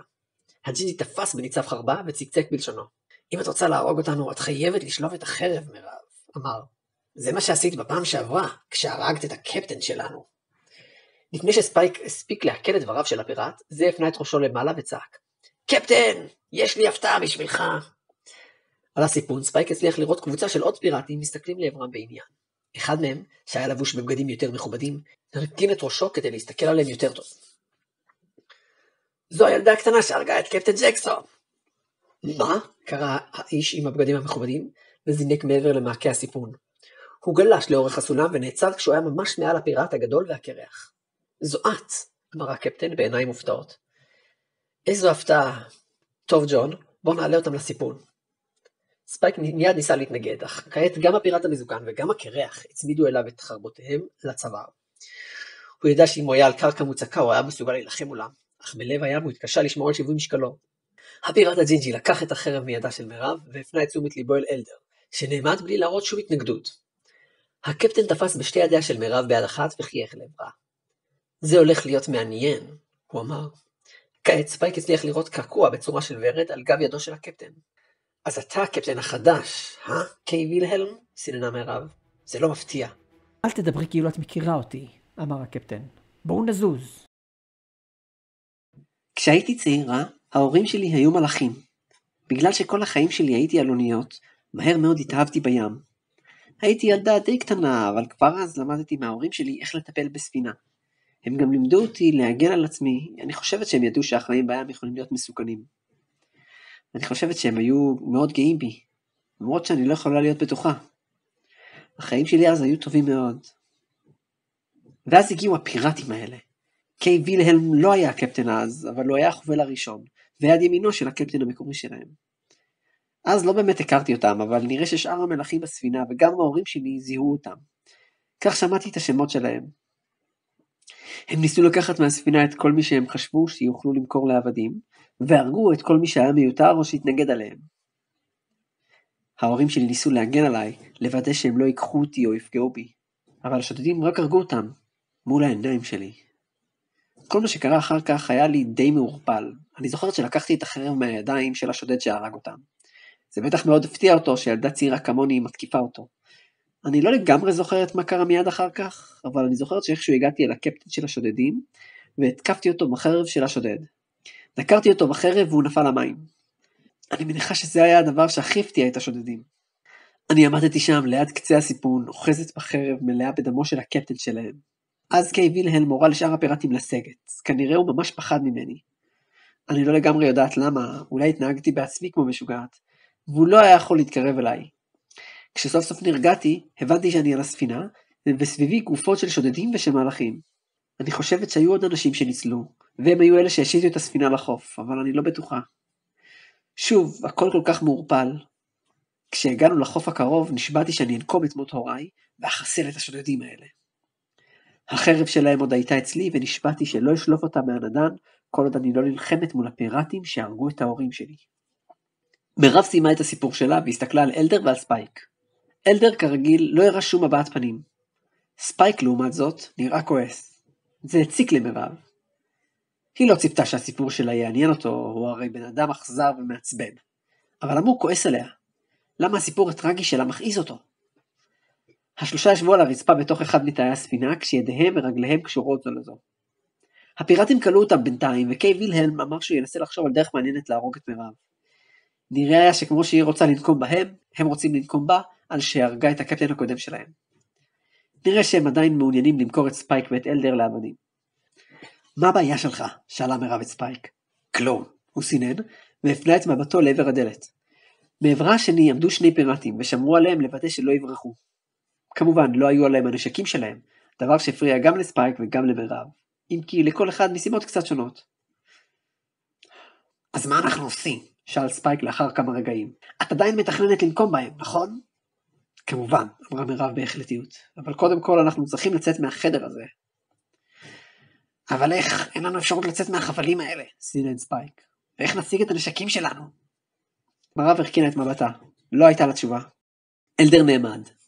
שני הצעירים הפנו אליו את מבטיהם בבלבול, ומהר מאוד מבטם הפך לעוד יותר מבולבל. החבלים סביב ידיו ורגליו של הזקן נעלמו כלא היו. הזקן הרים באיטיות את מקל ההליכה שלו, שהפיראטים לא חשבו על לקחת, והצביע בעזרתו על החבלים שקשרו את מירב. היא הרגישה איך היא משתחררת, בעוד החבלים מתקלים, כאילו הם נשרפים במהירות. מה לה? מלמלה, אבל מיד מבטה הפך לחלטי והיא נעמדה. היי זקן, מה איתי? אמר ספייק. אלדר הפנה אליו את מבטו. לכמה רגעים הוא לא אמר דבר, ואז התקרב אליו באיטיות, וכיוון לעבר החבלים שקושרים את ידיו את המקל. כמו מה שקרה למירב, וגם החבלים שלו התקלו, והוא נעמד. עכשיו אנחנו צריכים לצאת מהחדר ולמצוא את הנשקים שלנו, אמרה מירב. אלדר הניח את אצבעו על שפתיו, וסתמן למירב ולספייק להיות בשקט. השניים הננו. הזקן התקרב אל הדלת, וכיוון לעברה את המטה שלו. נשמע צליל נקישה קל כשהמנעול נפתח. לרגע מירב וספייק נדרכו מהחשש שהשומרים שבצד השני של הדלת שמעו את הצליל, אבל לאחר רגע קל שלא נשמע שום רעש מהצד השני, הם נרגעו. אלדר הרים את המטה שלו לאוויר, ולאחר כמה רגעים הוריד אותו בחזרה. מה זה היה? שאל ספייק, אך אלדר לא ענה. מירב וספייק התקרבו אל הדלת ועמדו לפתוח אותה. חכו, אמר אלדר בקול שקט. שניהם הופתעו, הם כמעט ושכחו שאלדר מסוגל לדבר. הם עמדו שם לכמה רגעים, לא יודעים למה בדיוק הם מחכים. מה לה? נשמע מעבר לדלת לפתע. לאחר מכן נשמע צליל של שריקה באוויר, ואז רעש של משהו נחתך וכל חבטה. אלדר הנהד קלות בראשו לעבר מירב, וזו פתחה את הדלת באיטיות. לתוך החדר נפל מישהו שנשען על הדלת. לרגע מירב נרתעה, אלא שאז היא ראתה שמדובר בגופה המתה של אחד מהפיראטים ששמר על החדר שלהם. לתוך החזה שלו הייתה מוחדרת אחת הסכינים של ספייק. היא הסתכלה החוצה לעבר המסדרון שהיה מחוץ לחדר, וראתה את הגופה של הפיראט השני, שלשתוך גופו מוחדרת הסכין השנייה. לצד הגופות שכבה על הרצפה החרב של מירב. איך זה? התחילה מירב, ואז פנתה לעבר אלדר. הוא לא הגיב. תודה, אמרה, ויצאה מהחדר. היא הרימה את חרבה מהרצפה, והסתכלה עליה. לאחר רגעים ספורים של מחשבה, היא שלפה את החרב מהניצב, ובכך קראה את החבל שקשר אותה. ספייק יצא גם מהחדר, ולקח את שתי הסכינים שלו. יפה מאוד, אמר. בואו נכסח להם עכשיו את הצורה. אין לי בעיה, רק תשאיר את קיי לי, אמרה מירב, ורצה לכיוון הדלת שיוצאת מהמסדרון אל עבר הסיפון. היא פתחה את הדלת בחבטה ויצאה החוצה. הייתה זו שעת ערב מוקדמת, ועל הסיפון נראתה קבוצה של פיראטים, שכולם מיד הפנו את מבטיהם לעבר הדלת שנפתחה במהירות, ורגע לאחר מכן הם שלפו את נשקיהם. לעזאזל, קרא הפיראט הג'ינג'י שהתקרב אליה כשמאחוריו קבוצה של עוד פיראטים. הוא הניף את חרבו להתקיף את מירב, ומירב מיהרה לנסות ולברוח, כשלפתע גופו של הפיראט ושל כל הפיראטים שעבדו מאחוריו הפסיקו לזוז. מה לעזאזל? קרא ג'י-ג'י. ספייק ואלדר יצאו מהמסדרון מאחורי מירב, ואלדר כיוון את המטה שלו לעבר קבוצת הפיראטים. הוא קוסם? קרא ג'י-ג'י. יפה יפה, חייך ספייק והניף את הסכין שלו. עכשיו אני יכול לראות לכם כמו שצריך. מירב לא טרחה אפילו להסתכל על ספייק, ורצה לעבר קיי וילהלם, שעמד בחרטום הספינה, כשלידו עמד הפיראט המסוכן ועוד קצת פיראטים. כולם שולפים את נשקיהם כדי להגן על עצמם. ספייק זרק את שתי הסכינים שלו על שני פיראטים מהקבוצה המשותקת, והרג אותם במהירות. הוא שלף את הסכינים מהגופות המשותקות, ואז שאר הפיראטים השתחררו. היי אלדר, מה לעזאזל? שאל ספייק, אך ראה שאלדר כעת היה עסוק בהתמודדות מול קבוצת פיראטים, בהנהגת הפיראט הגדול והקרח. ספייק לא היה יכול להסיח את דעתו מהקרב שלו מול הפיראט הג'י-ג'י, אז הוא לא היה יכול לשים לב אל העובדה שאלדר התחמק מכל ההתקפות של הפיראטים במהירות, תוך כדי ריחוף מהיר באוויר, ככל הנראה בעזרת קסם. זה למד אתכם לא להתעסק איתי, אמר ספייק בזמן שהתכונן מהתקפה של אחד הפיראטים בעזרת סכין אחת, והרג פיראט אחר בעזרת סכין אחרת. בשטח כזה אני יכול להילחם בקלות. לעזאזל איתך, סינן הפיראט הג'י-ג'י, ומיהר להתקיף את ספייק. ספייק קפץ לאחור, תוך כדי שהוא זורק לעבר הג'י-ג'י את אחת מהסכינים שלו. הסכין נתקעה בכתפו של הג'י-ג'י, אך נראה היה שהפגיעה לא הייתה קטלנית. הפיראט הקרח נראה מאוד מתוסכל מהעובדה שהוא או אף אחד מהפיראטים שאיתו לא הצליחו אפילו לפגוע פגיעה קלה באיש הזקן שריחף מולם במהירות והתחמק מכל התקפה בזריזות. עד כה הקוסם לא פעל באופן אגרסיבי כלפי אף אחד מהם, אבל הוא הבין שמדובר בקוסם ושאין להם מושג איזה קסמים הוא יכול לעשות. לפתע הוא הרגיש כאב חזק בצילו והחרב נפלה מידו. הוא פנה להסתכל הצידה וראה ששניים מהפיראטים שסייעו לו עד עכשיו התקיפו אותו בחרבותיהם ודקרו אותו. מה? הוא התחיל. הפיראטים הוציאו מגופו את חרבותיהם, ואז, בלי להגיד דבר, התקיפו אחד את השני והרגו זה את זה. שאר הפיראטים בקבוצה נבהלו, וזרקו את חרבותיהם בידיהם. הפיראט הקרח אחז בפצעיו, והסתכל על אלדר, שהבעת פניו לא השתנתה. מה עשית?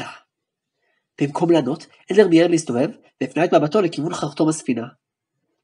הפיראט הקרח הפנה את מבטו אף הוא, וראה איך מירב מתקרבת לעבר קיי וילהלם, ושאר קבוצת הפיראטים. היא עלתה במדרגות שמובילות אל קצה הסיפון, והניפה את חרבה.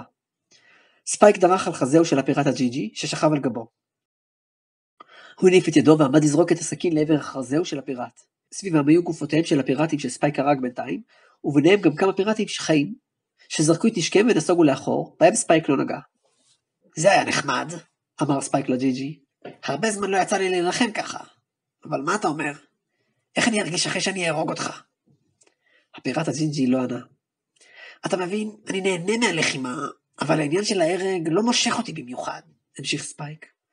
אבל זה לא כאילו אני מתנגד או מפחד מההרג. לא יודע, זה חלק מהבעיה שלי. אני לא חושב שממש אכפת לי, אתה יודע? זה די מעצבן. הג'י-ג'י לא הבין על מה ספייק מדבר. אני מניח שזה די מוצדק מצידי להרוג אותך אחרי שאתה חטפת אותי ותכננת למכור אותי לעבדות. וגם אני מניח שלעזור לנקמה של חברה שלי גם קשור? לא, רגע. אני יכול בכלל לקרוא לילדה הזאת חברה? לא ממש אכפת לי גם מזה. אתה מבין, זו הבעיה. לא אכפת לי. וזה מעצבן אותי. הוא זרק את הסכין מידו וזו נתקעה בחזהו של הג'י-ג'י. הוא הרים את ראשו לכיוון מירב וראה שהיא מתקרבת אל קבוצת הפיראטים שעמדה בחרבתו מאוניה. ביניהם עמד הקפטן שלה. מירב עלתה במדרגות והתחמקה מהמתקפות של הפיראטים שהופנו לעברה. לא מסירה את מבטה מהקפטן. קיי וילהלם קראה, אתה שלי. מבטו של הקפטן בהחלט היה מפוחד. נראה שהוא נזכר באופן בו התנהגה כשהיא הרגה את הקפטן הקודם שלהם. כמו שמירב לא הסיר את מבטה ממנו, כך גם הוא לא הסיר את מבטו ממנה. מירב התקרבה אליו במהירות והניפה את חרבה. היא כבר הייתה ממש קרובה אליו. היא הייתה מסוגלת לראות את הפחד בעיניים שלו. הוא שלף את חרבו, מנסה להתגונן מההתקפה הקרובה שלה. נטז של דם נכנס לשדה הראייה של מירב, והבעת פניה הפכה מהחלטית למופתעת. הבעת הפחד על פניו של קיי וילהלם לא השתנתה, אבל דם החל לזלוג מתוך פיו. מירב עדיין רצה, ותכננה להתקיף את הקפטן, כשהוא החל להתרחק ממנה וליפול לאחור לכיוון הים. חרבה של מירב התקרבה אל הקפטן, אבל בסופו של דבר לא נגעה בו. הוא נפל אל כיוון הים, ויחד איתו נפלו עוד שני פיראטים שעד לפני רגע עמדו משני צדדיו, וכעת חרבותיהם פילחו את גופו של וילהלם. מירב נעמדה בקצה הסיפון, והסתכלה על המים במבט מלא בתדהמה. היא שכחה לגמרי את שאר הפיראטים שעבדו לידה, ביניהם הפיראט המזוקן, שגם הבעת פניו הייתה מלאה בתדהמה. הוא עמד לצד וילהלם, וראה כל מה שקרה. בלי כל התראה מוקדמת, 2 מהפיראטים שלו התקיפו את הקפטן, ואז קפצו למים, יחד עם הקפטן עצמו. הוא הניח שזה אמור היה להפוך אותו לקפטן כרגע, אבל הדבר הכי שהוא הרגיש כעת היה פחד. אם כי הוא לא ידע ממה בדיוק הוא מפחד. מירב לא זזה, והרגיש איך עיניה מתחילות לדמוע. דמעותיה זלגו בעיניה אל קצה הפה, ומשם נפלו אל הים, אליו היא הסתכלה. מה לעזאזל? ספייק ואלדר נעמדו לידה, כנראה שהם באו אחרי שהם סיימו את העניין שלהם. הרגת אותו? שאל ספייק. מירב הסתובבה לעברו, והסתכלה עליו במבט הדומע והמופתע שלה. לא הספקתי. ספייק נראה מבולבל, ואז הוא הציף את פניו. מה זאת אומרת? מלמל. אלדר הפנה את מבטו לעבר הפיראט המזוקן, וזה נסוג לאחור מיד. מה לעזאזל עשיתם? הוא קרא. הוא קוסם, נשמע קולו של הפיראט הקרח שהתקרב עליהם, עדיין אוחז בפצעיו. הזקן הזה, הוא עשה את זה גם לי. מירב הפנתה את מבטה הדומע אל אלדר, מנסה להבין למה הפיראט התכוון. הוא שלט בכפופים אליי, וגרם להם להתקיף אותי. זה נכון? מלמלה מירב. אתה הרגת את קיי וילהלם? אלדר לא ענה. למרות שהבעת פניו לא השתנתה, איכשהו מירב הרגישה שהוא מאשר את דבריה. היא קרסה על ברכיה. לאחר רגע היא תפסה בפניה והתחילה לבכות. ספייק הרים את מבטו והסתכל על שמי הלילה. היה זה לילה שקט, ובפעם הראשונה מאז שהם נפגשו, הוא היה יכול להתרחק מאלדר ומירב ולחשוב בשקט. הוא הלך למקום הגבוה ביותר בספינה כדי להתרחק מהם, והתיישב ליד עמדת התצפיתן שבראש התורן. הוא לא ישב בתוך העמדה אלא על הקרשים שהחזיקו את המפרש, ונשען על העמדה בגבו. הוא הרגיש את הרוח נושבת בפניו, ולא שמע דבר מלבד קולם של גלי הים והמחשבות שעברו בראשו. כשהם היו בדרכים, הם היו צריכים תמיד לישון בקרבה אחד לשני, אבל כאן בספינה היה לו קל להתרחק מהם. אני יכולה לצייר אותך? הוא כמעט איבד את שיווי המשקל שלו כששמע את הקול הזה לפתע. הוא מיהר להסתכל למטה לכיוון ממנו נשמע הקול. הוא ראה את מירב יושבת על הסיפון ומציירת במחברת שלה. ממתי את מבקשת רשות? ענה לה בכעס. ולמה בא לך לצייר אותי עכשיו? זה נורא יפה, אמרה מירב. איך שאתה יושב ומסתכל על השמיים, זה יכולה להיות תמונה יפהפייה. ספייק נאנח והחזיר את מבטו לשמיים. לא אכפת לי, מלמל. הוא המשיך לשבת כך בשקט, מנסה להתעלם מהעובדה שהוא יודע שהם מסתכלים עליו. היי, אני יכולה לדבר איתך? שוב פעם היא דיברה בהפתעה, אבל הפעם הוא היה מוכן לזה יותר. ספייק נאנח והפנה את מבטו אליה שוב. כעת היא עמדה והמחברת לא הייתה בידיה, כנראה שהיא סיימה לצייר והחזירה אותו לתיק שלה. טוב, אם את רוצה לדבר, תעלי למעלה. אני לא הולך לעשות שיחה שלמה בצעקות. אולי אתה תרד אליי? את רוצה לדבר, לא אני. הוא הסתכל עליה במבט כועס, והיא הזיפה את הפנים שלה. לאחר רגעים קצרים של שקט היא ננחה. בסדר. היא ניגשה אל התורן ועלתה אל עמדת התצפיתן. כעת, כשהיא עמדה לידו, הוא ראה שעיניה עוד קצת אדומות. מה קרה לך? שאל. אני לא מבין למה את בכית. מה זאת אומרת? רצית שהוא ימות והוא מת. מה זה משנה מי הרג אותו? מירב ננחה. אני מודה, הייתי קצת נסערת. אני מבינה שאלדר רצה לעזור לי. אם הוא לא היה עושה את זה, בטח אחד מהפיראטים האחרים היה הורג אותי, לפני שהייתי מספיקה לפגוע בקיי וילהלם. אבל זו הייתה הנקמה שלי, אתה מבין? הרגשתי שהוא גנב לי אותה. ספייק חזר להסתכל על הירח, אך מבטו נשאר זועף. מירב ננחה שוב. על זה רציתי לדבר איתך, אמרה. שאלתי אותך את זה כמה פעמים, אבל אתה אף פעם לא ענית לי. מה הבעיה שלך? על מה את מדברת? ספייק לא הסתכל על פניה. למה אתה כועס עליי כל כך? ספייק רק הזיף את פניו עוד יותר, ולא ענה. תענה לי, אמרה מירב. אתה כל הזמן כועס עליי. כשאמרתי לך שאני אוהבת לצייר, אתה כעסת עליי. וכשסיפרתי לך על איך שהפיראטים הרגו את ההורים שלי, אתה גם כעסת עליי. אבל למה? למה זה מכעיס אותך כל כך? אתה כזה קרלב שרגשות מכעיסים אותך? ספייק הזיף את פניו. הוא הלך לכאן כדי להיות לבד, אבל כעת הוא לא ממש יכול לברוח ממנה כשהיא עומדת בעמדת התצפית, וחוסמת לו את הדרך היחידה למטה. שוב פעם, קרא מירב, למה אתה כועס עליי? מה עשיתי לך? אני לא כועס עלייך, ילדה טיפשה. אל תקרא לי ילדה ואני לא טיפשה, אמרה מירב. ואל תשקר לי, אני רואה שאתה כועס. כן, אני כועס. בטח שאני כועס, צעק ספייק, והפעם הפנה את מבטו אל מירב. אני זועם, אני רותח מכעס, אבל לא עלייך. דבריו הפתיעו את מירב, והסתכלה עליו בתדהמה. מה זאת אומרת? שאלה. על מי אתה כועס? על עצמי, טיפשה אחת. למירב לא היו מילים, והיא רק הסתכלה על ספייק במבט מופתע. מבטו של ספייק הפך למתוסכל, והוא חזר להסתכל על הירח. כשהראית לי שאת אוהבת לצייר, אז קצת כעסתי עלייך שציירת אותי בלי רשות, אמר ספייק, אבל רק קצת. אבל חשבתי לעצמי, יש לילדה הזאת תחביב יצירתי ונחמד, טוב לה. אבל זה מה שעבר לי בראש.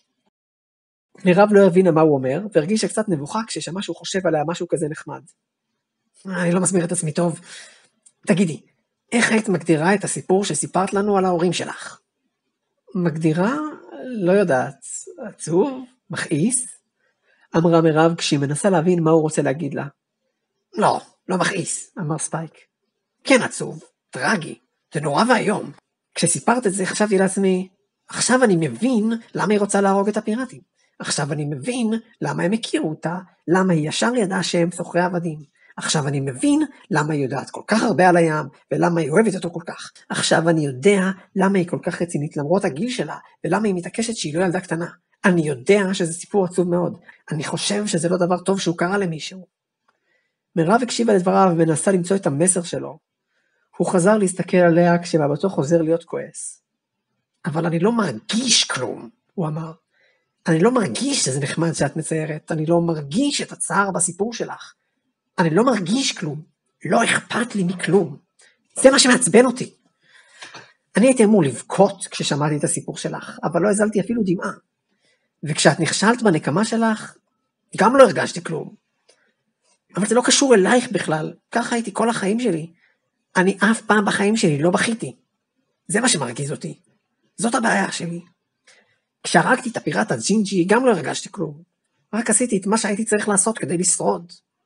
אבל לא הסתרתי על המוות שגרמתי, ואני לא מצטער על כל שאר האנשים שהרגתי בחיי. זה מה שמרגיז אותי כל כך. לא משנה מה קורה לי, לא אכפת לי משום דבר שקורה סביבי, או לאנשים שקשורים אליי. אני אפילו לא בכיתי בלוויות של ההורים שלי. זה כל כך מרגיז. הוא יקע באגרופו בעמדת התצפיתן, ואז חזר להסתכל על השמיים. מירב הסתכלה עליו בשקט לזמן מה, ולאחר מכן חיכה בעדינות. אני מצטערת, אמרה. לא הבנתי אותך נכון. חשבתי שאתה כועס עליי. היא התחילה לרדת בסולם מתחת לעמדת התצפית, אבל נעצרה לאחר רגע. היי ספייק, אמרה. כן, אמר ספייק בקול צרוד. תודה. ספייק הופתע והסתכל עליה בעיניים פעורות. על מה? מירב הרימה את מבטה אליו, ובחיוך גדול אמרה, תודה רבה שאכפת לך כל כך. על מה? התחיל ספייק, אבל מירב המשיכה לרדת בסולם והתעלמה ממנו. אלדר, מירב וספייק ירדו מסיפון האונייה והסתכלו סביבם. הם הגיעו אל עיר החוף שאליה, ככל הנראה, אלדר תכנן להגיע לפני שהם נפגשו עם הפיראטים. אחרי שקיי וילהם נפל מהסיפון, הפיראטים היחידים שנשארו בחיים היו הפיראט הקרח והפיראט המזוקן. אלדר החליט לכלוא אותם, ואת גופות שאר הפיראטים הם זרקו אל הים. אלדר הודיע למירב ולספייק שהוא יטפל בהנעת האונייה, ככל הנראה בעזרת קסם, ולכן את הלילה הם בילו על הסיפון, ובתאי השינה שהיו שייכים עד אז לפיראטים. כעת היה היום למחרת, והם סוף סוף הגיעו אל החוף. אז לאן עכשיו? שאל ספייק את אלדר.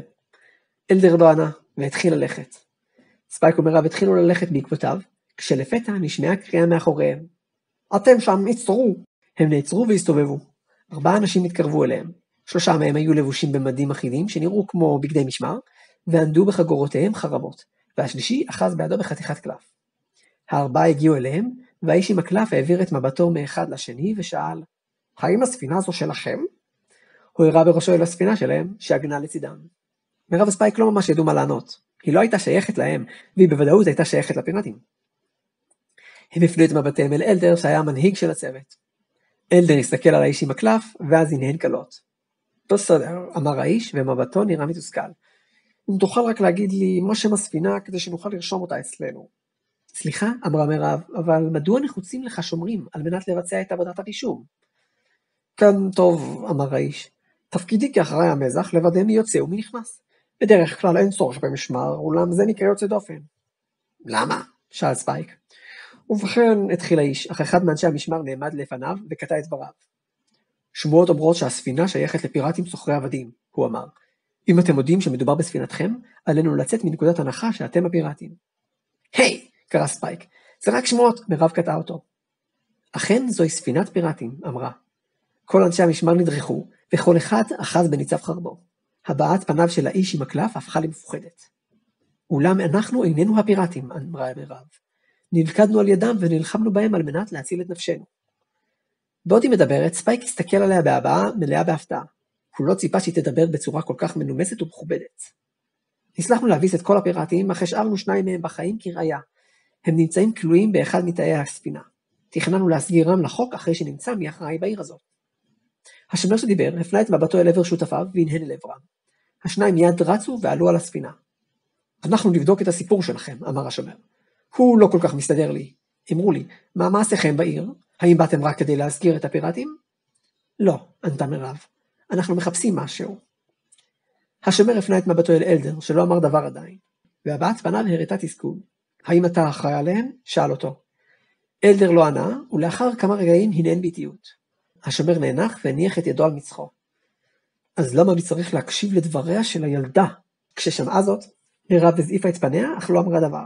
סליחה, האם אוכל לסיים את תפקידי? שאל האיש עם הקלף. אני רק צריך לדעת מה שם הספינה ושם הבעלים. שם הספינה הוא הוורד הקוטל, אמרה מירב. הבעלים הוא קיי וילהלם, או לפחות הבעלים הקודם. אני לא חושבת שיש לה בעלים כעת. אנחנו לא מעוניינים להמשיך לשוט בה. האיש עם הקלף כתב עליו את דבריה של מירב, ונראה מאוד מתוסכל ממה שהוא שומע. זה רק הופך את העבודה שלי למורכבת. לא אמורה להיות לך בעיה. אם הם דוברי אמת, אנחנו ניקח את הספינה לידי הרשויות, ולא תצטרך לרשום כלום, אמר השומר. אולם אם מתגלה שהם שקרנים, ושהם למעשה בעלי הספינה, השומר לא סיים את דבריו. הם לא היו צריכים לחכות עוד הרבה זמן, כששני השומרים יצאו מהספינה בריצה, ואחד מהם לחש משהו לאוזנו של השומר שחיכה. מה? השומר הזיף את פניו ושלף את חרבו. מירב וספייק אחזו בניצב נשקיהם, מתכננים לשלוף אותם. אולם נעצרו כששני השומרים האחרים שלפו את נשקיהם וקרבו אל צוואריהם. אל תזוזו, אמר השומר. מה לעזאזל? אמר ספייק. מה קרה? אנחנו אומרים את האמת. אם כן, מדוע נמצאו גופותיהם של 2 מלאכים באחד מתאי המטען של הספינה?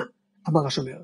וחמור יותר, בתאים הנמוכים ביותר, האנשים שלי ראו קבוצת אסירים שיועדו למכירה לעבדות. לדבריהם, איש לא נלחם בפיראטים להציל אותם.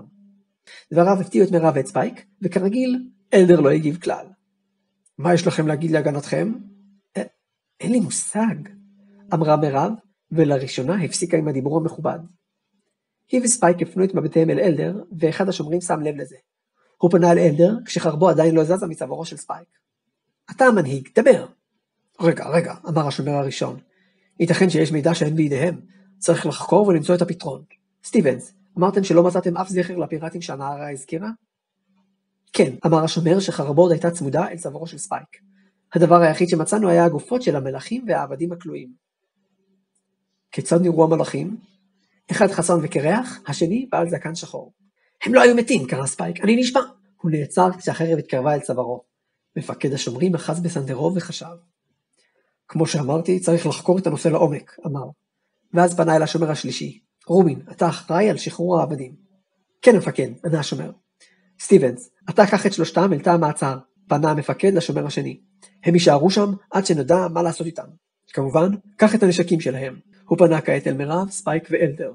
ובכן, אתם בוודאי מבינים שמצבכם לא טוב. אם מה שאמרתם נכון, אין ספק שיש ביכולתכם לעמוד בקרב מול אנשי המשמר. אולם אם תעשו כן, תימצאו אשמים לכל דבר ועניין. אני ממליץ לכם לשתף פעולה.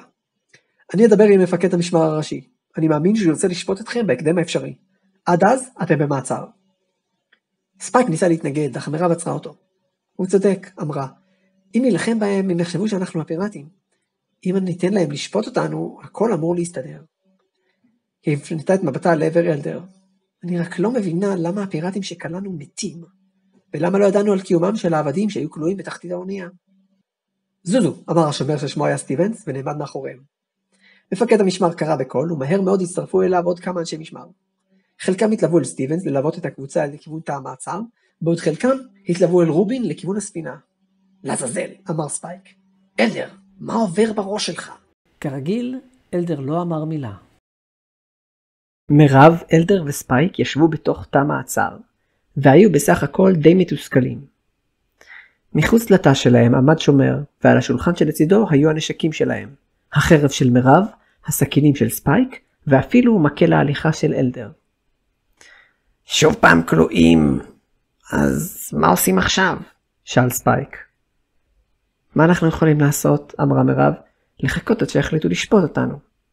לעזאזל, אמר ספייק בכעס. לא עשינו שום דבר. אם זה נכון, אתם תצאו מזה בשלום, אמר השומר שלהם. מפקד המשמר הראשי ישפוט אתכם, יראה שלא עשיתם שום דבר רע וישחרר אתכם. אבל אם אתם מסתירים את האמת, אתם תענשו. לעזאזל, חזר ספייק. מירב הפנתה את מבטה אל עבר אלדר. אתה יכול להסביר לנו מה קרה? שאלה. אתה הרגת את הפיראטים שקלענו? אלדר הסתכל עליה במבט חסר רגש ולא ענה. לכל הרוחות, אמרה ואחזה במצחה. ולחשוב שספייק היה זה שהצבן אותי עד עכשיו. אלדר, איך אנחנו יכולים לקרוא לעצמנו צוות אם אתה לא אומר לנו שום דבר? אתה מצפה מאיתנו לעקוב אחריך, אבל לא נותן לנו שום הסבר של מה שאתה עושה. לא לאן אנחנו הולכים, לא למה, לא שום דבר. למה אתה מתנהג ככה? זה לא שווה את זה, אמר ספייק. ברגע שאנחנו יוצאים מכאן, אני הולך. הוא נעמד והלך לעמד ליד הסורגים. אלדר הפנה אליו את מבטו. אני חושבת שאני מסכימה, אמרה מירב. הפרס של התחרות הזו מושך אותי מאוד, אבל אני מרגישה שאין לי מושג מה אני עושה עכשיו. אלדר, תודה שעזרת לי בנקמה שלי, אבל אני חושבת שגם אני אלך לדרכי ברגע שנסיים עם זה. אלדר הפנה את מבטו כעת אליה. לא, אמר בקול נמוך. סליחה? אמר ספייק והסתובב אל עבר אלדר. מה זאת אומרת לא? אנחנו יכולים לעשות מה שאנחנו רוצים. לא, חזר אלדר ושוב הסתכל על ספייק. אתם תבואו איתי. לספייק לא היה מה להגיד. אלדר בדרך כלל לא דיבר, אבל נראה שהיה חשוב לו שהם יישארו איתו מספיק בשביל למחות. אתה לא באמת יכול להחליט עלינו, אמר ספייק. אני מצטערת, אבל הוא צודק, אמרה מירב. למה כל כך חשוב לך שנבוא איתך? אם אתה רוצה את כל הכסף, תוכל להמשיך לבד. אתה תרוויח אפילו יותר. אני בטוחה שאתה מסוגל להשיג את האבן הזו לבד, אחרי שראיתי את הקסמים שעשית. אלדר הרכין את מבטו, והיה נראה שהוא חושב קצת. אתם, אמר לבסוף, יש לכם פוטנציאל. פוטנציאל למה? שאלה מירב. אלדר הניד בראשו ולא הגיב. מה לא? שלושתם הרימו את ראשם לעבר השומר, וראו שהוא מסתכל אל עבר חלון קטן שנמצא מעליו על הקיר לידו. אופי מפה, קרא השומר. הם הסתכלו על החלון הפתוח וראו שמבעד לסורגים של החלון נכנסת לתוך החדר ציפור גדולה. הציפור עפה אל תוך החדר ועפה במעגלים, כאילו היא מחפשת משהו. השומר הניף בידיו כדי לנסות להבריח אותה, אבל זו רק ברחה ממנו ונכנסה מבעד לסורגים אל תוך תא מעצר בו היו שלושתם. מה לעזאזל? קרא ספייק. הוא ניסה להבריח את הציפור גם כן, וזו עפה אל מול פניו של אלדר ונשארה שמה. אלדר הסתכל על הציפור לכמה רגעים ואז הרים את ידו. ברגע הבא הציפור נחתה על ידו המושטת והרימה את רגלה. מירב ראתה שיש משהו קשור על רגלה של הציפור. מה לכל השדים והרוחות? שאל ספייק. מה זה? עזרה מחברים פיראטים שלכם? שאל השומר ושלף את חרבו. אין לנו מושג מה זה, באמת, אמר ספייק, בעוד אלדר לוקח את מה שהיה קשור על רגלה של הציפור, חתיכת קלף. הוא פתח את הקלף והתחיל לקרוא אותו. מירב נעמדה מאחוריו וקרא את הכתוב מעבר לכתפו. אני לא מאמינה, אמרה. מה? שאל ספייק והסתכל עליה. ולמבטו עבר אל פניו של אלדר, כשהוא הבחין במשהו משונה עליהם. לקח לו רגע קל להבין מה היה מוזר. הבעת פניו של אלדר השתנתה, והוא נראה באופן ממש ממש עדין, מתוסכל. מה זה הפתק הזה? שאל השומר. זה, התחילה מירב. זה לא קשור למשפט שלנו. לא, רגע. היא חשבה לרגע ואז אמרה לאלדר. אם הם יראו את הפתק הזה, זה יוכל לעזור להוכיח את חפותנו, לא? מה זה המכתב הזה? שאל ספייק. אלדר הרים את מבטו מהמכתב והסתכל על מירב וחשב. נו אלדר, אמרה מירב, תן לו את המכתב.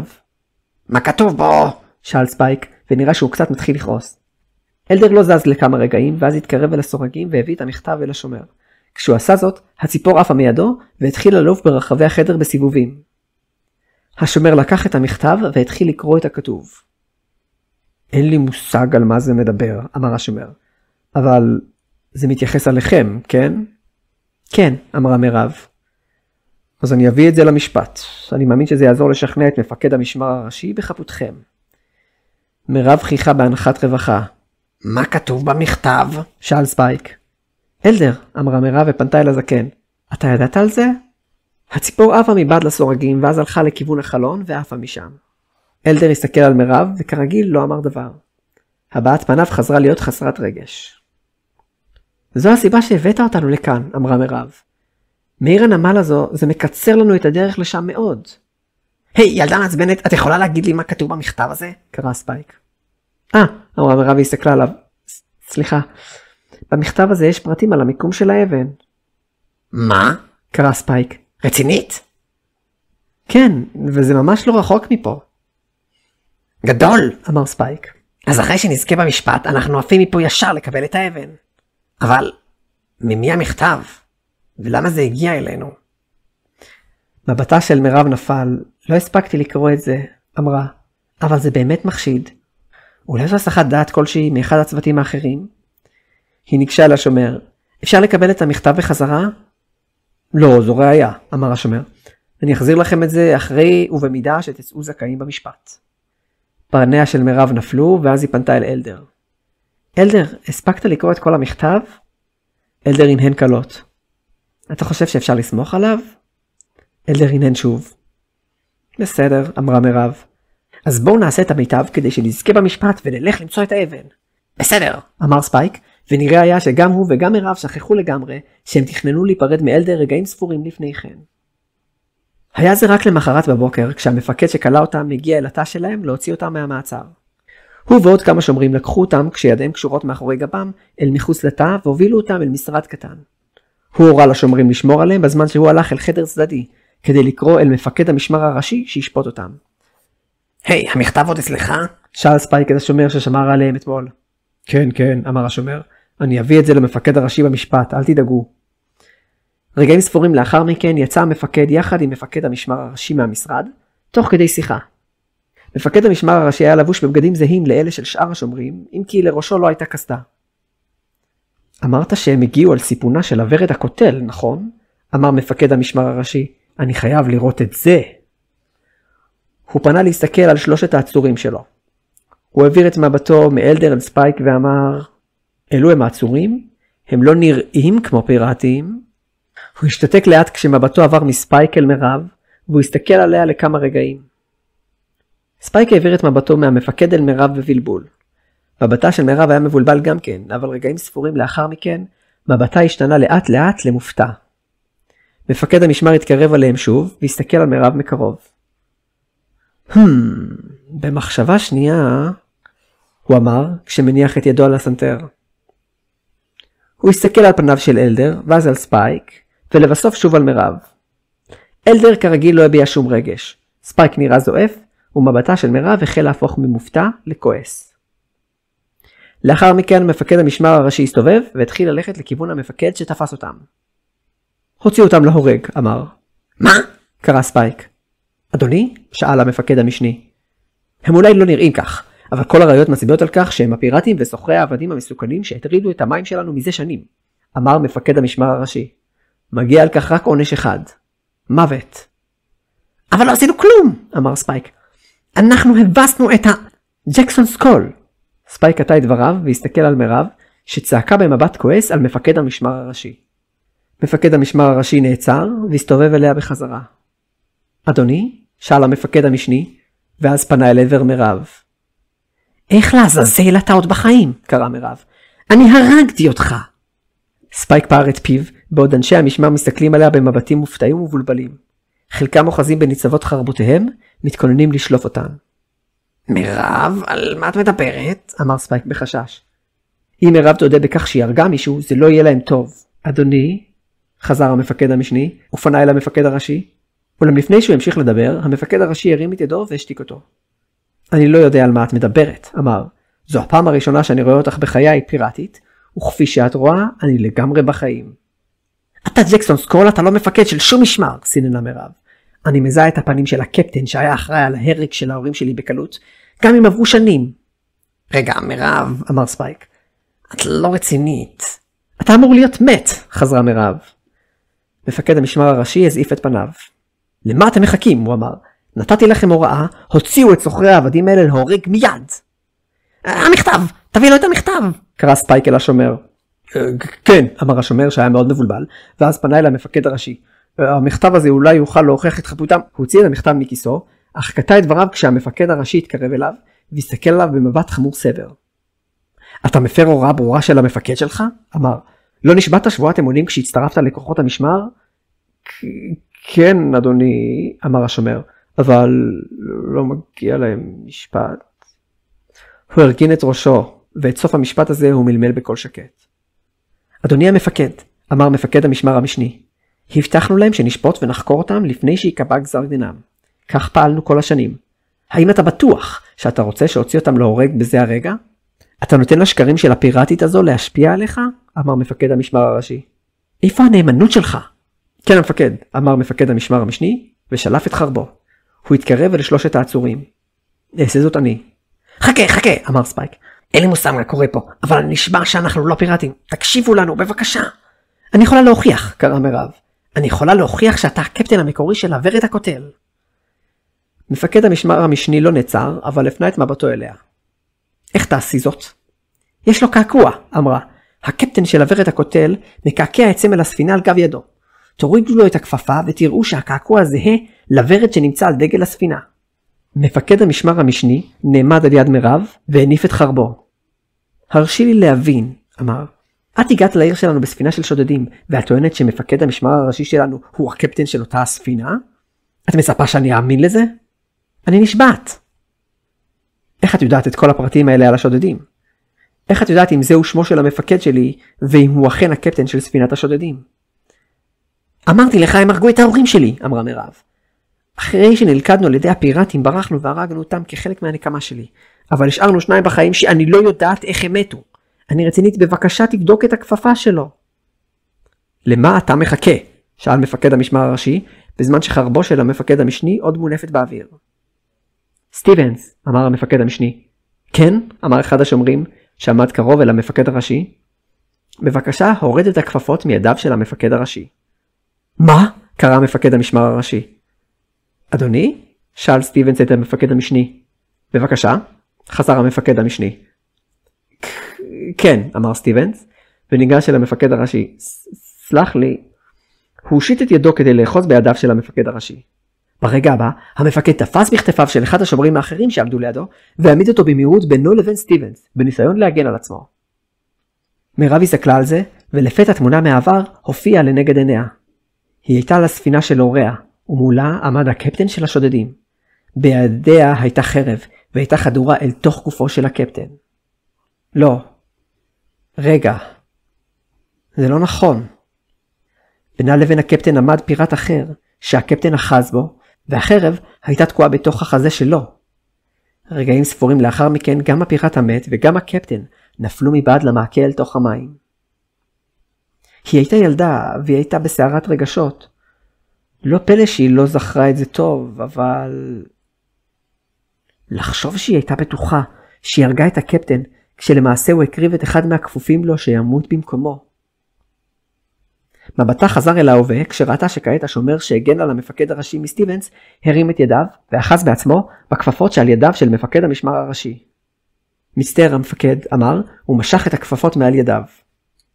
מפקד המשמר הראשי עזב את השומר והתרחק ממנו, תוך כדי שהוא ממהר להסתיר את אחת מידיו בעזרת השנייה. אך זה לא היה מספיק, והתגלה קעקוע בצורת ורד, זהה לזה שהיה על ידו של קיי וילהלם על גב ידו. המפקד ג'קסון, אמר מפקד המשמר המשני, אילו רק היית משנה את שמך, לא הייתי נוטה להאמין לילדה הזו. אתה הולך להפר את הפקודה שלי? איפה הנאמנות שלך? שאל ג'קסון סקול. שירתי תחתיך שנים רבות, אמר המפקד המשני, ואני נאמן אליך ביותר. אני יודע שאתה פעלת בצדק מאז שהצטרפת אל המשמר, ועד שהפכת להיות המפקד הראשי. הוא הנחית את חרבו במהירות, ומירב הרגישה את החבלים שקושרים את ידיה הנחתכים. אולם שבועתי הייתה נאמנות לצדק, המשיך מפקד המשמר המשני. אני מאמין שגם אתה היית כזה. אני זוכר שכשהייתי צעיר, אחרי שאבי הציל אותך, נשבעת להיות נאמן לו, ולכן אתה הפכת לאיש משמר כמוהו. אולם רגשותיך האישיים בנושא הזה ערערו את חוש הצדק שלך. אני מאמין לדבריה של הילדה. אתה האיש שהיה אחראי להריגה של הוריה, וכן לפעולות הרוע של סוחרי העבדים, גם אם עברו שנים מאז שלקחת בזה חלק. הוא הושיט את חרבו אל מירב. יהיה זה רק הוגן שהיא תזכה לקבל את הנקמה שלה. מירב הסתכלה על החרב המושטת לעברה בבלבול. לאחר רגע של היסוס, היא לקחה את החרב מידו. בוגד אחד! קרא ג'קסון סקול והניף את חרבו. מיד סטיבנס והשומר השני תפסו בו, והעבירו את ידיו אל מאחורי גבו. בלי להמתין, מירב מיהרה לרוס לכיוון ג'קסון סקול. לא! לא אתן לך! קרא ג'קסון סקול, אולם אנשי המשמר מנעו ממנו לזוז, והוא לא היה יכול להיאבק. מירב הגיעה אליו במהירות, הניפה את החרב שבידה, ופילחה את ליבו של הקפטן של הוורד הקוטל לשעבר. מירב, ספייק ואלדר התרחקו מעיר הנמל, כשנשקיהם בידיהם. זה היה קרוב, אמר ספייק. תודה לאל שיצאנו מזה. כן, אמרה מירב כשמבטה מורכן. מה קרה לך עכשיו? שאל אותה ספייק. קודם היית מתוסכלת שלא הצלחת לקבל את הנקמה שלך, אבל עכשיו את הצלחת לקבל אותה. אז מה נסגר? מירב נעצרה והורידה את חרבה מעל גבה. אחרי שהפיראטים הרגו את ההורים שלי, לקחתי את החרב הזו ונשפטתי שאשלוף אותה רק על מנת להשתמש בה לנקמה. אבל מאז ששלפתי אותה, החרב הזו לא ראתה אפילו טיפה אחת של דם. את קיי הרגו העוזרים שלו ואת ג'קסון הרגתי עם חרב אחרת. ספייק עיקם את גבתו. מה זה לעזאזל משנה? לא יודעת. אני מניחה שזה לא. ומה תעשי עכשיו? שאל ספייק. השלמת את הנקמה שלך. מה עלה? לא יודעת. חזרה. ספייק גירד בשערו. טוב, תקשיבי, אמר ספייק. אולי זה טוב שהחרב שלך לא עזרה לך בנקמה. אני חושב שזה די טיפשי לי שבא לו לשלוף אותה מלבד לנקמה. חרב היא כלי, אין לה יותר מדי משמעות. תעשי איתה מה שבא לך. חוץ מזה, אני אמור להיות זה שאין לו רגשות בצוות הזה. את הילדה הקטנה והטובה שאמורה להשתמש בנשק שלה לדברים טובים, לא? ובכל זאת אתה רק את מפקד המשמר של העיר הנמל הזאת, אז נראה לי שזה קצת הפוך. הוא ואלדר המשיכו ללכת ומירב הסתכלה על החרב שבידה. אחרי כמה רגעים היא החזירה אותה לשכמה. לא יודעת, אמרה, ואז הרימה את ראשה והזעיפה את הפנים שלה. רגע, למי אתה קורא ילדה קטנה? היא רצה בעקבות ספייק שצחק והקיף את אלדר להתחמק מהזעם שלה. אלדר, כמובן, לא הראה שום רגש. בבקשה, תפסיק. אבני הבדולח היקרות ביותר לא משתוות לניצוץ בעינייך הבוהקות, וגלי הים נראים כקווים ישרים בהשוואה לשעריך הגולש, ובאשר בבקשה, תפסיק. עיניי לא ראו יופי מעולם, עד שנחתו על פנייך הנאות, וליבי לא חש כמיהה מעולם, לפני תפסיק! לרי השתתק והסתכל על מיקה בחשש, בעוד זו שלפת את אחת מחרבותיה עד חצי הדרך. ומסתכלת עליו במבט מאיים שאומר, אתה לא רוצה לסיים את המשפט הזה. לר נאנח והרכין את ראשו. כן, גבירתי. ומספיק עם הגבירתי הזה גם כן, אמרה מיקה. זה מביך אותי. טביריה הסתכלה על שניהם, כשראשה נח על שתי ידיה וחייכה. היא כבר הבינה שלמרות שמיקה ולר נוטים להתווכח הרבה, למעשה הם הסתדרו לא רע. מיקה פשוט לא אהבה כשלר מחמיא ליופייה כל כך. הם ישבו סביב מדורה במחנה הלילי שלהם, אחרי שהם הלכו לכיוון מערב, במשך זמן רב מאז שהם הפכו לצוות. מיקה אמרה שיש לה רעיון איך הם יוכלו למצוא את האבן, ובגלל שהיא הייתה מנהיגת הצוות שלהם, הם החליטו ללכת בעקבותיה. לא שטביריה ולרי חשבו על להתווכח עם מיקה בכל מקרה. טביריה הייתה הצעירה ביותר, ולכן היא לא הראתה כל התנגדות, ולר תמך בכל החלטה של מיקה בכל מקרה. גם זה טיפה גרם לה לתחושה לא נעימה. מיקה, מנהיגת הצוות, הייתה, עד כמה שהיא לא הייתה מוכנה להודות בכך, יפה למדי. היה לה שיער ארוך ושחור, והיא נלחמה באמצעות זוג חרבות. הפריע לה מאוד היחס שאנשים נותנים ליופי חיצוני. זה לא שהיא חושבת שיש ערך בכיעור, היא כן מבינה את המשמעות של אסתטיקה, אלא שמפריע לה שאנשים נותנים ליופי החיצוני משקל כל כך גדול. אילו לר היה נותן לה מחמאות על האופן שבו היא נלחמת, לדוגמה, היא לא הייתה מבקשת ממנו להשתתק, אם כי היא כן הייתה מובכת. לר היה, בכל מובן המילה, אביר. השריון המוזהב שלו, המלווה במגן וחרב תואמים, יחד עם שערו הבלונדיני, בהחלט נתנו לו את החזות הזו. אולם גם האופן בו הוא התנהג, ואפילו דיבר, פשוט צעקו אביר. למרות שבתקופה שהם בילו יחד, טביריה ומיקה למדו שהוא יודע להתנהג בצורה נורמלית, הוא נטה לדבר במילים גבוהות, ולהראות חזות מכובדת ומכבדת, בייחוד כשהם עומדים בפני זרים. נראה שעם הזמן הוא נפתח עליהן, אבל כשהוא החליט להתחיל להחמיא ליפייה של מיקה, הוא חזר לדבר בשפה הגבוהה ולהשתמש במטאפורות המוזרות האלה. לא היה זה סוד שהוא התאהב במיקה, ובעוד מיקה מעולם לא החזירה לו תשובה חיובית לאף אחד מניסיונות החיזור שלו, לא היה ברור אם היא מסרבת עליהן או שהיא רק לא יודעת מה לענות. אבל היא כן התלוננה בפניו שוב ושוב שהפסיק רק לדבר על היופי שלה, דבר שלפחות בינתיים היא לא לגמרי הצליחה לעשות. טביריה הייתה בחורה צעירה וידידותית, בעלת שיער שחור וארוך מאוד. בשונה ממיקה ומילר, לא היה לה שום נשק. היא תמיד אמרה שהיא שונאת אלימות ולחימה, ובמקום זאת היא הסתובבה עם ערכת רפואה קטנה. בעזרתה היא טיפלה בפצעים ובמחלות. לר אמר שהוא מאוד התרשם מיכולותיה הרפואיות. בזמן שהם ישבו, לר הבריק את המגן שלו וישב בשקט לזמן מה, ולבסוף בחר לשנות את הנושא. אנחנו מתקרבים? שאל. כן, אמרה מיקה, ובטון דיבורה לא היה זכר לכעס שהראתה ללר לפני כמה רגעים. אני מאמינה שנגיע לשם מחר. אני עדיין לא הבנתי, אמרה טביריה. למה את חושבת שהאלפים יהיו מוכנים לעזור לנו? טוב, אמרה מיקה וגירדה בראשה בתסכול. לא רציתי לספר לכם, כי התביישתי, אבל אני מניחה שאני די אהיה חייבת לעשות את זה מתישהו. אם לא הלילה מתי, אמר לר בחיוך. בוודאות את תצטרכי לספר לנו לפני שאנחנו מגיעים אל מקום מגוריהם. מיקה הסתכלה על לר במבט חד והוא השפיל את מבטו וחזר לנקות את המגן שלו. אני חברה מאוד טובה של מלכת האלפים. מה? קרא לר והמגן שלו נפל על הקרקע בחבטה. את לא רצינית. מיקה הסמיקה. ידעתי שתגיבו ככה, אמרה. בגלל זה התביישתי. זה ממש מרשים, אמר לר. את מתאימה אותי בכל יום מחדש. מיקה הסתכלה על לר במבט מופתע ואז מלמלה. תודה. וואו, את חברה של בת מלוכה, אמרה טביריה בחיוך רחב. אז את בעצמך כמעט בת מלוכה. זה לא עובד ככה, אמרה מיקה בחיוך מתנצל. כן, למעשה, אילו זה היה עובד ככה, גם אני הייתי בן מלוכה בעצמי, אמר לר בהתנשאות וניפח את חזהו.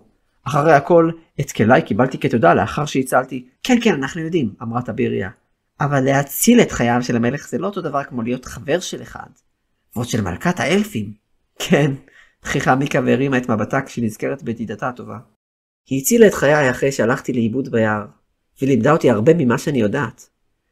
ואני לא יודעת עד כמה אני באמת יכולה לקחת על זה קרדיט, אבל המלך אמר לי שהוא לא היה נפגש עם המלכה ומתחתן איתה, אילו אני לא הייתי שם. עיניה של טביריה נצצו. איזה רומנטי! לר הנהן בהסכמה. ובכן מיקה, את בהחלט מתגלה שוב ושוב כאשת אשכולות אמיתית, אמר. גם יפה וגם מוכשרת. למה הכנסת את העניין של היופי? סננה מיקה. רעש נשמע מבעד לשיחים, ומיד שלושתם הרצינו. לר ומיקה נעמדו. לר הרים את המגן שלו ושלב את חרבו, ומיקה שלפה את אחת מחרבותיה. טביריה נסוגה לאחור, כשהיא יודעת שבמהלך לחימה היא לא ממש יכולה לעזור. היא אמנם לא אהבה אלימות, אבל היא הבינה שיש צורך בהגנה עצמית. מבעד לשיחים יצא לפתע יצור משונה, כמותו הם מעולם לא ראו. הוא היה מעט יותר נמוך מטביריה, ומבנה הגוף שלו היה דומה לאנושי, אבל הדמיון עצר שם. אורו של היצור היה סגול כהה, כמעט שחור. ליצור לא היה כלל שיער, והוא לא לבש דבר. היו ליצור אוזניים ארוכות וחדות, וזוג עיניים שנראו כמו נקודות אור גדולות. לא נראה שליצור יש אף, ובמקום פה היה לו פתח שנראה כמו קרע בראשו העגול. אצבעותיו של היצור היו ארוכות וחדות, והוא הסתכל על השלושה. היה קשה להבין את הבעת פניו כשלא ממש הייתה לו כזו. מה זה? שאלה טביריה. אינני יודע, אמר לר, אבל אני חושב שהוא מתכנן להתקיף אותנו. מסכימה, אמרה מיקה. אתה מוכן? לר הנהן. ברגע הבא היצור רץ לעבר מיקה, קפץ באוויר והתקיף אותה. מיקה הייתה מוכנה להתקפה והניפה בחרבה ברגע שהיצור התקרב אליה. החרב הלכה את גופו של היצור שעמד לפגוע בה, והיצור הוסט ממסלולו ונפל על הקרקע. מיקה ולר עמדו להתקיף את היצור בעצמם, אבל נעצרו כשהם ראו דבר משונה. היצור נעמד והזדקף, ואז פנה לעברם עוד פעם, ונראה שהוא עומד להתקיף שוב. אלא שלא היה שום פצע מההתקפה של מיקה. מה לעזאזל? אמרה מיקה והסתכלה על חרבה. זה לא הרגיש כאילו פגעתי במשהו? זהירות, קרא לר, בעוד היצור זינק לעברה שוב. לר מיהר להיעמד בינה לבין היצור, והשתמש במגן שלו כדי לעצור את היצור. היצור התנגש במגן ואז קפץ לאחור ונסוג. את צודקת, אמר לר. לא הרגשתי תחושת משקל על המגן. כאילו, היצור הזה כאן, וגם לא כאן.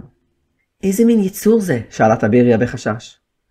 היצור מסתכל עליהם כשגופו מורכן לכיוון הקרקע ואוזניו שמוטות. לאחר כמה רגעים בהם הוא לא זז, מיקה צעדה לעברו בהחלטיות, נחושה להתקיף אותו. אחרי שעשתה צעד אחד, היצור הסתובב וברח משם. הם עמדו שם לכמה רגעים ולא אמרו דבר. נראה היה שהיצור לא תכנן לחזור. מה זה היה? שאלה טייבריה. אין לי מושג, אמרה מיקה. ייתכן והאלפים יודעים משהו, הציע לר. אתה צודק, אמרה מיקה. האלפים יודעים המון דברים שבני אדם לא יודעים.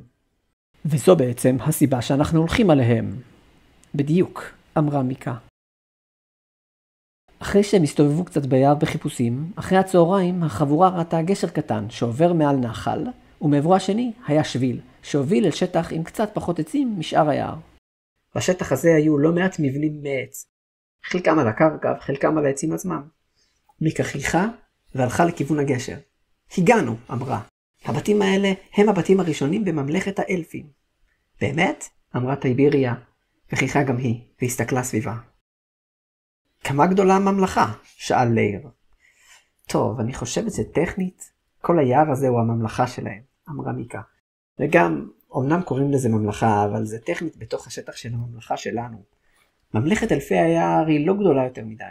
תראה את זה. היא הצביעה על המשך דרכם, ואז ליר שם לב שמאחורי חלק גדול מהבתים הייתה קרחת יער גדולה יחסית, שבמרכזה היה מבנה גדול יותר משאר המבנים. המבנה היה עגול וגבוה ביותר, וליר ראה שחלק מהגג של המבנה פתוח, ומתוך הפתח יוצא עץ גדול מאוד, שהיה גבוה יותר משאר העצים.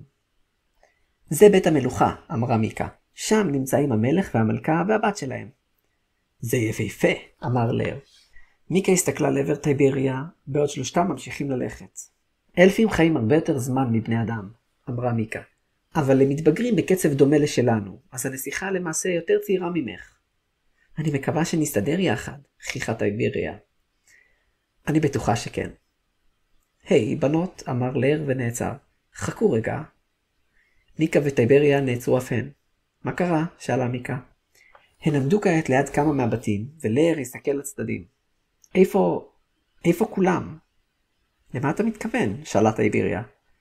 עכשיו צהרי היום, אמר ליר.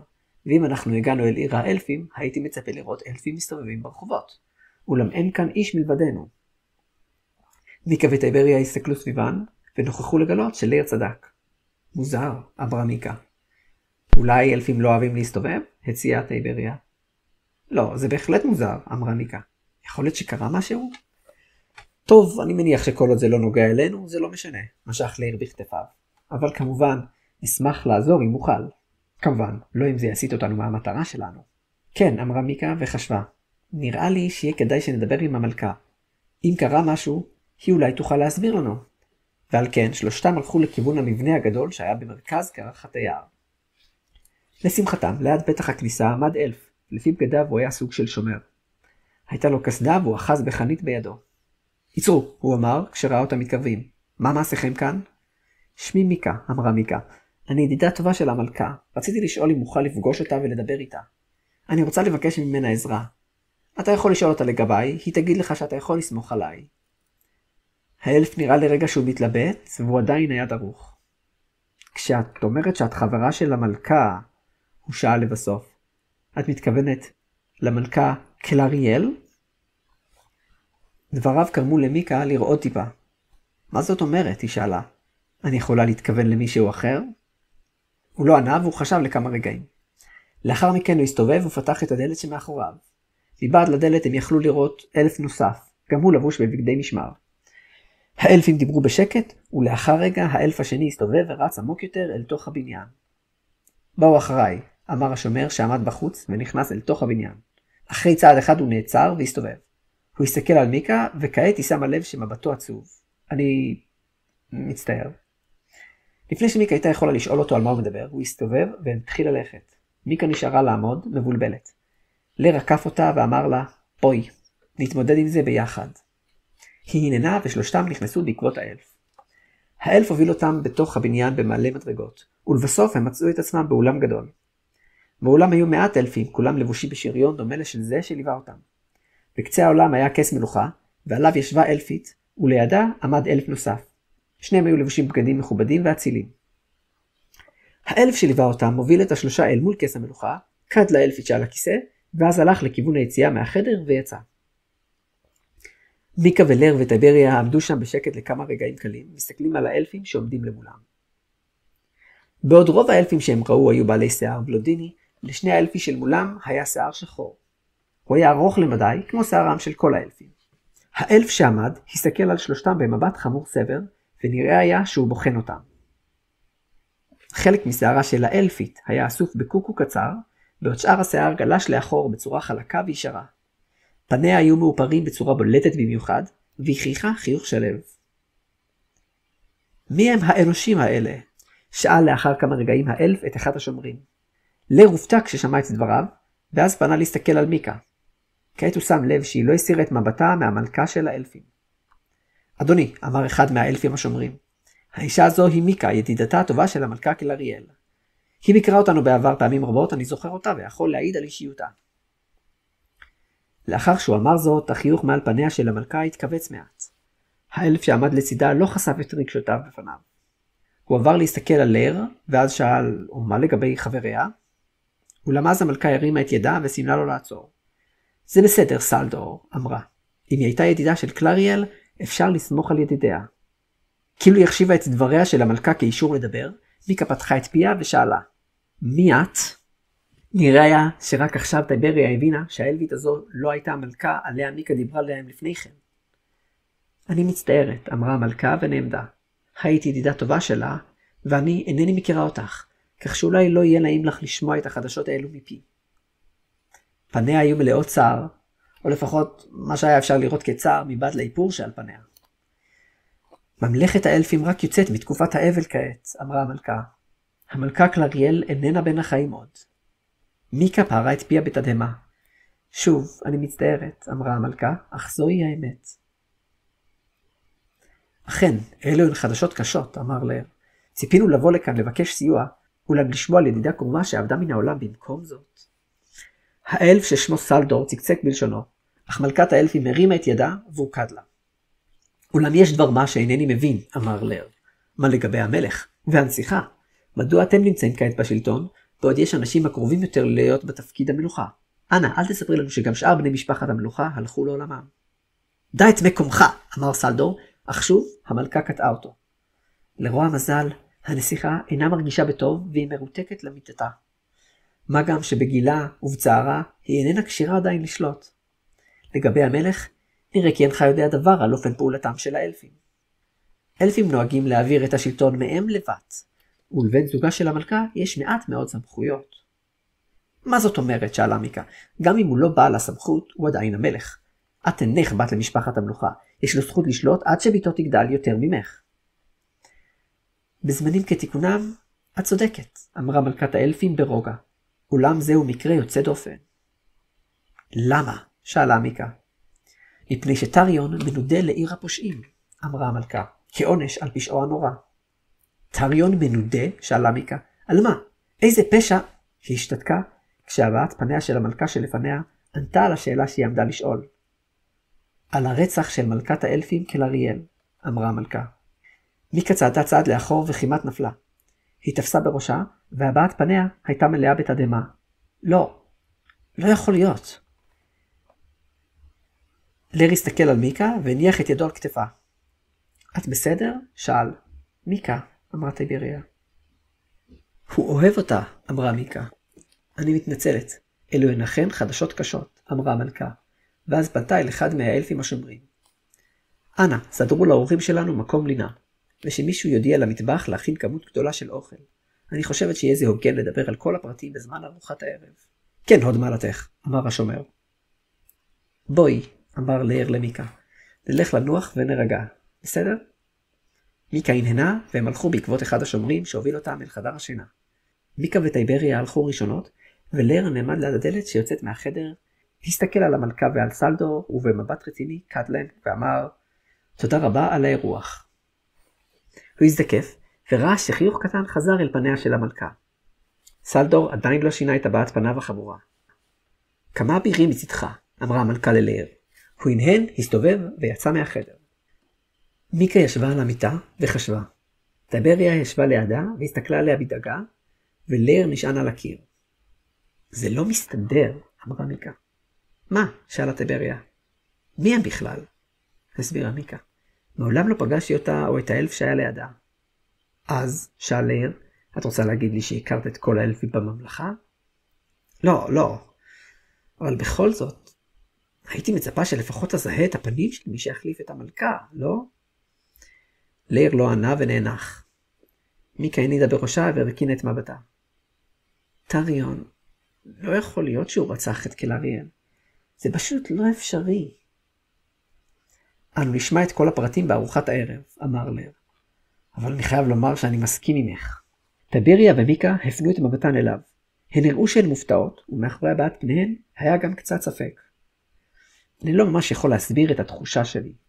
משהו מרגיש לי לא נכון לגבי האלף הזה סלדור. כאילו... הוא נאנח שוב. לא נראה שהוא מצליח להסביר את מה שהוא רוצה להגיד. יש משהו בפנים שלו, אני חושב שראיתי בעבר משהו כזה. לפתע הוא השתתק, כאילו הוא חשב על משהו.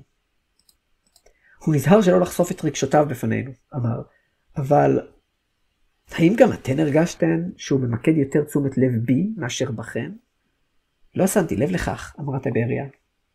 יש לי תחושה שמשהו בי מציק לו. כשחושבים על זה, זה מעט הדדי. אני לא כל כך מבינה, אמרה טיבריה. אתם חושבים שהם לא מספרים לנו את האמת? אני חייבת להודות, יש פה משהו מעט נוח. המלכה נרצחה, בעלה הוא הרוצח והנסיכה חולה במיטתה. מי יכול למלא את מקום השליט? במצבים כאלה קל מאוד להשתלט על ממלכות. כמה נורא. לא יעזור לנו להעלות חשדות סתם, אמרה מיקה ונעמדה בהנחה. עד כמה שזה קשה לי להודות, אנחנו סתם ממציאים שטויות. יהיה כדאי שנשמע את כל הסיפור בזמן ארוחת הערב. בנוגע לזה, יש דבר מה שאני חושב שכדאי שנשאל, אמר ליר. זה לגבי עונשו של המלך. אם הוא רצח את מלכת האלפים, יהיה זה פשוט למדי שעונשו יהיה מוות. בייחוד במקרה של המלכה יש מקום גבוה מזה של המלך. האם אני טועה? לא, אני חשבתי על זה גם כן, אמרה מיקה. האם יש סיבה לכך שהמלך לא הוצא להורג על מעשיו? יכול להיות שלא בטוחים שהוא עשה את זה, הציעה טיבריה. ייתכן, אמר ליר. מיקה, מה ידוע לך על עיר הפושעים הזו? רק הבסיס, נודתה מיקה. מדובר בעיר קטנה שנמצאת עמוק יותר ביער, שכל התושבים בה הם פושעים שעשו פשעים נוראים, אבל מסיבה מסוימת לא ננשו במוות. אז מדובר בחלה בעצם. אפשר להגיד, יש להם חופש לעשות מה שהם רוצים ברחבי העיר, אבל אסור להם לצאת. האם יש אפשרות לבקר אותם? לשמוע את הצד שלו בנושא יוכל לעזור לנו להבין את המצב. יכול להיות, אני לא יודעת.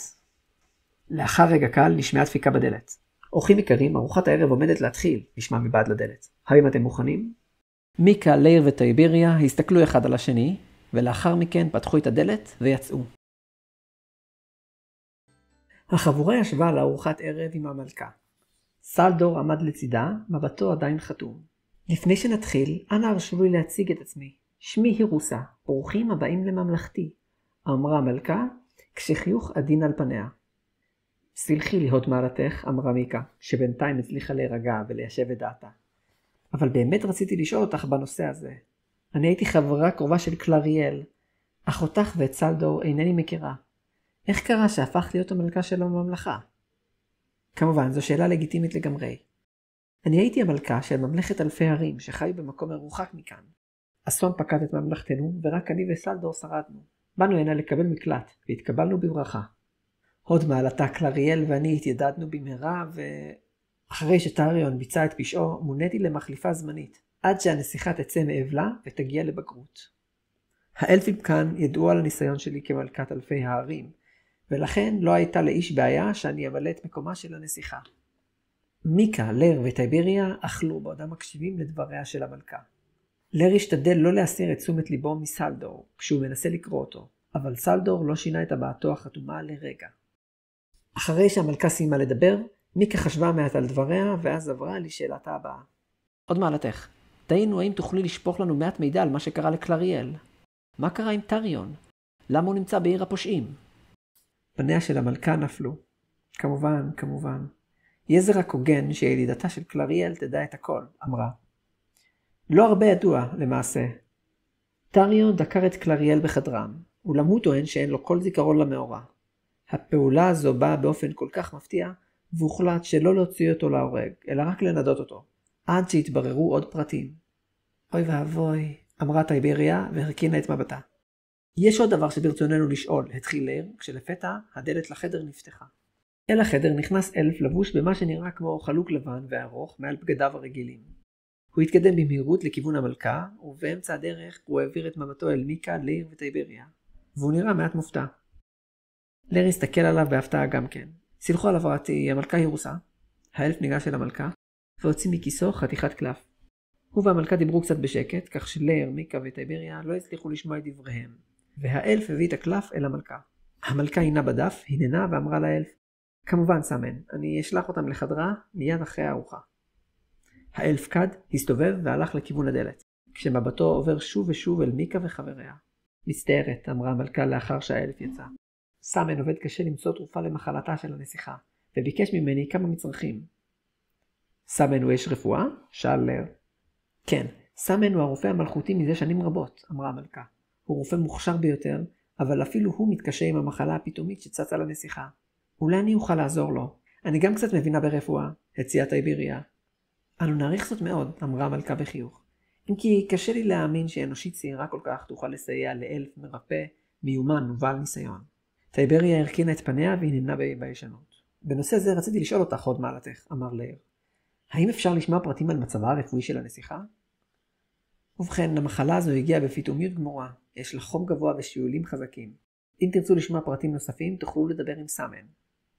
כמה זמן היא כבר חולה? האם זה קרה זמן קצר אחרי מותה של אמא?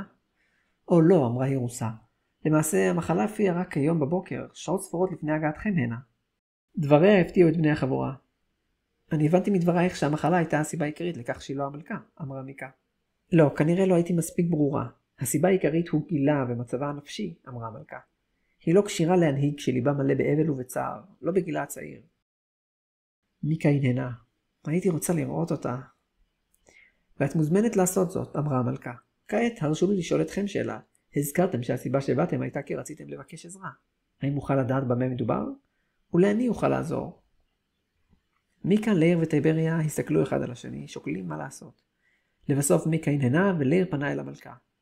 אנחנו מחפשים אחרי אבן מסוימת. היא אבן חן גדולה, בגודל של כדור משחק, בצבע שחור, עליה חרוט הסמל הזה. הוא הוציא מכיסו חתיכת כלב, עליו מצויר הסמל שעל האבן, והושיט אותו למלכה. המלכה הסתכלה עליו, אם כי היה קשה לראות מהאיפור על פניה בכמה עיון היא מתבוננת בסמל. לבסוף היא הניחה את הקלף על השולחן. מצטערת, מר לייר, אינני מכירה את זה. לייר הרים את הקלף ושם אותו בכיסו. לרגע הוא קפא, ואז ענית בראשו. לייר, אתה בסדר? שאלה אותו טייבריה. כן, טייבריה, הכל בסדר. חשבתי על משהו, אני חושב שסתם טעיתי. לאחר שהם סיימו לאכול, החבורה נפרדה מהמלכה, והלכו לכיוון חדרה של הנסיכה כדי לבקר אותה. סמן ישב ליד מיטתה של הנסיכה. שערה הבלונדיני והארוך של הנסיכה היה פזור על כרית מיטתה, בעוד היא עוצמת את עיניה וישנה. כל כמה רגעים היא השתעלה, אך נשארה ישנה. פניו של סמן היו מודאגים מאוד, והוא הסתכל עליה בצער. אחרי שהחבורה נכנסה לחדר, סמן הרים את ראשו והפנה אותו לעברם. שלום מר סמן, שמי לייר, ואלו הן מיקה וטייבריה. שמענו על מצבה של הנסיכה, ובאנו לראות אם יש משהו שנוכל לעשות. הריבל, מיקה קטעה את דבריו של לייר, והתקרבה על מיטתה של הנסיכה. הנסיכה התנשמה עמוקות ומלמלה תוך כדי שינה. היא ישנה כל היום. היא גם לא מפסיקה למלמל, אמר סמן ופנה אל מיקה. היא הזכירה את השם שלך מוקדם יותר היום. מה את עושה פה? הוא דיבר אל מיקה בטון מוכר. אתה מכיר את מיקה? כן, סליחה, מר לייר. מיקה הייתה ידידה של המלכה קלריאל, אז אני מכיר אותה עוד מאז. באנו לפה כדי לבקש מקלריאל עזרה, ענתה מיקה לשאלתו של סמן. אבל... למה הנסיכה הזכירה את שמה של מיקה? תהה לייר. היא אמרה עוד משהו בהקשר הזה? סמן הניד בראשו. אינני יודע, היא נשמעה מפוחדת, אבל רוב הדברים שהיא אומרת במצבה חסרי פשר. טייבריה התקרבה אל מיטתה של הנסיכה. אני יכולה להסתכל? אני מבינה קצת ברפואה. תוכל להסביר לי מה בדיוק יש לה? בואי, הסתכלי. בזמן שטייבריה בחנה את מצבה של הנסיכה, לייר העלה נושא אחר. ראית שדיברנו עם המלכה. שאלנו אותה כמה שאלות, אבל יש שאלה שלא שאלתי. כשהגענו לעיר, ראינו שהרחובות שוממים. מה הסיבה לכך? האם זה בגלל האבל? סמן נראה מוטרד מהשאלה של לייר. הוא נאנח הנחה עמוקה. לא, זה לא רק האבל והצער. לא יצא לי לראות את זה, אבל יש שמועות על יצורים מסתוריים שמתקיפים את אנשי העיר בלילות. איש לא אמר שהוא ראה את היצור ביום, אבל בכל זאת אנשים מפחדים לצאת מביתם. יצורים מסתוריים? אמרה מיקה. יכול להיות? כן, אני מסכים, אמר לר. הם דמויי אדם, אבל צבע עורם סגול כהה. חסרי שיער, אוזניים חדות, עיניים בורקות באור, בערך בגובה כזה, פה שנראה כמו קרע. אלה שמות, כן, אמר סאמן, הבעת פניו מופתעת מהתיאור המפורט. אם כי הגובה שציינת לא מדויק. ממה ששמעתי, גובהם של היצורים המשונים הוא כגובה אדם בוגר, לא נמוך כמו שאתה הראית. נתקלנו ביצור הזה אתמול בלילה. נלחמנו בו, אבל אף אחת מההתקפות לא הראתה עליו שום סימן. אבל הוא כן פחד מאיתנו, העירה מיקה. לא פצענו אותו, אבל אני חושבת שהפגיעות כן השפיעו עליו איכשהו. מעניין, אמר סאמן, ואתם אומרים שנתקלתם באחד קטן יותר, אולי זה היה ילד? יכול להיות. טוב, זה משונה, אמרה טייבריה והתרחקה ממיטת הנסיכה. אבל חוץ מהעילפון, הזיעה והשינה הקשה, רוב הזמנים מעידים שהיא חולה בשפעת, או במשהו שדומה לשפעת. זה מה שגם אני אמרתי, אמר סאמן. זה כאילו היא חלתה בשפעת, אבל יש עוד תסמינים שמעידים על סיבוך כלשהו. אבל אף תרופה לשפעת לא עזרה. תנו לי להסתכל, אמרה מיקה. היא התקרבה אל המיטה של הנסיכה והרימה את ראשה. בדקת לה את העיניים? שאלה. כמובן, ענה סאמן. עיני אדומות מאוד כתוצאה מהתשישות ודמעות, אבל חוץ מזה אין שום תסמין שראיתי שם. מיקה פתחה את אחת מעיניה של הנסיכה באצבעותיה והסתכלה טוב טוב על העין. זה באמת קשה לראות, אבל אם אתם יודעים מה אתם מחפשים... לאחר כמה רגעים היה נראה שהיא מצאה משהו. היא השכיבה את הנסיכה, חזרה במיטתה ופנתה אל סאמן. הארי בל קוללה. מה? קרא סאמן. איך את יודעת? שאל לר. העיניים. סביב ראשוני העיניים שלה יש טבעות אדומות דקות מאוד מאוד. קשה לשים לב אליהן מבעד לאדימות שיש בעיניה מהתשישות ומהמחלה. אבל אם תסתכל טוב תוכל לראות את ההבדל. טבעות סביב האישון מעיד על כללה. מישהו קילל את הנסיכה. כלומר שמדובר במעשה מכוון, אמר לר. לעזאזל, סיננה מיקה. רגע, אם זו כללה, אמרה טייבריה, יש צמח שאני מכירה שגם יכול לרפא הרבה מחלות וגם טוב לטיפול בכללות. אולי זה יעזור. את מדברת על סיר פטנג'לי? שאל סאמן. כן, בדיוק. אני חושב שאני יודע איפה אפשר למצוא כזה ביער. אני אלך לשם בהקדם כדי להשיג אותו. כדאי לדווח על כך למלכה. חכה, אמרה מיקה, אל תספר לה. למה? אולי זה לא מקומנו, אבל המלכה החדשה של ממלכתכם מעלה בליבנו חשד, אמר לר. מאז שהגיעה קראו לכם עוד ועוד צרות. מי יודע, אולי היא זו שקיללה את הנסיכה כדי לקחת את מקומה בכס השלטון. אני יודעת שאולי זה נראה לך מופרך, אמרה מיקה. אבל אני מציעה לך לקחת משנה זהירות. זה לא מופרך בכלל, אמר סאמן במבטו הרצין. אין סיכוי שטריון היה הורג את קלריאל, את יודעת את זה. ואני יודע את זה יותר טוב מכל אחד אחר. החשדות שלכם לדעתי מבוססים. אז מה נעשה? שאלה מיקה. אני מציע שמחר בבוקר תודיע למלכה על התקדמות כלשהי בבחינת מצבה של הנסיכה. אבל אל תפרט יותר מדי, ותלך לקחת את הצמח, הציע לר. רעיון טוב, אמר סאמן. בכל מקרה, אני חושבת שאנחנו צריכים לתת לנסיכה לנוח, אמרה טייבריה. קדימה, בואו, נלך לישון. לר פקח את עיניו והזדקף. הוא לרגע חשב שהוא מדמיין, אבל הוא לא היה יכול להיות בטוח. הוא שמע צליל של תנועה מחוץ לדלת חדרו. מישהו הסתובב שם. למה מישהו נמצא שם בשעה כל כך מאוחרת? הוא הרים את חרבו ויצא מחדר השינה שלו. הוא יצא על מסדרון חשוך, ומולו הוא ראה את דלת החדר של הבנות פתוחה, ובפתח עמדה מיקה, גם היא חמושה, ומבטה נראה מודאג. גם אתה שמעת את זה? היא לחשה. לר הנהן, ושניהם הסתכלו לצדדים.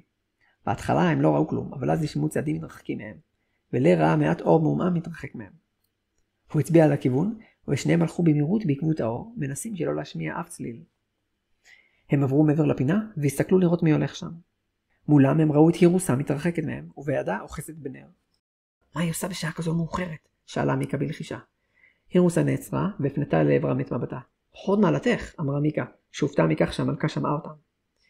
גברת מיקה, אמר לר, מה אתם עושים פה באמצע הלילה? המלכה הסתובבה לעברם והתקרבה אליהם. מדוע אתם חמושים? שמענו קולות צעדים, וחששנו. סנחי לנו הוד מעלתך, אמר לר וקד. אבל מה מעשייך כאן בשעה מאוחרת זו של הלילה? או, אני מתנצלת שהפרעתי לכם לישון, אמרה המלכה. אני בעצמי התקשיתי לישון ויצאתי לטיול. אלוהים אדירים, מה זה? לפתע המלכה נראתה מבועטת, והיא הצביעה על משהו שהיה מאחורי לר ומיקה. מיד שניהם הסתובבו לאחור, לראות במה מדובר, תוך כדי שהם שולפים חרבות. במרחק כמה צעדים מהם, במרכז המסדרון, עמד יצור סגול ומשונה. זה ליצור איתו הם נלחמו ביער. אם כי גובהו של זה היה כגובה של אדם בוגר, בדיוק כמו שסאמן אמר. היצור הזה שוב, קראה מיקה ורצה לכיוון היצור בהסתערות. הוד מעלתך היזהרי, אמר לר ונעמד מול המלכה. לאחר רגע הוא צקצק בלשונו. שכחתי את המגן בחדר. מיקה התקיף את היצור. היצור התכופף והתחמק מהתקפתה. הוא מיד הזדקף והסתער אליה עם שתי ידיו מושטות קדימה. מיקה הגנה על עצמה בעזרת חרבה, וידיו פגעו בלהב החרב. היה נראה למיקה שהלהב חודר לתוך ידיו, אבל היא לא ממש הרגישה כאילו היא פוגעת במשהו, ולא נראה עליו שום סימן של פציעה. הוד מעלתך, האם ראיתי יצורים כאלה בעבר? שאל לייר את אירוסה. מעולם לא. אתם ראיתם? גברת מיקה אמרה שוב. כן, נתקלנו ביצור דומה ביער אתמול בלילה, אבל הוא היה קטן יותר. מיקה התקיף את היצור, וזה הפעם לא הצליח להתחמק, ונפגע מחרבה. אבל שוב, לא הייתה לו שום פציעה. היצור הסתובב וברח משם. אל תברח! מיקה מיהרה לרוץ בעקבות היצור. חכי, מיקה, קרא לייר. לא יותר חשוב שנשמור על המלכה? היצור עבר בפנייה דרכה, שניהם הגיעו למסדרון מקודם לכן, וכמה רגעים אחריו גם מיקה פנתה, ואז נצרה במקומה. המסדרון היה ריק, לא היה כל זכר ליצור. מה לעזאזל? הוא נעלם, אמרה מיקה. למה לא הערתם אותי? הייתי יכולה לעזור. איך? את לא היית יכולה להילחם או לשמור על הירוסה. שלא לדבר על העובדה שלא היה לנו זמן להעיר אותך. היה עלינו לברר מה המצב במהירות, והיצור תקף אותנו בפתאומיות. אוף. כשהם בדרכם אל חדרה של הריבל כדי לדבר עם סאמן, מיקה ולייר ניסו להרגיע את טייבריה המצוברחת. כשהיא שמעה שבאמצע הלילה הם נלחמו מול עוד אחד מהיצורים המוזרים, היא הרגישה שהיא פספסה ולא תרמה כלום. אבל התשובות שלהם היו הגיוניות מאוד. הם רצו לעדכן את סאמן באירועי הלילה שעבר, ובנוסף רצו לשאול אותו מתי הוא מתכנן לצאת. השעה כבר הייתה שעת בוקר מאוחרת, והם לא שמעו ממנו קול. לבסוף השלושה הגיעו אל פתח החדר בו ישנה הנסיכה, ומיקה דפקה בדלת. סאמן, אתה בפנים? שאלה מיקה. עד כמה שהם ידעו, סאמן תכנן לבלות את הלילה בשמירה ובבדיקה של מצבה של הנסיכה. למרות שהיא כוללה, עזרה רפואית יכולה לפחות להקל עליה. אולם לאחר שמיקה דפקה בדלת, לא נשמעה תשובה לשאלתה. הם הסתכלו זה על זה בחשש. אני נכנסת, אמרה, ופתחה את הדלת. ליד המיטה של הריבל שכב על הרצפה סאמן, והתנשף בכבדות. הכיסא שישב עליו אתמול היה נפול על הרצפה לידו. השלושה מיהרו לעברו, לבדוק מה מצבו.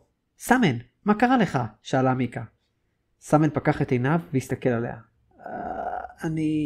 הוא לא נראה פצוע, העיר לייר. יש לו חום גבוה, אמרה טייבריה, שהניחה את ידה על המצח שלו. יכול להיות מיקה הסתכלה אל תוך עיניו הפקוחות של סאמן, וחיפשה אחרי הסימן האדום שמעיד על הכללה. זה שם, אני לא מאמינה. הוא נדבק מהנסיכה? אפשר בכלל להידבק מכללות? שאל לייר. אני לא יודעת. לפקע מיקה הזדקפה והסתכלה על לייר. אתה לא חושב שהירוסה בא לפה אתמול בלילה? אין לנו שום ראיה לכך, פסל אותה לייר. בואו נרים אותו, אמרה טייבריה, נוכל לדבר בצורה יותר מסודרת. הם הרימו את הכיסא והושיבו עליו את סאמן. תודה, מלמל סאמן והתנשף. הוא היה מיוזע ונראה במצב נורא. מה קרה? איך זה קרה? מתי זה קרה? שאלה מיקה. אני לא יודע, הניד סאמן בראשו. התעוררתי בפתאומיות באמצע הלילה, ומיד הרגשתי את המחלה פוגעת בי. לא, אמרה טייבריה. זה מלוכלך. בדיוק כשתכננת לצאת לחפש את התרופה, אתה בעצמך נהיית חולה במחלה, אמרה מיקה. אתה לא במצב שאתה יכול לצאת. לעזאזל! הירוסה בטח הבינה את זה, ולכן היא קיללה אותך כדי למנוע ממך ללכת. אנחנו לא יכולים לדעת שזו היא, אמר לייר. חוץ מזה, היא כלל לא ידעה שהוא מצא את התרופה. הוא תכנן להגיד את זה היום בבוקר. מה נעשה? שאלה טייבריה. אנחנו צריכים להשיג את הצמח בעצמנו, אמר לייר ושילב את ידיו. טייבריה, איך אמרת שהוא נקרא? סרפד אג'לי? כן, אמרה טייבריה. אני יודעת איך הוא נראה. אני מוכנה לצאת לקחת את זה במקומו. לא, מלמל סאמן ואחז בשרוולה. זה מסוכן מדי. סאמן, בבקשה תנוח, אמרה מיקה בדאגה. אתה במצב מאוד רע. אני אלך לחדר שלי. אחר כך, מלמל סאמן וניסה להזדקף. תקשיבי, נערתי. סרפד אנג'לי צומח בעומק היער. יש שם חיות פריות, לא תוכלי להילחם מולן. אנחנו נשמור עליה, אמר לייר. חכה, אמרה מיקה. חכה. אני צריכה לעשות קצת סדר בראש. היא עצמה את עיניה ותפסה באצבעותיה בגשר אפה. להכין את התרופה בשביל הריבל וסאמן זה דבר חשוב, אבל זה לא מספיק. אנחנו צריכים להוכיח שהירוסה היא אכן מי שקיללה אותם, או לגלות מי באמת קילל אותם. ואין לנו מספיק זמן, עד שנשיג את הסרפד ונכין את התרופה. מי יודע מי עוד יקולל? אז מה את מציעה לעשות? שאל לייר. אני יכולה לחשוב רק על דבר אחד, אמרה מיקה. מישהו צריך לדבר עם טריון. המלך? שאל לר. כלומר, ללכת לעיר הפושעים? כן, אנחנו חייבים להבין מה קרה לקלריאל, אמרה מיקה. היא פנתה אל לר. לר, אתה וטייבריה תלכו להשיג את הסרפד. אני אלך אל טריון ואדבר איתו. לא, אמר סאמן. לר לא יוכל להתמדד עם האיומים ביער לבד. הוא נעמד ומיד מעד. מיקה תפסה בידו במהירות, ולאחר מכן הוא נשען על משענת הכיסא בידיו. אני חושב שאני אוכל להכין תרופה ביער לבד, אמר. אם את ולר תשמרו עלינו. הוא נשם נשימה עמוקה, מנסה לתת לעצמו כוח. אני מציע שאני והנסיכה נתלווה עליכם, אמר, מנסה להסתיר את החולשה שלו. אם אני אנוח קצת ואוכל, אני אוכל ללוות אתכם ואת הנסיכה. עם שני אנשים להילחם בחיות הפרש שביער, נוכל לעשות את זה. לקחת גם אותך וגם את הנסיכה? מדוע? שאל לר בדאגה. אם אני אלך בלעדיה, מי שקילל אותה ינצל את העובדה שאינני פה כדי לפגוע בה, אמר סאמן. אני מאמין שזו הסיבה שהותקפתי. אני הוא קו ההגנה האחרון לפני חייה של הנסיכה. אני חושבת שאין לנו הרבה ברירות, אמרה מיקה ונאנחה. אין לנו הרבה זמן לחשוב על פתרונות טובים יותר. לר, אתה ואני נעדכן את אירוסה. נגיד לה שעלינו לקחת את סאמן ואת האריבל לחפש את התרופה. טייבריה, אני אסביר לך איך להגיע לעיר הפושעים. בבקשה, תנסי לברר מה הצד של טריון בסיפור. בסדר, אמרה טייבריה, בהצלחה. טייבריה עמדה בפתחה של עיר הפושעים ובלעה את רוקה. להפתעת כולם, אירוסה לא התנגדה כלל לכך שמיקה ולר ילוו את סאמן והנסיכה כדי למצוא את הפרח, וגם לכך שטייבריה תבקר בעיר הפושעים ותדבר עם המלך. מיקה אמרה לפני שהם נפרדו שהיא הייתה בטוחה שאירוסה תרצה לשמור על הנסיכה ועל סאמן בקרבת מקום, ולר העיר שיכול להיות שזה אומר שלא היא קיללה אותם. ולכן, כעת טייבריה עמדה להיכנס לעיר הפושעים, ולדבר עם מלך האלפים לשעבר. הדרך לא הייתה ארוכה כל כך, והגיעה כבר בערב בו יצא מעיר הבירה. עצרי, אמר השומר שעמד ליד הדלת הנעולה שבחומת העיר. אנוש? מה את עושה פה? טייבריה ניגשה לשומר, והוציאה את האישור שקיבלה מאירוסה להיכנס ולדבר עם טריון. השומר קרא את הפתק ונראה מופתע יותר ויותר. עם טריון? את רצינית? כן, ענתה טייבריה. את יודעת למה הוא כאן, נכון? הוא רצח את המלכה קלריאל. הבנתי שכל עוד התושבים בעיר הפושעים לא יוצאים ממנה, מותר להם להסתובב בה חופשי. כן, זה נכון, אמר השומר וננח. טוב, אני מניח שאין ברירה. השומר פתח את הדלת ומעברה השני חיכה שומר נוסף. שניהם דיברו ולאחר רגע השומר השני הורה לטייבריה ללכת אחריו. בעוד הם הולכים, הוא דיבר איתה. זה מאוד בלתי רגיל. בדרך כלל לא באים מבקרים, שלא לדבר על אנושיים. אני מבינה. אני אצטרך להיות נוכח בחדר במשך כל זמן השיחה. שלא תחשבי על רעיונות מטופשים. בסדר. הם המשיכו ללכת בשקט. טייבריה הרגישה טיפה לא בנוח, אז היא התחילה לפתוח בשיחת חולין. אתה מכיר את המלכה החדשה? כן, אמר השומר. כמובן. מה דעתך עליה? התפקיד שלי הוא לא להביע דעה, אמר השומר. טייבריה ננחה. היא חשבה שלא יהיה לה קל להוציא ממנו את דעתו. אבל זה לא סוד שקלריאל הייתה אהובה יותר ממנה. השומר טיפה הפתיע אותה, והוא הסתכל עליה בחיוך.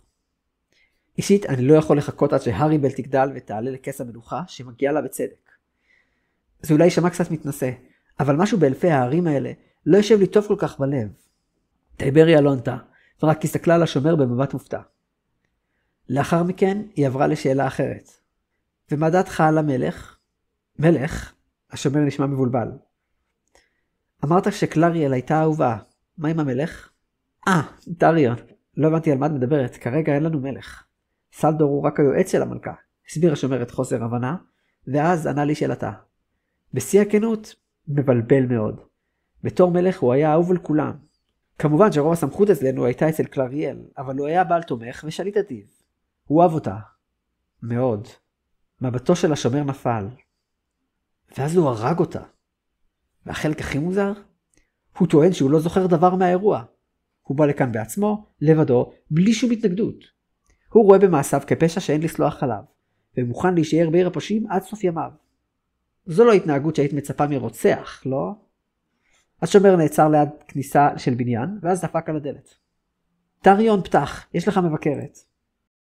מבקרת? נשמע קול מבעד לדלת. המתינו כמה רגעים. נשמעו מבעד לדלת קולות צעדים שקטים, והדלת נפתחה. כשהיא ראתה את המלך, הדבר הראשון שטייבריה חשבה היה, כן, אפשר לדמיין שהאיש הזה היה פעם מלך. הוא לבש בגדים די פשוטים ובלויים, ושערו הארוך היה קצת מבולגן. הוא היה לא מגולח לגמרי, ואז טייבריה הבינה שזה האלף הראשון שהיא רואה עם זקן. הוא הסתכל על השומר, ואז על טייבריה, כשמבטו נראה מעט מבולבל. אנוש? מה מעשייך כאן? היא רוצה לשוחח איתך, אמר השומר. אנחנו נכנסים. כמובן, ייכנסו. היה נראה לטייבריה שהשומר מרגיש מעט שלא בנוח. הוא מדבר בסמכותיות כלפי טריון, ולמקול שלו קצת רעד.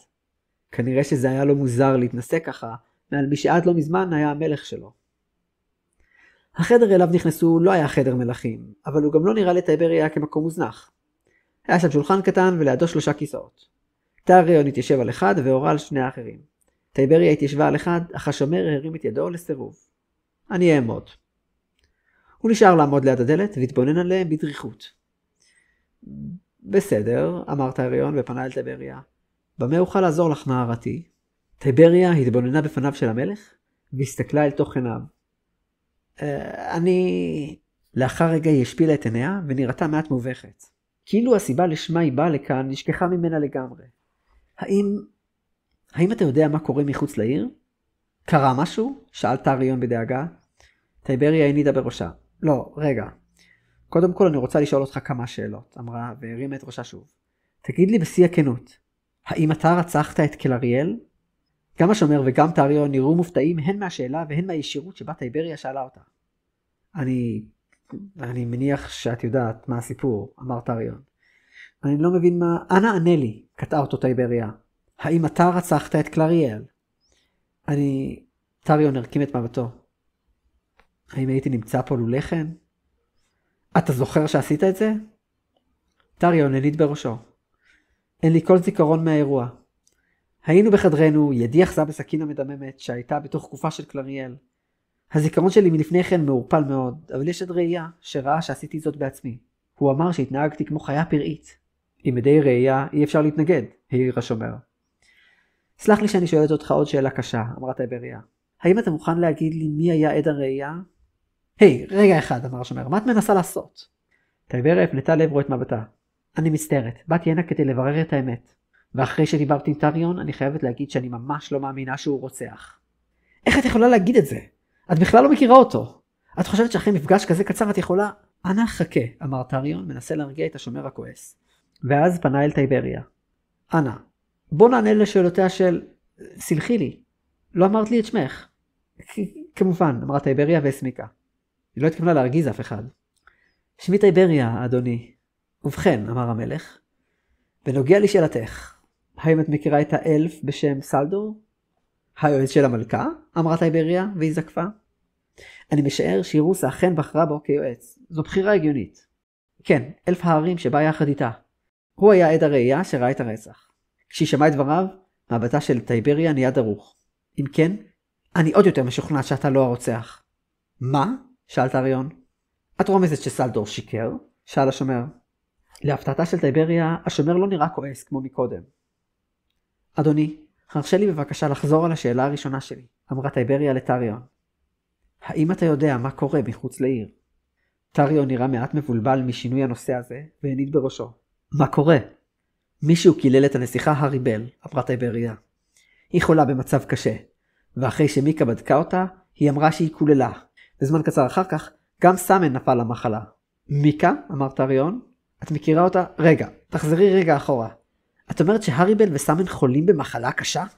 לא שמעתי על זה, אמר השומר. זה קרה בימים האחרונים. התסמינים של סאמן הגיעו רק במהלך הלילה האחרון, אמרה טייבריה. אבל שימו לב, זו לא מחלה רגילה, זו כללה. מיקה הלכה עם סאמן והנסיכה ועוד חבר שלנו למצוא צמח שירפא אותם ויסיר את הכללה. אבל נשאלת השאלה, מי קילל את הנסיכה? אבל איך זה מתקשר לרצח של קלריאל? שאל השומר. מי לדעתך ירוויח הכי הרבה מהמוות של משפחת המלוכה? אמרה טייבריה לשומר. המלכה אירוסה נמצאת בתפקיד רק באופן זמני, אבל אם כל בני המלוכה ימותו, היא תהיה האופציה היחידה. אלה האשמות חמורות ביותר, אמר השומר בקול כועס. אם אני אקבל את דברייך, זה יכולה להיות בגידה במלכות. זו רק השערה, אני מודה. יכול מאוד להיות שאין שום קשר בין הקללה לבין הרצח של קלריאל, והמקלל הוא אדם אחר לגמרי, אמרה טייבריה, וחזרה להביט בעיניו של טריון. אבל אני יכולה להגיד באמון מלא, אתה לא רצחת את קלריאל. איך את יכולה להגיד דבר כזה? שאל טריון. הסכין הייתה בידי כשהייתה בתוך גופה של קלריאל. אבל אתה לא זוכר את הרצח, אמרה טייבריה. זה יכול להיות תוצאה של חוויה טראומטית או עיבוד עשתונות זמני, אמר השומר. זו הסיבה שהוא כאן ולא הוצא להורג. טייבריה הנידה בראשה. לא. אדם שאיבד את זיכרונו מהרצח שביצע, או שאיבד את שפיות דעתו, הוא עדיין רוצח, אמרה טייבריה. אבל העיניים לא משקרות. אני רואה את זה בעיניים שלו. טריון לא רצח מעולם. בעיניים שלי? על מה את מדברת, אנוש? מבטה של טייבריה נהיה עצוב מעט. אם אספר לך, האם תהיה מוכן לשמוע לבקשתי? מה בקשתך? טייבריה הפנתה את מבטה אל השומר. גם אתה, אמרה. היי, את לא מתכננת, אמר, ונראה שהוא מבין למה היא מתכוונת. טריון לא רצח את קלריאל, ולכן אין שום סיבה שהוא יהיה פה. ועלינו לברר אם החשדות שלנו כלפי ירוסה וסנדור נכונים, או שהשם הוא אדם אחר לגמרי. ולכן אני רוצה שתבוא איתי לארמון המלוכה, ונברר את האמת. רגע, את לא רצינית, אמר השומר. זו בוודאות תהיה בגידה במלוכה. איזו מלוכה? האמיתית, או זו שלקחה אותה ברמאות ובשקר? שאלה טייבריה. את נראית כמו ילדה עדינה ושקטה, אבל את יכולה להיות החלטית ביותר, אמר טריון. אנא, ספרי לי למה את מתכוונת כשאת אומרת שהעיניים לא משקרות. אחרי שישמע את דברייך, אחליט אם לבוא איתך או לא. טייבריה נאנחה. אני לא מאמין, אמר השומר, ובכל זאת, נראה שהוא מוכן לאפשר להם להמשיך לדבר. טוב, אמרה טייבריה, יש לי יכולת מיוחדת. זה די פשוט. אני יכולה לדעת אם אדם רוצח או לא, וכך שאני מסתכלת לו בעיניים. המשפט הפשוט הזה הפתיע את טריון ואת השומר. איזו מין יכולת זו? שאל השומר. את מצפה מאיתנו להאמין לך? אני לא יודעת למה יש לי את היכולת הזו, אבל אני יודעת מתי התעוררה אצלי. זה התחיל ביום שבו רצחו את כל המשפחה שלי. ההורים שלי היו שניהם קוסמים. אני לא זוכרת לגמרי באיזה אופן, אבל אני זוכרת שאמרו לנו שיכול להיות שגם לנו, הילדים, יהיו יכולות קסומות כלשהן שנקבל בירושה, ושאנחנו נדע על כך ברגע שקיבלנו את זה. חיינו יחד בבית קטן על חוף ים. הייתי הבת היחידה בין 6 אחים. ואז יום אחד פרץ אלינו לבית רוצח. ההורים שלי החביאו אותי עם אחי הקטן מתחת למיטה, ואת שאר אחיי במקומות אחרים. לא ראיתי מה קורה, אבל שמעתי את הצעקות מהחדרים האחרים. לבסוף הרוצח נכנס אל החדר שלנו. היה נראה שהוא מחפש משהו, והוא מלמל לעצמו. עוד אחד, רק עוד אחד. לבסוף הוא נעצר ליד המיטה שלנו, ובחבטה הרים אותה. הוא הושיט את ידו אליי ועמד לתפוס אותי, כשאחי הקטן קפץ לעמוד ביני לבינו. הרוצח תפס בבגד של אחי, והסתכל לי בעיניים בחיוך מרושע. הוא אמר לי, תגידי תודה, בזכות הילד הזה אני לא ארצח אותך. למה שלא תקדישי את כל החיים שלך לנקום בי? יום אחד תחפשי אותי ותמצאי אותי, ואז אני ארצח אותך פי 2. הוא הרג את אחי תוך כדי שהוא מסתכל לי בתוך העיניים. לא הייתי יכולה להסיט את מבטי. באותו רגע יכולתי לראות לו בעיניים שהוא רוצח. זה קצת קשה להסביר. זה לא שאני הבנתי שהוא רוצח, או הרגשתי שהוא רוצח, או אפילו ידעתי שהוא רוצח. את כל אלה כבר ידעתי לפני כן, אבל עכשיו, כשהסתכלתי לו בעיניים, ראיתי שהוא רוצח. ולא יצא לי לפגוש עוד הרבה רוצחים אחרי כן, אבל אצל המעט שכן יצא לי לפגוש, יכולתי לראות בעיניים שלהם את אותו הדבר. כנראה שזה קשור לקסם שקיבלתי מההורים שלי. יכול להיות שזה הושפע מהמצב הנפשי שהייתי בו, אני לא יודעת. טייבריה סיימה את הסיפור שלה, ושני האלפים הקשיבו לה בשקט. בעוד היא סיפרה, השומר התקרב אליהם ונשען על הקיר. אני יודעת שאולי זה קשה להאמין, אבל זה הסיפור שקרה לי, וזה הכוח שלי, אמרה אחרי זמן מה שהם לא הגיבו. לא, אני מאמין לך, אמר טריון. זאת לא הבעת פנים של מישהו שמשקר. אז עשית את מה שהוא אמר לך? שאל השומר. טייבריה הסתכלה עליו, ולאחר רגע של מחשבה הנידה בראשה. נקמה? איך זה יעזור לי? זה רק יגרום לי למות. מה הטעם בלהוסיף עוד אלימות? אני לא מסוגלת לדמיין איך זה יעזור. חוץ מזה, גם אם הייתי רוצה למצוא אותו, אין לי מושג אפילו איך קוראים לו. וזה אולי יישמע טיפשי, אבל אני לא זוכרת בדיוק איך הוא נראה. השומר גיחך לרגע, ומיד עצר את עצמו. מצטער. הוא הזדקף. בסדר, בוא נראה מה אנחנו יכולים לעשות. סליחה? שאלה טייבריה. טוב, אם נתעלם מאמיתות הסיפור שלך, הדברים האחרים שסיפרת לנו מספיק מעוררים חשד בליבי כדי שננסה לברר אותם. ולמעשה, אני חושב שאולי יש דרך שטריון יצא מפה באופן חוקי. אני אברר את העניין. חכו כאן. הוא הסתובב ויצא מהבית, בלי שטייבריה הספיקה אפילו להודות לו. לקח לשומר קצת זמן להבין מה עליו לעשות כדי להוציא את טריון מהעיר, אבל לבסוף הוא הצליח למצוא פתרון. מסתבר שיש חוק ישן בעיר שמאפשר לאדם לעזוב את העיר לסיבה חשובה, כגון טיפול בתיק שלו או ביקור למקרה חירום משפחתי, אם הוא מלווה בשני שומרים, ולא נשאר לבדו בשום שלב. זה חוק שכמעט לא משתמשים בו, ולכן לא היה לו כל כך פשוט למצוא אותו. לכן טייבריה נשארה לישון בלילה בעיר הפושעים, ורק למחרת הם יכלו לצאת. היא, טריון, השומר שליווה אותם, ועוד שומר שהסכים לבוא. הם הגיעו לעיר הבירה בשעות צהריים, וכמו שהיא הייתה כשטייבריה וחבריה הגיעו לראשונה, היא הייתה ריקה ושוממה. נראה שגם לטריון וגם לשומרים זה נראה משונה. איפה כולם? שאל טריון. ממה שהבנתי מסמן, אנשים מפחדים טייבריה קטעה את דיבורה כשנשמע רחש של תנועה מהירה. היא הפנתה את מבטה לכיוון ממנו נשמע רחש. בהתחלה היא לא ראתה דבר, וחשבה שאולי היא רק דמיינה. אבל ברגע הבא, מבעד לעצים, יצא לקראתם יצור סגול. אותו סוג יצור שהתקיף אותם באותו הלילה, רק גבוה יותר. הוא דמה לתיאור של היצור, שמיקה ולר נלחמו מולו כדי להגן על הירוסה. מזה קראה טייבריה. שני השומרים נעמדו מיד בין טייבריה וטריון ליצור, והניפו את החניתות שלהם. מה היצור הזה? שאל טריון. אני לא יודעת, אבל סמן אמר שראו את היצור הזה מתקיף אנשים בלילות. אף פעם לא. טייבריה השתתקה שוב, כשמבעד לעצים החלו לצאת עוד ועוד יצורים דומים. לא יכול להיות, אמרה טייבריה, מאיפה הם צצו? היצורים עמדו במרחק מהם והסתכלו עליהם. לא נראה שהם מתכננים להתקיף אותם, אבל הם כן נראו דרוכים. צעדים נשמעו, והשומרים נהיו דרוכים אף הם. מבעד לעצים, מהמקום ממנו יצאו עד עכשיו היצורים הסגולים, יצאו שתי דמויות. שתי הדמויות האלה לא היו יצורים סגולים, אלא אלפים, ולא סתם אלפים, אלא לא אחרים מאשר הירוסה וסלדור. הוד מעלתך, קרא אחד השומרים. הירוסה וסלדור נעמדו בין היצורים הסגולים והסתכלו על טייבריה וחבריה. הבעת הפנים שלהם הביאה לטייבריה שהם לא עומדים בניגוד ליצורים הסגולים. אני חייבת להגיד לך נערה שאתם ממש עזרתם לנו, אמרה הירוסה. מה? שאלה טייבריה בבלבול. התקיפו, קרא סלדור. ברגע הבא היצורים הסגולים החלו להסתער על בני החבורה. היזהרי, קרא טריון ומשך את טייבריה לעמוד מאחוריו. שני השומרים התכוננו למתקפה של היצורים בחניתות שלהם. התקפות פיזיות לא יעזרו לכם, קראה טייבריה. הם לא נפצעים. מה? שאל השומר וסובב את ראשו להסתכל על טייבריה. זהירות, קרא חברו, אבל מאוחר מדי. אחד היצורים הסגולים הגיע אל השומר מוסח הדעת ותקף אותו. השומר לא הפסיק להתנגד, ואצבעותיו החדות של היצור חדרו אל תוך הזהו של השומר.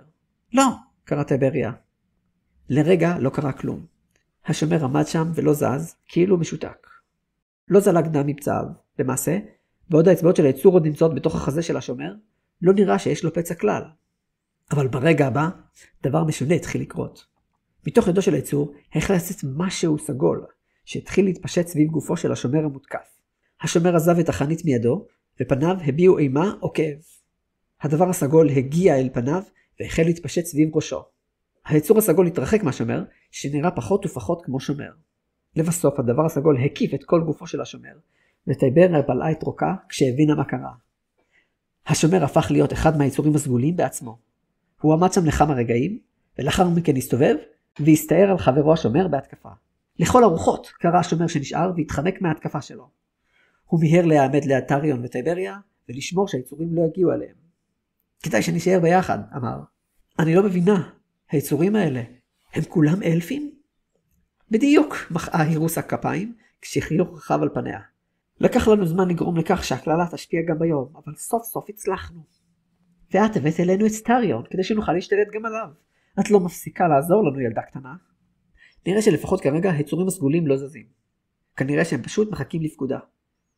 את, הסכמת שאני אלך כי ידעת שאני אביא אותו לכאן? שאלה טייבריה. אל תהי טיפשה. הסכמתי שתלכי כי רציתי שתעופו לי מהדרך. לא ציפיתי שתצליחי להביא את טריון לכאן. הירוסה, הסבירי לי מה מתרחש כאן, קרא טריון. אני מניחה שאני יכולה לספר לכם את הרעיון הכללי. זה בסדר? סלדור? תעשי מה שבא לך, אמר סלדור, ולהפתעת טייבריה חייך גם הוא. בקיצור, אנחנו מתכננים להפוך את כל האלפים בממלכה שלכם לצבא האישי שלנו. ואז נעבור לממלכה הבאה, ואז אל הבאה, ואז אל הבאה, אמרה הירוסה. זה מה שאנחנו עושים. מעולם לא אמרנו לך מה היה האסון שפקד את אלפי הערים, נכון? לא ייתכן, אמר טריון. ואת? את הרגת את קלריאל. לא, זה היית אתה, אמר סלדור. אחזת את הסכין בידך ודקרת אותה. אני ראיתי את זה, אתה יודע. החיוך על פניו הסביר לטייבריה מה קרה. השתלטתם עליי, אמר טריון, הפנטתם אותי. אני מבינה. התיידדתם ממשפחת המלוכה, ואז הרגתם את המלכה, אמרה טייבריה. ובכך שהפללתם את המלך סילקתם אותו. אחר כך עשיתם את הנסיכה חולה, וזה השאיר אתכם בתור המחליפים היחידים. כשהיא שמעה את דבריה של טייבריה, הירוסה התחילה לצחוק בקול. גם סלדור גיחך. ואני כבר חשבתי שהיא ילדה חכמה, אמרה הירוסה. טוב, די עם הדיבורים, אמר סלדור. התקיפו. חלק מהיצורים הסגולים, ומי שהיה שומר עד לפני כמה רגעים ביניהם, הסתערו על טייבריה והשאר. בעוד השומר התמודד מול חלק מהם, חלק עקף אותו, והתקיף את טייבריה. לא, קראה טייבריה, עצמה את עיניה וניסתה לגונן על פניה. היא שמעה צליל נקישה, וטייבריה פקחה את עיניה. לידה עמד לר, מגונן עליה בגופו. חרבו שלופה ביד אחת, והמגן שלו בשנייה. את בסדר? שאל אותה. כן, אמרה טייבריה. מצטער על העיכוב, אמר לר, וחייך אליה חיוך מעודד. טייבריה הפנתה את מבטה, וראתה שגם מיקה נמצאת שם. שתי חרבותיה שלופות, והיא והשומר נלחמים ביצורים הסגולים. אל תתקיפי אותם, קראה טייבריה, הם אלפים מקוללים. מה? קראה מיקה. היצורים הסגולים הם אלפים? בעוד הם נלחמים ביצורים הסגולים, טייבריה ראתה את סאמן ואת הריבל הנסיכה, כעת בריאים ושלמים, מתקרבים אליהם מבעד לעצים. שניהם הגיעו אל טריון וחיבקו אותו. אבא, קראה הריבל. אמרתי לכם להישאר בצד, קראה מיקה בתסכול, זה מסוכן פה. ואני אמרתי לך את אותו דבר, אמר לר, בעוד הוא מגן בעזרת המגן שלו, על מיקה מההתקפה של יצור סגול. אני אשמור עלייך ולא אתן לך להיפגע. מיקה הסתכלה על לר במבט עוד יותר מתוסכל. אתה יודע שאני יודעת להגן על עצמי. כן, אבל... התחיל לר, אך לא סיים את דבריו. מספיק. נשמעה נקישת אצבע, והיצורים הסגולים נעצרו במקומם. כולם הפנו את מבטיהם לעבר מי שדיבר, וראו שהיה זה סלדור, שמבטו היה כועס. אתה, אמר לר, ומבטו הרצין. זה לא מתקדם לשום מקום, אמר סלדור. ידענו שאנחנו צריכים להיפטר מכם. למרות שעזרתם לנו, אתם ממש מפריעים לנו. זו הפעם הראשונה שאני רואה אותך מביע רגשות כל כך, סלדור, אמר לר. הוא הפנה את חרבו לעבר סלדור, והסתכל עליו במבט מאשים. מאז שהגענו לפה, משהו בך ממש הפריע לי. לא ידעתי מה זה היה בהתחלה, אבל ביומיים האחרונים דיברתי קצת עם סאמן, והוא אמר לי משהו שהבהיר לי בדיוק מה זה היה. אמר, וזה גם מה שהבהיר לי, שללא ספק אתם הם אלה שקיללו את הנסיכה ואת סאמן. כשאתה אומר שאנחנו קיללנו אותם, אתה מתכוון למחלה שנפלה עליהם? שאלה הירוסה. לר הפנה לעברה את מבטו, בלי להזיז את חרבו מסלדור, והנהן. אתה לא יכול להיות טועה יותר, אמרה הירוסה. הכללה לא הפכה אותם לחולים, הכללה גרמה לכך שבמהלך הלילה האלפים יהפכו ליצורי הצל. זה מה שהכללה עושה. כלומר, עכשיו היא פועלת גם בשעות היום, אבל זה הכל. היא וסלדור גיחכו. מי שגרם להם להיות חולים הם אתם, לא אנחנו. אנחנו? שאלה מיקה. למה את מתכוונת? סיפרתם לי שביער הותקפתם על ידי יצור צל קטן, אתם זוכרים? ואתם גם גוננתם עליי מפני יצור צל בוגר, אמרה הירוסה. ומה בדיוק עשיתם ליצורי הצל האלה? עשינו? שאלה מיקה בבלבול. לא עשינו להם כלום. למעשה, להתקפות שלנו עליהם לא הייתה כל... היא השתתקה, כשהיא הבינה מה היא אמרה. בינגו, אמר סלדור. התקפנו אותם, מלמלה מיקה. בדיוק. התקפות ליצורי הצל לא פוגעות בהם, אבל הן מכניסות את האלף למצב של מחלה, אמרה הירוסה. זה לא היה חלק מהתוכנית שלנו, אבל העובדה שהתקפתם את הנסיכה, אחרי שהיא יצאה לשוטט ביער במהלך הלילה, עזרה לנו להשתלט על הממלכה עוד יותר בקלות. שמעתי מספיק, אמר לר. אתם אשמים בהכל, אם כן. רציחת המלכה, הפללת המלך, השתלטות על בני הממלכה וקללתם. אין ספק שהכל באשמתכם הירוסה וסאמן. או שאולי עליי לומר, המלך ניקולס והמלכה נרקיסה. דבריו של לר לא היו ברורים לטייבריה, והסתכלה עליו בבלבול. סלדור וירוסה הסתכלו אחד על השנייה, ואז סלדור הניח את ידו על הפנים. תמיד אמרתי שאתה אידיוט גמור, אמר. גם השמות האלה היו מזויפים. איך הבנת את זה? שאלה ירוסה, והחיוך נמחק מפניה בפעם הראשונה. נראה שלר ממש מעצבן אותם. טוב, הייתה השיחה שהזכרתי קודם עם סאמן, אמר לר, והתחפושות שלכם די טובות. פיות ואוזניים חדות מזויפות, מה? או שאולי זה קסם? זה לא משנה.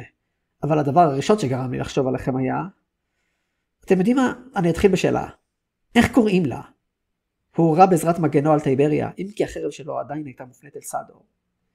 הירוסה וסלדור הסתכלו על טייבריה, ואחרי כמה שניות של מחשבה, סלדור ענה. טייבריה, אבל למה אתה שואל את זה? ואיך קוראים לי? לר, אמרה הירוסה. ופה בדיוק נמצאת התשובה לשאלתך, אמר לר. אנו מעולם לא הצגנו את עצמנו בפניכם. אנשי המשמר הציגו בפניכם רק את מיקה, כך שהם אמרו לכם את השם שלה בלבד. את השמות שלי ושל טייבריה למדתם תוך כדי שיחה. אתם יודעים איך קוראים לנו, כמובן, אבל בשונה ממנה, אותי אתם מכירים. זו הסיבה שלא היית צריכה לחשוב אפילו שנייה כששאלתי אותך רשמי. לר, על מה אתה מדבר? שאלה טייבריה. זוכרת שסיפרתי לכן שאת המגן ואת השריון שלי קיבלתי לאחר שהצלתי את חייו של מלך? אמר לר. ובכן, זהו המלך המדובר. כמובן, הוא איננו אלף, הוא בן אדם. וכך גם אשתו. מה? שאל טריון. אז הכל היה שקר? שאל סמן. רצינו להעיף אותך מהפנים שלנו וידענו שהתלהבת מהעסק האבירי הזה, אמרה הירוסה. לכן נתנו לך את השריון והמגן. ידענו שזה יספק אותך ושתעזוב אותנו לנפשנו. טוב, די עם הדיבורים. התקיפו. סלדור, או איך שלא קוראים לו, דיבר בצורה כל כך קרת רוח, שלקח לבני החבורה רגע לשים לב לכך שהיצורים הסגולים חזרו להתקיף אותם.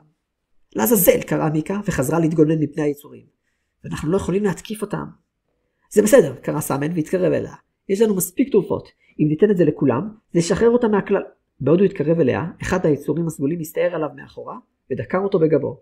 סמן, קרא הריבל. לא, אמר טריון. אבל זה היה מאוחר מדי. בדיוק כמו עם השומר מקודם, גופו של סמן החל להתכסות בחומר הסגול, והוא הפך אט ליצור צל בעצמו. אחרי שהוא הפך ליצור צל לגמרי, היצור שתקף אותו נסוג, וכך עשה גם מיקה. סמן יצור הצל עמד שם לכמה רגעים בשקט, ואז הפנה את מבטו אל טריון ואל הריבל. הריבל נראתה מבועטת, וטריון נראה עמום. אחי, מלמל טריון. סמן הסתער על טריון ועל הריבל במהירות, ידו מונפת בהתקפה. טריון גונן על ביתו בגופו, אולם ברגע הבא סמן נעצר. הפה שלו, שנראה כמו קרע, נפתח, ומתוכו יצא קול צרוד, שבקושי נשמע קול אנושי. אך. הוא סובב את ראשו, והפנה אותו לעבר סלדור והירוסה. הם נרתעו לאחור. מה אתה עושה? התקף אותו, קרא סלדור. סמן הסתובב לכיוון סלדור והירוסה. לא. מה? שאל סלדור ונראה מבולבל ומפוחד. סמן זינק שוב בהתקפה, הפעם לכיוון סלדור והירוסה. הגנו עליי, קרא סלדור.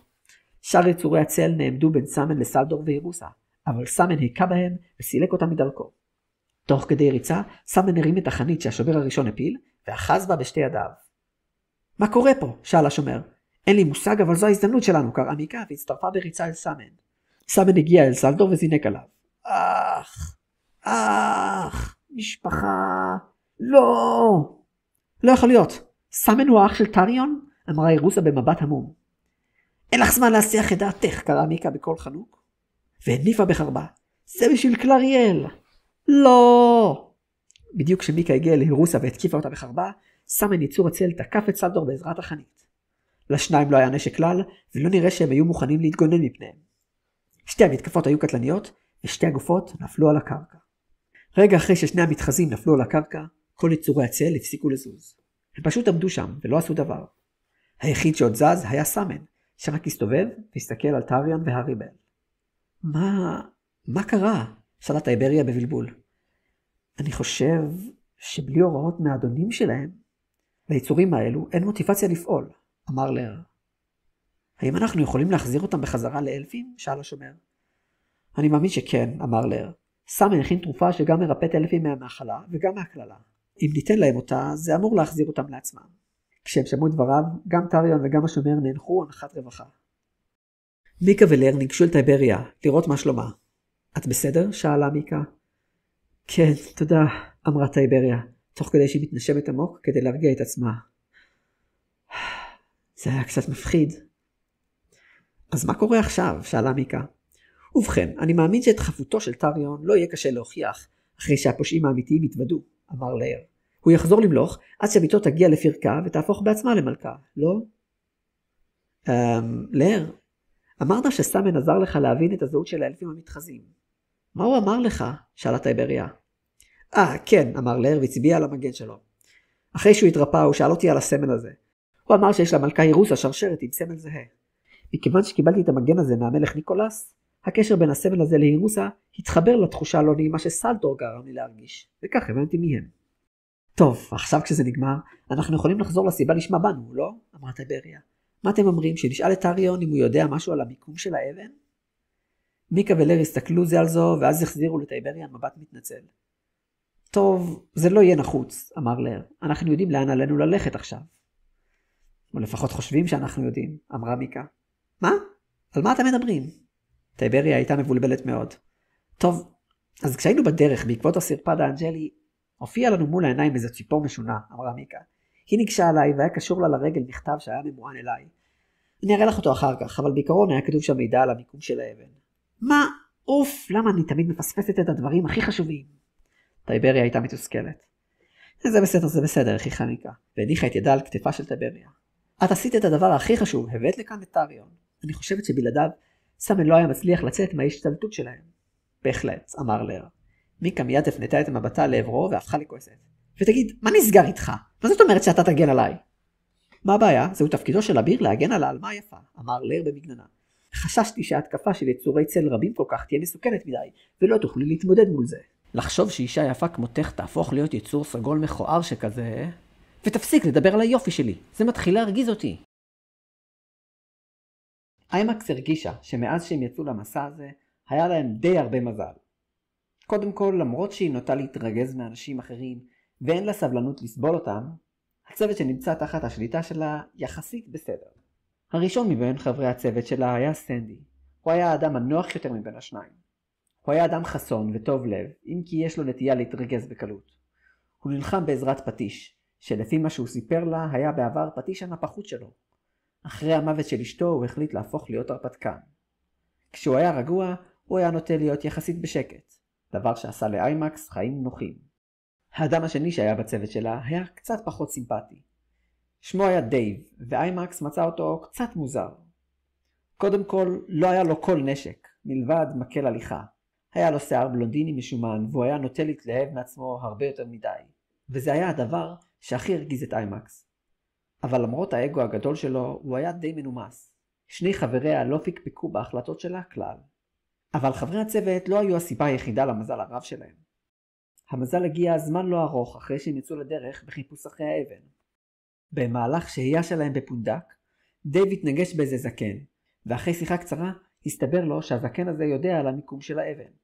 הוא נתן להם הרבה מאוד פרטים שיוכלו לעזור להם, ולכן הם עכשיו היו בדרכם ליעד, מתוך תחושה שהם יודעים בדיוק לאן פניהם מועדות.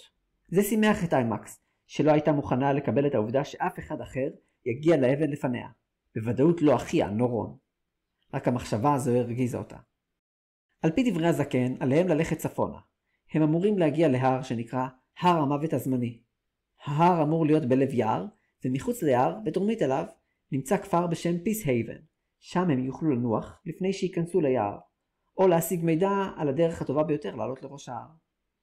לכאורה יש בראש ההר מרחב גדול שאפשר ללכת בו בבטחה, ובמרכזו אמור להיות מקדש כלשהו. בלב המקדש הזה אמורה להיות האבן. איימקס טעתה איך הזקן ידע על זה, וחשדה שאולי הוא המציא הכל, אבל לא היה להם שום כיוון, וזה נראה לה הכי הגיוני. הם כעת היו בדרכם אל פיס הייבן, לפי החישוב שלה הם יגיעו לשם ביום המחרת, והערב מתקרב. מה את אומרת איימקס? שנעצור לנוח? שאל אותה סנדי. עוד מעט, אמרה איימקס. נעצור רק שכבר יחשיך לגמרי. אין לי כוח, נאנח דייב. אל תתלונן, אתה היחיד שיש לו מקל הליכה, העיר סנדי. כן, אמר דייב ונשען על המקל ההליכה שלו. הם הלכו עוד זמן קצר בשקט. כמה דקות לאחר מכן, איימקס נעצרה. מה קרה? עדיין לא שקעה השמש, אמר סנדי. אתם שומעים את זה? אמרה איימקס. זה נשמע כמו כנפיים? סנדי ודייב השתתקו והקשיבו. הם באמת יכלו לשמוע קולות של משק כנפיים, והקולות התקרבו אליהם במהירות, והם הצליחו לראות משהו מתקרב אליהם מהמשך דרכם. זה נראה כמו ציפור. איימקס כבר חשבה להתעלם מהציפור המשונה ועמדה להמשיך ללכת. אולם אז הציפור הגיעה אליה ועפה מול פניה, חוסמת לה את המעבר. היי, עובי לי מהדרך, אמרה איימקס ותפסה בניצב אחת מחרבותיה. סליחה איימקס, אני חושב שיש פתק קשור לרגל של הציפור הזאת, אמר דייב. מה? מה זאת אומרת? אני חושב שזה מיועד לך. הציפור הזו לא עוזבת אותך, אמר סנדי. איימקס צקצקה בלשונה. היא לא אוהבת את זה. היא הושיטה את ידה, והציפור נחתה עליה, והושיטה לעברה את רגלה. איימקס לקחה מידה את הפתק, פתחה אותו, והתחילה להקריא. בעוד היא קוראת, הציפור עפה משם. לצוות 7 במשימה של סקוטי-מר. אני יודע מה המיקום של האבן, ואני רוצה שכולנו נשתף פעולה יחדיו. אנא עשו את דרככם לעבר הכפר פיס-הייבן, ושם אסביר לכם הכל. שיתוף פעולה בין כל הצוותים הוא לדעתי האופן הטוב ביותר להצליח. למכתב לא היה מוען. זה לא רציני, אמר דייב. תני לי בבקשה את הפתק. איימקס נתנה לו את הפתק כשמבטה מצורח. אני לא אוהבת את זה. זה בדיוק המקום שאליו אנחנו הולכים, אמרה. דייב קרא את המכתב ומבטו היה מתוסכל. מי נראה לכם שלח את זה? אמר. משתמע שזה מישהו מאחד הצוותים האחרים, אמר סנדי. השאלה היא, האם כדאי לנו להיענות לקריאה הזו, או לנצל את העובדה שהשולח המסתורי יחכה בפיס-הייבן, ואנחנו נתקדם לפניו למעלה ההר? זאת אכן השאלה, אמר דייב. אני לא אוהבת את זה, חזרה איימקס, והרימה את ראשה. מאיפה הציפור הזאת עפה? משם, המשך הדרך שלנו, אמר סנדי והצביע. היי, אני חושב שאני רואה שם עשן. עשן? שאלה איימקס. כלומר, מדורה. יכול להיות, אמר דייב. מה אתם אומרים? איימקס, שאל סנדי, מחכה להחלטת מנהיגת הצוות שלו. איימקס תפסה בניצב אחת מחרבותיה ואמרה, בוא נלך עליהם. נשאל אותם על מה הם מדברים. השלושה מיהרו לרוץ לכיוון ממנו הציפור הגיעה. זמן לא ארוך אחר כך הם הגיעו לעץ רחב בודד, וראו שמתחתיו יש מחנה קטן. על יד מדורה היו 3 דמויות, ואני רואה שהם מדברים. איימקס וחבריה הסתתרו מאחורי שיח, וניסו להאזין לדבריהם של הדמויות. איימקס ודייב גם הציצו מבעד לשיח, כדי לראות את פניהם של הדמויות. הכי קרוב למדורה ישב אדם עם שיער שחור וחלק, שנראה שהוא מתעסק במדורה. הוא ישב עם גבו לעבר איימקס וחבריה, אז הם לא יכלו לראות את הפנים שלו.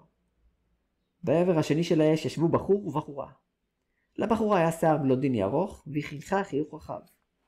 הבחור שישב לידה חייך חיוך רחב אף הוא, והוא הניח את ידו מסביב לכתפה. את ממש מיוחדת, מקס, אמר הבחור שישב לידה, שגם לא היה שיער שחור. את פשוט נפלאה. תודה, אמרה הבחורה וחייכה לעברו. אבל אתה מוכן בבקשה להוריד את היד שלך? בחייך זה בסדר. ג'וני, היא ביקשה ממך משהו. איימקס נדרכה כששמע את קולו של האיש שגבו מופנה אליהם. הוא, סיננה ותפסה בניצב חרבה. היי, חכי רגע בבקשה, אמר דייב וניסה להרגיע אותה. אז תגיד, מה הסיפור הזה? שאל ג'וני את חברו, אחרי שהוריד את זרועו מכתפה של מקס. למה ביקשת ממקס לשלוח את הציפורים האלה? מה היה כתוב בפתק? אמרתי לך, עכשיו כשאנחנו מתקרבים אל היעד שלנו, אנחנו צריכים להתחיל לפעול. אנחנו צריכים להביא את שאר הצוותים ולהסביר להם מה קורה הלאה. שאר הצוותים? שאלה מקס ותתה את ראשה בבלבול. הפעם אני מסכים עם הבלבול של מקס, אמר ג'וני, והחיוך נמחק מעל פניו. כל הקטע זה שאנחנו בתחרות. למה אתה רוצה לעשות לנו חיים קשים כל כך? אני אסביר הכל אחרי שכל הצוותים יגיעו. אז ציפורי המשלוח הלכו למנהיגים של הצוותים, נכון? שאלה מקס. זו הפעם הראשונה שאני מזמנת כל כך הרבה ציפורים בבת אחת.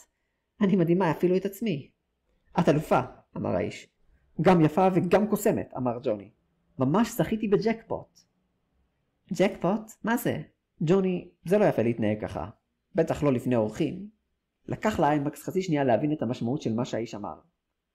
ג'וני ומקס הסתכלו על זה במבטים מבולבלים, ואז חזרו להסתכל על האיש השלישי.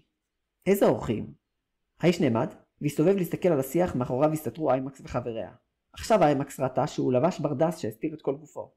אם כי הוא לא שם את כובע הברדס על ראשו, ולכן פניו היו חשופות. היא לא הייתה יכולה לראות את הבגדים שהוא לבש מתחת לברדס, אבל היא לא הייתה צריכה. היא זיהתה אותו, וכשהיא הבינה שהוא יודע שהם שם, היא שלפה את אחת מחרבותיה והסתערה לעברו. הוא שלף מתחת לברדס שלו חרב והתגונן על עצמו ממנה, כשהוא חץ בחרבו רק ביד אחת. כשראתה את זה, איימקס צקצקה בלשונה. התנועה הפתאומית שלה הפתיעה את ג'וני ואת מקס, והם נעמדו.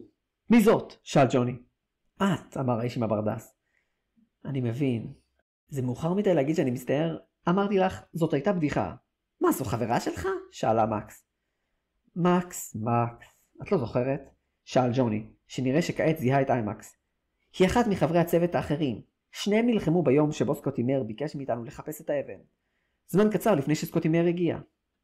באמת? שאלה מקס בבלבול, ותתה את ראשה. ג'וני נאנח. מאחורי השיח יצאו דייב וסנדי.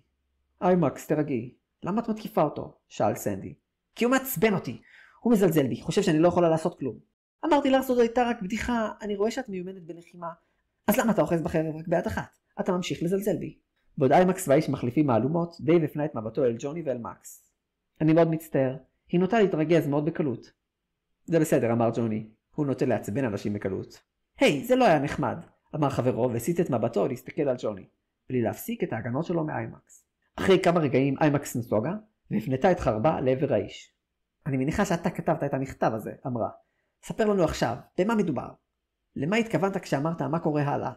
אני אגיד לך את האמת, אין לי כוח לספר את הסיפור פעמיים, אני ממש מעדיף לספר את זה רק אחרי שכל הצוותים יגיעו לפיס הייבן ונדבר שמה, אמר האיש. וגם אני לא רוצה להילחם מולך, אתם מוזמנים לשבת איתנו ללילה. אני חושב שיהיה כדאי לענות להצעה שלו, אמר סנדי. אני לא יודע, אמר דייב והסתכל על ג'וני. מי יודע מה הם מתכננים? אני לא יודעת, אמרה מקס וחיכה. אבל אולי כדאי שקודם כל נציג את עצמנו. שמי מקס, נעים מאוד. כן, הבנו כבר, אמרה איימקס. ולא קוראים ג'וני, נכון? וואו, איך את יודעת? את יכולה לקרוא את הנפש שלנו? אמרה מקס. איימקס הייתה כל כך מבולבלת שהיא לא ידעה איך לענות. ג'וני נאנח וגלגל את עיניו. מקס, את באמת טיפשה. היא כמובן שמעה את השיחה שלנו, והיא גם שמעה את השמות שלנו.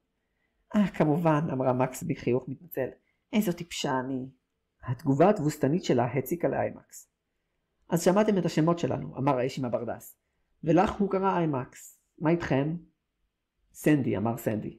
שמי דייב, אמר דייב והרים את ידו. מה איתך? את השם שלך לא קלטנו. כשהוא שמע את השאלה שלו, ג'וני חייך. האיש בברדס נראה מעט נבוך. מה קרה? שאלה מקס. גם את זה הייתי מעדיף לספר רק כשכולם יהיו ביחד, אמר האיש. זה יכול לחסוך לי בעיות. אבל מצד שני, אולי עדיף לספר את זה לאנשים בקבוצות קטנות. למה אתה מתכוון? שאלה איימקס בחשד. טוב, זה לא לגמרי בטוח, אבל יש סיכוי שהתגובה שלכם לשם שלי תהיה לא נעימה. זה בסדר, אנחנו אנשים די נעימי הליכות ומנומסים, אמר סנדי. אני לא חושב שרק לשמוע את השם שלך יגרום לנו להגיב באופן לא נעים. וזה רק הוגן שתחשוף את שמך אחרי שאנחנו חשפנו את שלנו. אני לא יודע סנד, אמר דייב, יש לי תחושה שאתה תשנה דעתך אחרי שתשמע את השם שלו. האיש הפנה את מבטו אל דייב, והסתכל עליו לכמה רגעים. כן, טוב, אני חושב שזה יהיה הוגן. אז, היי, נעים מאוד. שמי קיובריין. רגע לפני שהוא סיים לדבר, האיש הניף את חרבו בהגנה. איימקס כמעט לא קלטה מה קורה, והיא הרגישה תנועה חזקה עוברת לידה. היא הסתכלה קדימה וראתה את סנדי מסתער לעבר האיש, קיובריין, בשאגה, אוחז בפטיש שלו. רוצח! בסליל נקישה חזק, הפטיש של סנדי התנגש בחרבו של קיובריין. איימקס הבחינה בכך שכעת נראה שקיובריין לוקח את הקרב יותר ברצינות מאשר כשהוא נלחם נגדה, אבל הוא עדיין לא נראה כאילו הוא מתאמץ יותר מדי. הוא השתמש בשתי ידיו כדי להתגונן מהמתקפה העוצמתית של סנדי, אבל לא נראה שזה ממש קשה לו. כמובן, זה לא הפתיע את איימקס. למעשה, כשהיא חשבה על אירועי השניות האחרונות, הרבה מאוד מהמחשבות שלה עכשיו התהפכו כמעט לגמרי. כמובן שקיובריין חושב שהוא יותר חזק ממנה, וכמובן שהוא לא רואה סיבה להתאמץ בלחימה נגדה. היא שמעה עליו. קיובריין, הרוצח הנורא. יש שמאמינים שהוא שד. איש לא יודע איך הוא נראה מלבד הבודדים ששרדו את הרציחות הנוראיות שלו. איימקס רצתה לחשוב שהיא מיומנת בלחימה מאוד, אבל היא לא הייתה טיפשה כדי לחשוב שהיא תוכל להביס את קיובריין. קיובריין היה מהאנשים האלה, שאם אתה שמעת עליו, אתה מתייחס אליו כאל הרף, אליו מעטים יוכלו להגיע, ואף מעטים יותר יוכלו לעקוף. הזעם שלה כלפי הזלזול שלו נעלם כי לא היה, ברגע שהיא הבינה במי מדובר. אבל זה רק העלה עוד שאלות בליבה. למה הוא קרא להם לכאן? כדי להרוג אותם? אם זה נכון, הוא היה יכול לעשות את זה מזמן. היא לא האמינה שהיא וסנדי יוכלו להביס אותו בעצמם, ודייב בוודאות לא יוכל לעזור. סנדי אמנם חזק פיזית, אבל הוא לא מיומן מספיק בשביל להביס את קיובריין. ולמה הוא גילה להם את שמו? הוא היה יכול לשקר כדי לא לעורר את החשד שלהם. למעשה, הוא בהחלט לא רוצה לספר להם את השם שלו, אבל לפי איך שהוא התנהג, זה היה לא מהרצון להרוג אותם כשהם לא מוכנים, אלא כדי להימנע מהמצב הנוכחי, ומישהו ירצה להרוג אותו כתגובה. מה הוא אמר? שהתגובה לשמוע את השם שלו תהיה לא נעימה. טוב, בלשון המעטה זה בהחלט היה נכון. אולי הוא רצה להרוג את כל החברים בצוותים, אבל זה נשמע טיפשי למדי.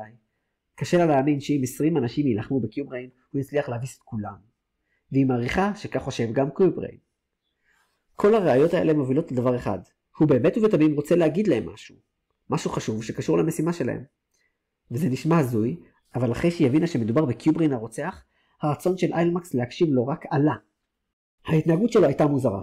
מה עם חברי הצוות שלו? הוא תכנן להרוג אותם? או שהם שיתפו פעולה?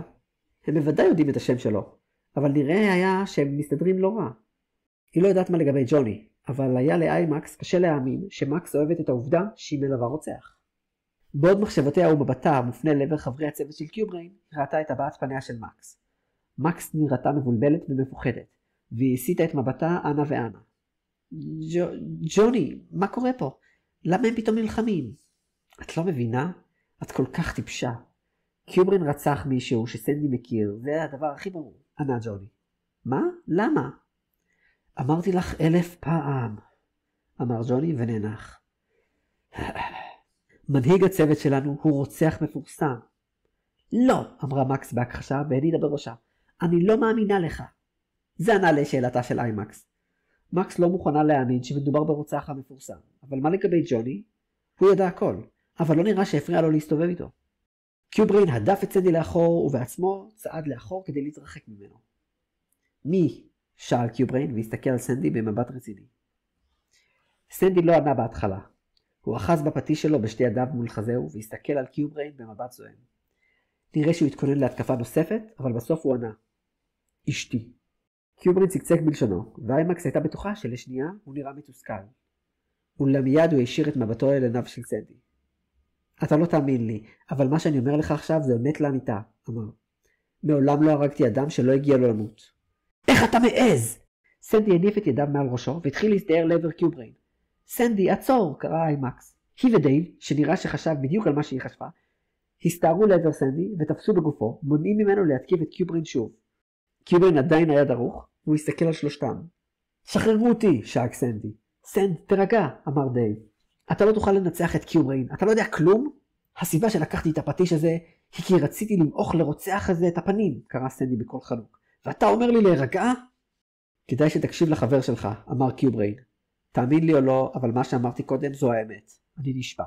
אבל אם אתה באמת רוצה להרוג אותי, אני מציע לך לעשות את זה כשאני לא מוכן. הוא הכניס את חרבו לנדנה. נהיה מאוחר. אנחנו מתכננים לישון כאן. אתם יכולים לעשות מה שאתם רוצים.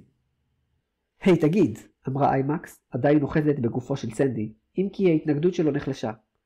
למה בחרת בפיס הייבן? יש סיבה שהחלטת ללכת דווקא לשם? קיובריין הסתכל על ג'וני, ולאחר רגע זה נאנח. הוא לא ממש בחר בזה. אני השגתי מידע שככל הנראה האבן שאנחנו מחפשים נמצאת בהר שליד הכפר. הר המוות הזמני? שאלה איימקס. כן, אמרה מקס, שנראה שהיא נרגעה קצת כשקיובריין וסנדי הפסיקו להילחם. ג'וני פגש זקן בפונדק שסיפר לו על מקדש שבראש ההר. את רצינית? שאלה איימקס והפנתה את מבטה אל דייב. זה בדיוק מה... אני לא רוצה לפגוע בכם, אמר קיובריין. אמרתי, לא הרגתי מעולם אדם שלא הגיע לו למות. אבל אם הדרך היחידה שלי לנצל ממוות תהיה להרוג את מי שמאיים עליי, אי אפשר להאשים אותי בהגנה עצמית. ג'וני, מקס, כדאי שנלך לישון כאן. בסדר, אמרה מקס. לזל, סינן ג'וני. דייב ואיימקס הרגישו שסנדי מפסיק להתנגד אליהם ושחררו אותו. סנדי התיישב על הקרקע ולא הסיר את מבטו מקיובריין וחבריו. מה נעשה? שאל דייב. נשען כאן. הוא צודק, כבר נהיה מאוחר, אמרה איימקס. אני לא אוהב את זה. סנדי עלול לקום ולהרוג את קיובריין בלילה, או ההפך. סנדי, אל תעשה את זה, אמרה איימקס. אני לא יודעת מה זה בדיוק, אבל אני רוצה לשמוע מה שיש לו להגיד לנו. מחר בבוקר נחכה שהם ילכו, ואחר כך אנחנו גם נלך. שלא נצטרך לסבול את המתח בין הצוותים ביחד. אבל אנחנו הולכים לפונדק, ונשמע מה שיש לקיובריין להגיד לכל הצוותים. הבנת? שאלה. לאחר רגע קל הוא הנהן. הוא יהיה מוכן לזה בכל מקרה, אמר. אבל אני הולך לשמור ראשון. היה זה אמצע הלילה. דייב עמד על המשמר, זמן מה אחרי שסנדי הלך לישון. אף אחד מבני החבורה של קיובריין לא היה ער. נראה שהם לא מרגישים צורך בעוד שומר. זה לא יאמן, סינן דייב. לעזל. הוא הרים את מקלו והסתכל על שק השנה של ג'וני. זה לא ייגמר טוב, אני יודע. הוא הסתכל כעת על סנדי. סנד! אמר בקול מעט חזק. סנדי, שישן, לא הגיב. דייב בלע את רוקו. אני חייב לעשות משהו. הוא התחיל להתקרב אל האזור בו ישנו שלושת חברי הצוות השני. לפני שהם הלכו לישון, הוא ראה לאיזה שק שינה הלך כל אחד מהם לישון, ולכן הוא ידע איפה ישן קיובריין, למרות ששק השינה היה מקורבל כל כך שהוא לא היה יכול לראות שערה מראשו. דייב הרים את המקל שלו, וכיוון את הקצה שלו אל שק השינה של קיובריין. אמרת בעצמך, כשאתה לא מוכן. ברגע הבא, מקל ההליכה של דייב השתנה. בקצה הקרוב אל שק השינה יצאו שתי חתיכות עץ מעוקלות שהיו מחוברות ביניהן במיתר. באזור האחורי ביותר, קרוב לידו הימנית של דייב, בחלק התחתון של המקל, יצא מתג קטן, מעין הדק. שוב, דייב בלע את רוקו. הוא ניגש אל התיק שלו, שנח לידו, ומתוכו הוציא כמה חיצים קטנים. כשמקל ההליכה שלו, שהפך להיות רובה חצים ארוך בידו, הוא הכניס את אחד החיצים אל הקשת הקטנה שבקצה המקל. הוא לחץ על ההדק, והחץ נורא ישר אל תוך שק השינה. דממה פילחה את הלילה, ודייב הסתכל על שק השינה של קיובריין לרגע קל בציפייה. לאחר מכן הוא התכופף ופתח את שק השינה. שק השינה היה מלא בבגדים מובדים, אבל לא בקיובריין. כשאמרתי להתקיף אותי כשאני לא מוכן, אני התמקדתי בעיקר בך ולא בסנדי. חשבתי שאתה קצת יותר חכם מזה, דייב. דייב זינג כששמע את הכל מדבר מאחוריו, והניף את רובי החצים, תוך כדי שהוא מסתובב ומתרחק לצד השני, ודורך חץ נוסף. מאחורי העץ יצא קיובריין, חרבו בידו, והסתכל על דייב.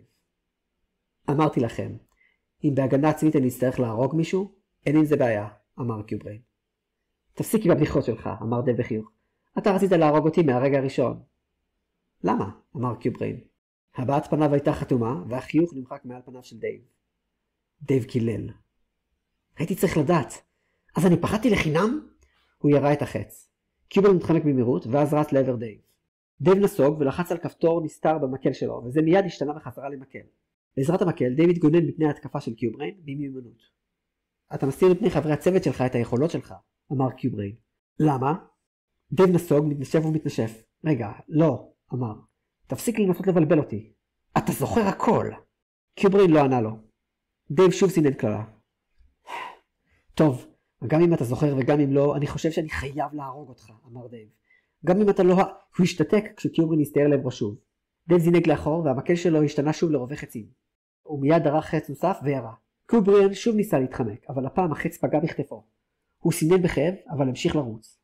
דייב ניסה לדרוך במהירות חץ נוסף ברובה החצים, אבל קיובריין הגיע אליו ותקף אותו בידו. דייב צעק בכאב, ומרוב כאב שמט את כל החצים על הקרקע. הוא קילל שוב וקרא כדי להרים את החצים, אבל ברגע הבא חרבו של קיובריין חדרה אל תוך הזהו. דייב השתנק והרגיש שהוא נחנק. לגבי השאלה שלך, הוא שמע את קיובריין לוחש לו לאוזנו, בעוד הוא מרגיש את כוחו נוטש את גופו יחד עם הדם שזלג מפצעו. אני לא זוכר כלום. קיובריין הוציא את חרבו מתוך הזהו של דייב ודחף אותו. דייב נפל על גבו ובשארית כוחו הסתכל על קיובריין. נראה שהוא מנסה להגיד משהו, אבל לא הצליח. אני לא זוכר, אבל אני יודע, אמר קיובריין. דייב הרים את ידו, מנסה לעשות משהו, אבל ברגע הבא ידו נשמטה על הקרקע, ושארית חייו התפוגגו. לכמה רגעים קיובריין עמד לצד הגופה של דייב והסתיר את נשמתו. הוא ניקה את חרבו בעזרת בגדיו, והסתכל על הגופה של דייב. לכל הרוחות, איך אני אסביר להם את זה? הוא תפס בחץ שתקוע בכתפו ועמד להוציא אותו, ואז נעצר. אני מניח שזה יוכל להסביר להם לפחות חלק מהעניין. כשאיימקס התעוררה, היא הרגישה שמשהו לא קשורה, אם כי היא לא ידעה מה זה בהתחלה. היא התיישבה, ולאחר רגע של מחשבה היא הבינה. היה מאוחר מדי. דייב היה אמור להעיר אותה למשמרת האחרונה, אבל עכשיו היה כבר בוקר. היא הסתכלה הצידה וראתה שגם דייב וגם סנדי לא נמצאים שם. מולה! נשמע לפתע קולו של סנדי. מיד איימקס נעמדה ורצה לכיוון הקול. היא נעצרה ובעטה בתמונה שנגלתה לפניה. המחנה של הצוות של קיובריין היה ריק, אבל במרחק כמה ממנו היא ראתה את קיובריין ובני הצוות שלו. סנדי עמד לא רחוק ממנה והסתכל על הצוות של קיובריין גם הוא. קיובריין ישב על האדמה ומאחוריו עמדה מקס, שנראה שהיא מפעילה קסם כלשהו על הכתף שלו. איימקס הייתה יכולה לראות שבגדיו שם ספוגים בדם, כנראה מפציעה. לידם על האדמה היה זרוק הברדס של קיובריין. ומאחורי קיובריין, על הקרקע, שכב לא אחר מאשר דייב. במרכז החזה שלו היה פצע פעור רחב, והוא שכב בשלולית של דם. רוצח! אתה רצחת את דייב! שאג סנדי והסתער לעבר קיובריין. איימקס הצטרפה אליו, מתכוננת לשלוף את חרבה. ייצרו, אמר קיובריין, זו הייתה הגנה עצמית. השניים נעצרו, אבל לא נראה שאיימקס או סנדי מוכנים להאמין לו. דייב לא יודע להילחם, אמר סנדי. איך אתה? אבל הוא נעצר כשאיימקס קטעה אותו ונעמדה לפניו. רגע אחד, היא אמרה. מה קרה לך בכתף? קיובריין הרים את ידו, בתוכה נח מה שנראה כמו חץ קטן. מה זה? איימקס הפנתה את מבטה אל ג'וני, שהיא שמה לב אתמול שהייתה לו קשת. היי, זה לא שלי, אמר ג'וני. החיצים שלי ארוכים יותר. אי אפשר לראות את זה בעזרת הקשת שלי. אבל בעזרת זה אפשר, אמר קיובריין, והצביע על החפץ שנח לצד הגופה של דייב. היה זה חפץ שאיימקס וסנדי מעולם לא ראו. הוא נראה כמו רובה חצים ארוך באופן מיוחד. זה היה הנשק של דייב, אמר קיובריין. תסתכלו על שק השינה שלי ותראו חץ נוסף תקוע שם. ואני בטוח שתמצאו עוד חצים בתוך התיק שלו. מה פתאום של דייב? שאלה איימקס. מעולם לא ראיתי... אחי, שתקה פתאום, כשהבינה שיש משהו מוכר ברובה החצים הארוך. זה... המקל שלו? שאל סנדי. קיובריין הרים את רובה החצים והתעסק איתו קצת. ברגע הבא, ההדק והקשת שבקצה הרובה נכנסו פנימה, ומקל ההליכה של דייב נגלה בפניהם. אני... לא מבינה. דייב הסתיר מפניכם את העובדה שהוא למעשה מיומן בלחימה, אמר קיובריין. וגם נוטה לקלל כשהוא מתרגז. הוא ניסה להרוג אותי בלילה, אבל לרוע מזל אני חשדתי שמשהו כזה יקרה. אז לא הייתי בשק השינה שלי כשהוא בא להתקיף אותי. חשדת? שאל סנדי. להתקיף אותי כשאני לא מוכן, המשמעות היא לא לנסות בלילה, אמר קיובריין. אני מוכן בלילה. חשבת שאני אנסה להרוג אותך? שאל סנדי. לא, אמר קיובריין ונעמד. טוב, אמרתי לכם אתמול, אני ממש מעדיף לספר את זה לכולם בבת אחת. איימקס נדרכה. היא הבינה את המשמעות של מה שהוא אמר. הסיבה שהוא הרג את דייב, או אולי הסיבה שהוא חשד שדייב ינסה להרוג אותו, קשורה למה שהוא רוצה לספר להם. אני מבין איך אתם מרגישים, אמר קיובריין ואז פנה אל חבריו. בואו, אנחנו נלך. נחכה להם בפיס הייבן. הוא הפנה שוב את מבטו אל איימקס. אני מקווה שהם יבואו. הוא וחבריו הלכו, ואיימקס וסנדי נשארו לבדם. מה לעזאזל קורה פה? שאלה איימקס. סנדי לא ענה. דייב מת. מה לעזאזל קורה פה? חזרה איימקס. התחיל סנדי, אבל לא סיים את דבריו. סנדי, מה אנחנו אמורים לעשות? סנדי לא ענה לה בהתחלה. שניהם עמדו שם זמן מה, הם לא ממש ידעו כמה זמן הם נשארו שם, ולא אמרו דבר. לבסוף סנדי נאנח. אני לא סומך עליו. קיובריין הרוצח הנוראי מתרץ את ההריגות שלו? זה לא נשמע נכון. יש משהו שהוא לא מספר לנו. אני ניסיתי לחשוב אתמול בלילה, לנסות למצוא היגיון בכל הכאוס הזה. אבל שום דבר לא מסתדר. איימקס הפנתה לעברו את מבטה. היא לא תהיה מוכנה להודות בכך מעולם, אבל היה אפשר לראות דמעות מתחילות להצטבר בעיניה. אם נעלה על ראש ההר, אולי נמצא את האבן, ואולי נביא אותה לסקוטימר, ואולי נקבל את הכסף, אבל דבר אחד לא יהיה לנו, תשובות. ואם נלך אל הפגישה עם קיובריין, אולי זו תהיה מלכודת, אבל זו הדרך היחידה שלנו לקבל תשובות. אז אני מציע שנקבור את דייב, ולאחר מכן נלך לפיס הייבן. ואם התשובות של קיובריין לא יספקו אותנו, טוב... איימקס חיכתה שהוא ימשיך את דבריו, אבל לא נראה שהוא בעצמו יודע איך לעשות את זה. כן, אמרה לבסוף. אני מסכימה.